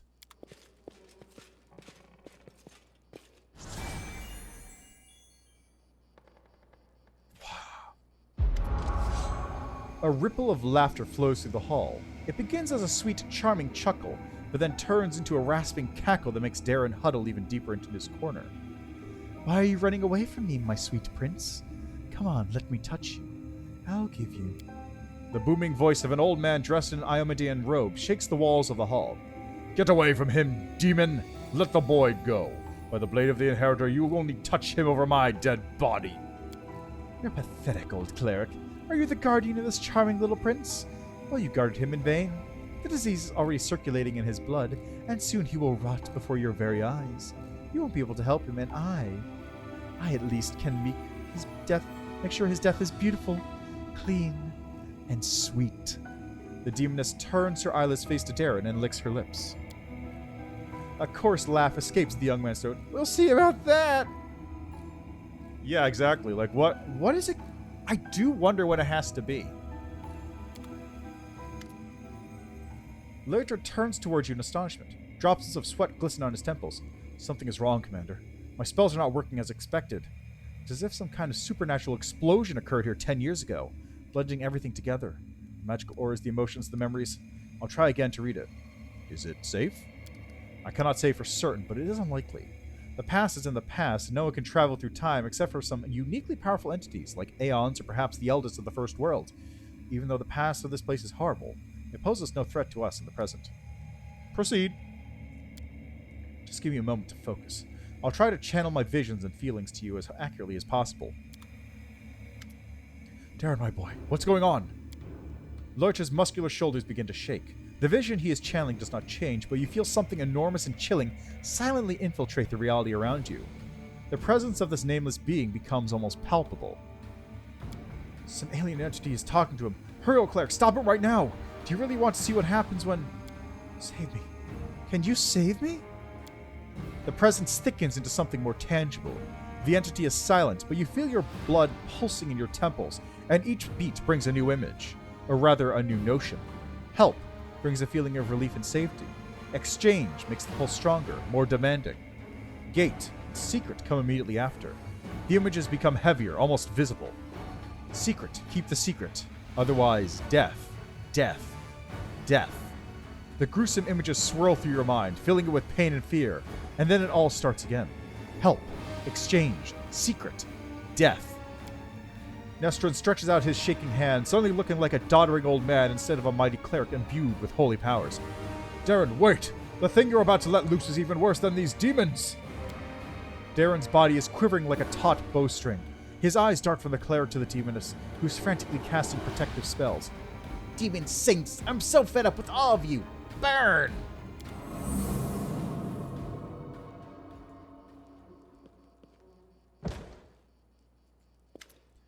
Lurcher opens his eyes with a groan, then gets back on his feet. His legs are wobbly, his eyebrows cut, but he seems not to notice. Sincere sorrow is written on his face, as well as a strong hint of horror. What is misfortune? No, what is disaster? Everything is far worse than I imagined. Are you okay? The strain, the emotions, they overwhelmed me and made me faint like an agitated youngster. It's nothing, really. I will not be able to cast any spells for the rest of the day. But aside from that, I'm fine. Do you understand what happened? The Inquisitor slowly exhales through clenched teeth and says in a low voice, still massaging his temples. Yes and no. Damn it. Oh, my thoughts are astray. I'll try to explain everything to you in full detail. Many living things are capable of performing the most extraordinary feats, good or bad, when a deadly threat looms over them. 10 years ago, the young Count found himself cornered in every sense of the word, and he allowed some alien entity to intercede for him. It frightens me that all my experience as an Inquisitor is completely useless in this case. It does not resemble anything I've ever heard or read about. This entity, I think I will call it the Other, possesses uncanny power. It was capable of instantly killing 3 greater demons, a mighty cleric, and a host of other mortals. You saw everything yourself. What's even worse is that this entity, this Other, it's still here. I mean, not necessarily. He said burn, just like as a general kill thing, but they were decapitated. They weren't set on fire. Larcher takes a long pause. His gaze is drawn to the chamber where all the guests are laughing and dancing. Darren's eloquent voice rises above the music for a moment. He's asking someone to bring more wine and add more logs to the fire. I don't know what exactly this creature is, but I know what it did to the Count. It turned him into a living gateway. The Other's not inside the Count's body. He's not directly controlling his mind. That's why there are no obvious signs of possession. But it is looking through his eyes. It treats him like a window into our world, and it can instantly step through it to wreak whatever havoc it desires. Does Darren know anything about this? Yes, of course he does. Did you hear what the Other tried to convey to us? Help in exchange for a secret. Death. Death to those who know the truth. It wants to have an opportunity to use the Count as a gateway without anyone knowing. This is what made Darren deny that he remembered anything about the conclusion of the events at Heaven's Edge. What might the Other want? This is the strangest thing about it all. It came to this world 10 years ago, and it's still here, right? All this time, it has been watching us through the eyes of the Count. Had it, for instance, wanted to kill Her Majesty the Queen, it would have plenty of opportunities to do so. The Count could get close to practically every influential figure in Mendev, but the Other refuses to act, or its interests lie in some other sphere. Did the Other kill everyone then? The disease was not to blame? Not everyone, just Nestron, his paladins, and the few remaining guests. Damn it. I know that it was the work of a mysterious omnipotent entity, but it still stings. I was here 10 years ago and I didn't check everything personally. And those who did failed to sense that something was wrong. Could the Other be the reason why my companions keep finding severed heads? It seems very likely. I'm almost certain you're right. People tend to lose their heads when they get too close to Count Erendé anyway. Ha! I do apologize, that was inappropriate. Perhaps your gruesome findings are the heads of some cultists who tried to kidnap the Count during the Canabra slaughter? Or perhaps they provoked the other in some other way. I don't know.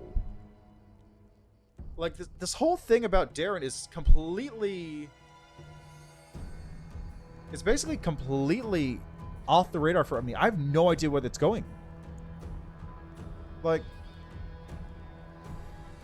let's think about what possible entities it could be, right?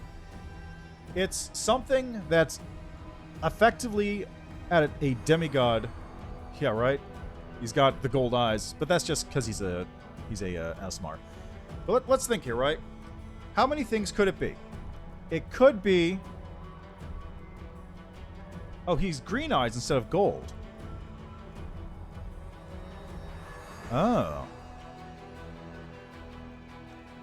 I never looked that closely, honestly. Green eyes. I don't know what green eyes would indicate. Let's narrow the things down it could be, right? I'll look at the image in a bit. We have to do something.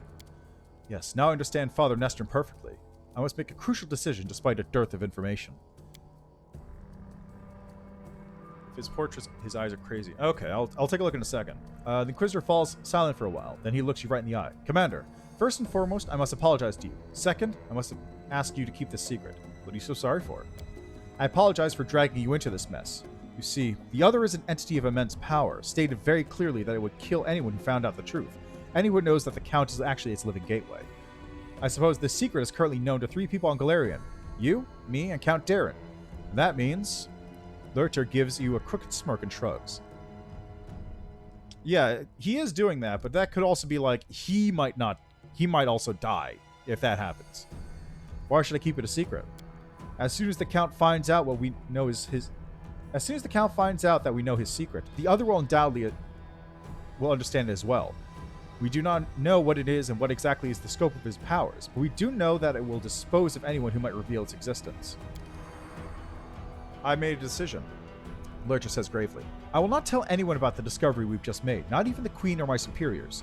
Instead, I will immediately go to Nerosian and slip through all the archives of the Inquisition in order to find out what exactly we're dealing with and how it can possibly be defeated.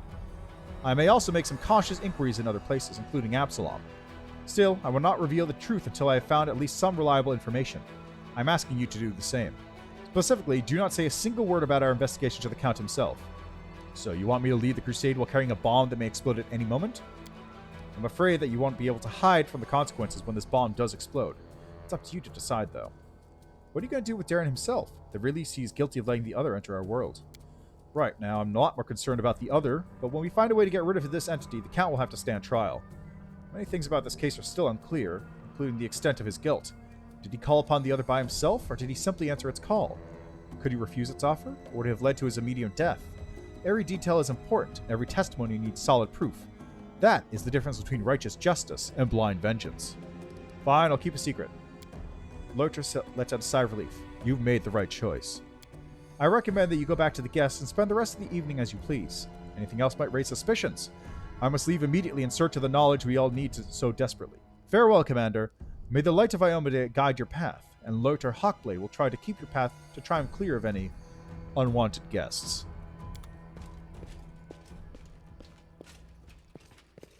Move aside.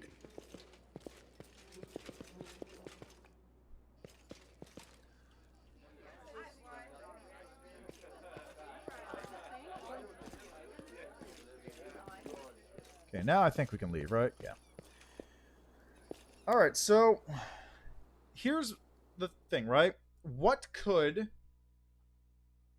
this actually be? Let's go through the list. It's an extremely powerful entity from outside the world. That means that it's probably some kind of demigod level creature. Now, whether it's an actual demigod, perhaps some kind of outer god. Oh, you have your final... Oh, merchant! Final quest on your list right now? Very cool. I can't wait to see what that is, honestly. I'm super interested. Skeletal salesman. A skeleton is walking across the waste. He moves with pep in his step, humming a tune. His skill bobs in chorus with the humming, making the coins inside his head clink rhythmically. Next to him, nightmarish horses of flame and shadow draw a cart loaded with valuable-looking items. Upon seeing you, the skeleton offers a dramatic and hearty wave. Good evening to you there. Or is this what days look like in your world, Boone? I can't really tell, but no matter. Be it day or night, the skeletal salesman always has the best deals you can find anywhere. He proudly sweeps his bony hand over the goods in his cart. Would you like a gift? I offer to you from my undead heart, only for a comrade of the afterlife. What is this fortune that you think I'm your comrade in, and what gift are you talking about? You're my comrade in misfortune because of that nasty stuff the clerics throw around. That hurts us but heals mortals, so here you go. My favorite tincture. I use it against rheumatism and aching joints. Show me your wares. The skeleton joyfully rattles the coins in his skull. Here, take a good look. Pick anything you like. Buy all of it. I love this guy so much. It's got Haramaki, Alluring Charisma, Potions of Blur, Inflict Moderate Wounds. Let's sell some junk to you. I'll keep this, though.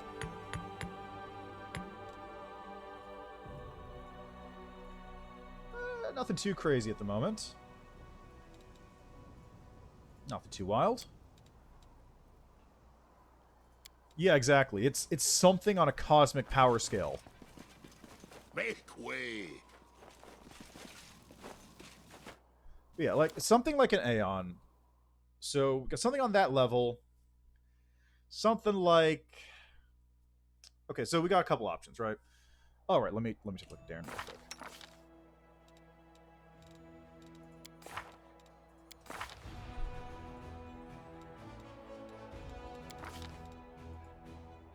It's kind of hard to make out, but they are kind of like crazy gold eyes.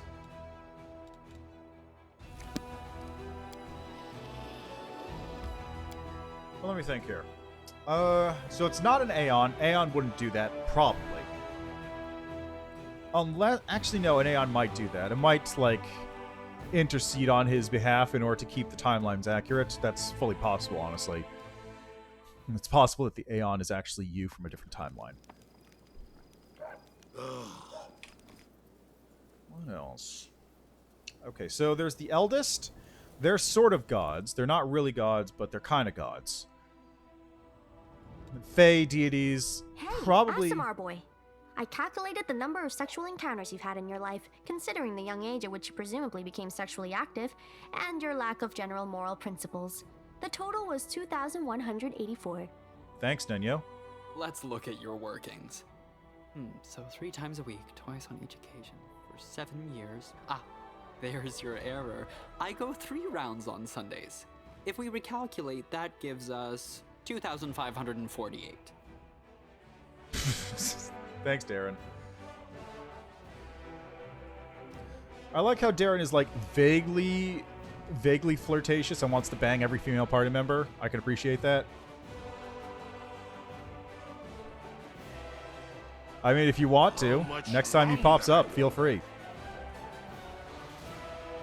Yeah, that's true. Well, mostly male if it's the commander, not necessarily everyone else. So I'll just list that one as before Lost Chapel shenanigans. Oh, does he? I haven't seen those. Anyway, let me think here, right? So, thinking about it, there's a couple things it could be. We want things that aren't necessarily gods, but higher up on that power level. Aeon is one. Possible different kind of psychopomps, maybe? Like some of the higher ones I think are very powerful. Possibly even some kind of herald of a god. Not necessarily god themselves, though. Fair enough. Well, don't worry about it. I can always turn it on myself. Like, I can just do this. Like, go to... Where is it? It's Radio Demon, right? There it is. So I can just do this, and I can push this button. And then I can... When it's done changing over, I do this. Hello, it's me. I'm the skeletal salesman. Yeah. Purchase my wares.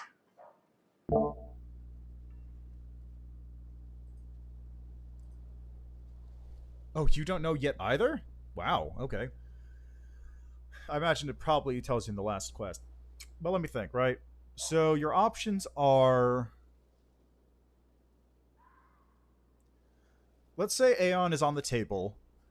You've got great old ones, things like Cthulhu, Mar... I feel like this would probably be an Azathoth thing, if Azathoth's in there. Well, not... Yeah, Mar's one of them.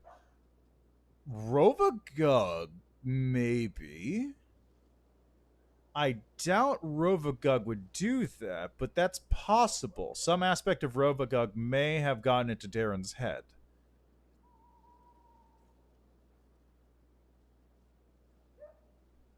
Let's see. It depends. Nestrin may have recognized it because he was there, but Nestrin would recognize him because he was there, possibly, but Leper is not there. Like, he's doing it through magic, so you can't get anything intentional there. Let's see. Green eyes.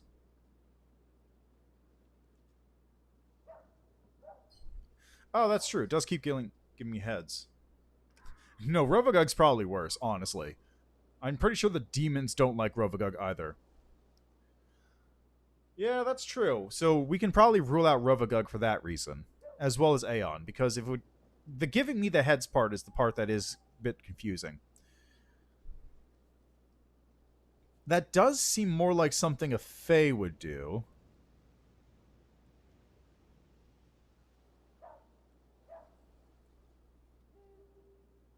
Yeah, evil Fae. So one of the eldest. Well, I don't know. That's him, technically. I mean, we can guess. It's him. It's attached to him. It's him or the eldest. Or him or the outsider. The other. So let's say it's either... It's probably... The Fae... It being a Fae would explain why... Okay, let me work that backwards. I'd say that the heads thing does kind of give me... Yeah, exactly. Or it's just like a cat giving you the stuff. I think the heads thing makes me think that's probably a Fae. Because that's just the right amount of capriciousness to go, okay, I like this guy, so I'll give him the heads, the bodies that I killed. Like, that's just the right sort of level there. If it's an elder god, if it's an outer god or something, they would kill the stuff, but they wouldn't give me the heads. They would just, like, kill them and just probably leave the heads there. Yeah, exactly. That's also another one. What else could there be? Some kind of powerful outsider that's not really a deity. If it was something evil, something in, like... It would have to be incredibly powerful, though, to match up to that level. I have no idea. My best guess is Fae. Like, my best guess is probably one of the eldest from the First World, but I have no idea what it could actually legitimately be. Maybe a Demon Lord. Sakoth Banoff could get in there. Get in on that shit. Well, I got no idea, so I guess I'll have to, see when it finally shows up at the end of the game. Okay, now here's the question, actually, for you, Box Turtle. Do I need to do Darren's romance to get it? Like, have the other quests from Leper towards Darren's thing been in part of Darren's romance? Or is it just like, can I just do that and it goes wherever? Excellent. Good to know.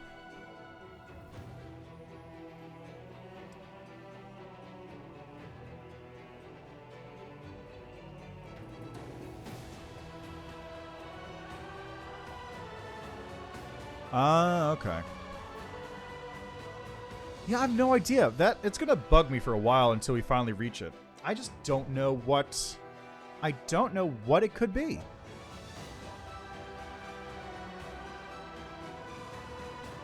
Well, probably. An eldest outranks them in terms of power. Good luck indeed.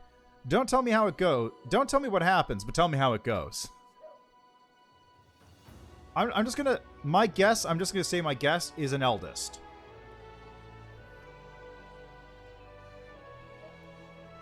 That's just my guess there. Like, just... something that's powerful enough to be considered like a low god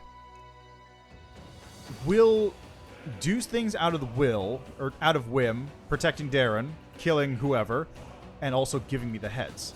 That sounds like an eldest to me, but I can't be 100% sure. It also has to be something that can't be immediately recognizable by a cleric, which fits in with the Fae there. But there's a lot of possible outsiders it could be. There's multiple planes. There's elemental lords. There's various kinds of just high elemental or high outsider things. There's clip-offs. There's I mean, I think there are clip-off lords. I think there's a theory that Rovagug is actually just one of the biggest clip-off lords. Yeah, well, yeah, it's very... I don't know. I have no idea what it could be, honestly. Look, there's a lot of things about Darren's thing that smell off, is the best way I can put it.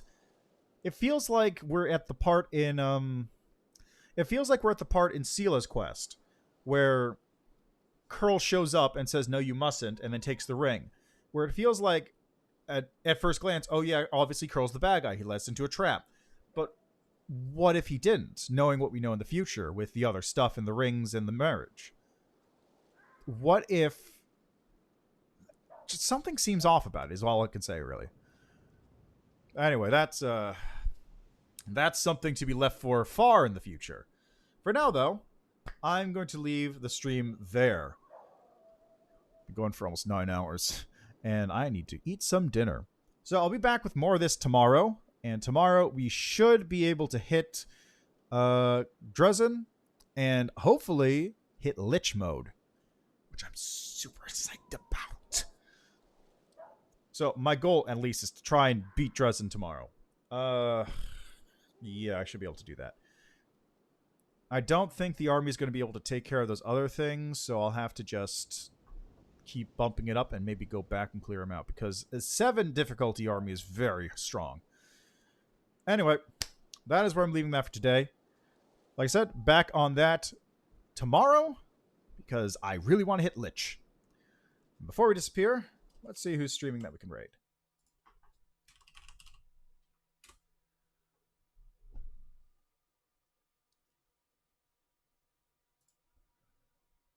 Let's see. Co Carnage is streaming as usual. Looks like he is in the Dresden basement. Let's see. Send it over to Pat, I suppose. Yeah, why not? I'll send you over to this fellow. It's a very small blip, but, you know, maybe you'll enjoy the stream there. He has just started. He's literally in the Canabras thing. So, like I said, thanks for stopping by. Thanks for checking out the game with me as always. I will be back with this tomorrow. And then again on Sunday. And probably not next week. Next week is going to be Grime, because I want to actually finish that game at some point. Yeah. Thanks for stopping by. Enjoy the rest of your evenings, mornings, what have you. And see you next time.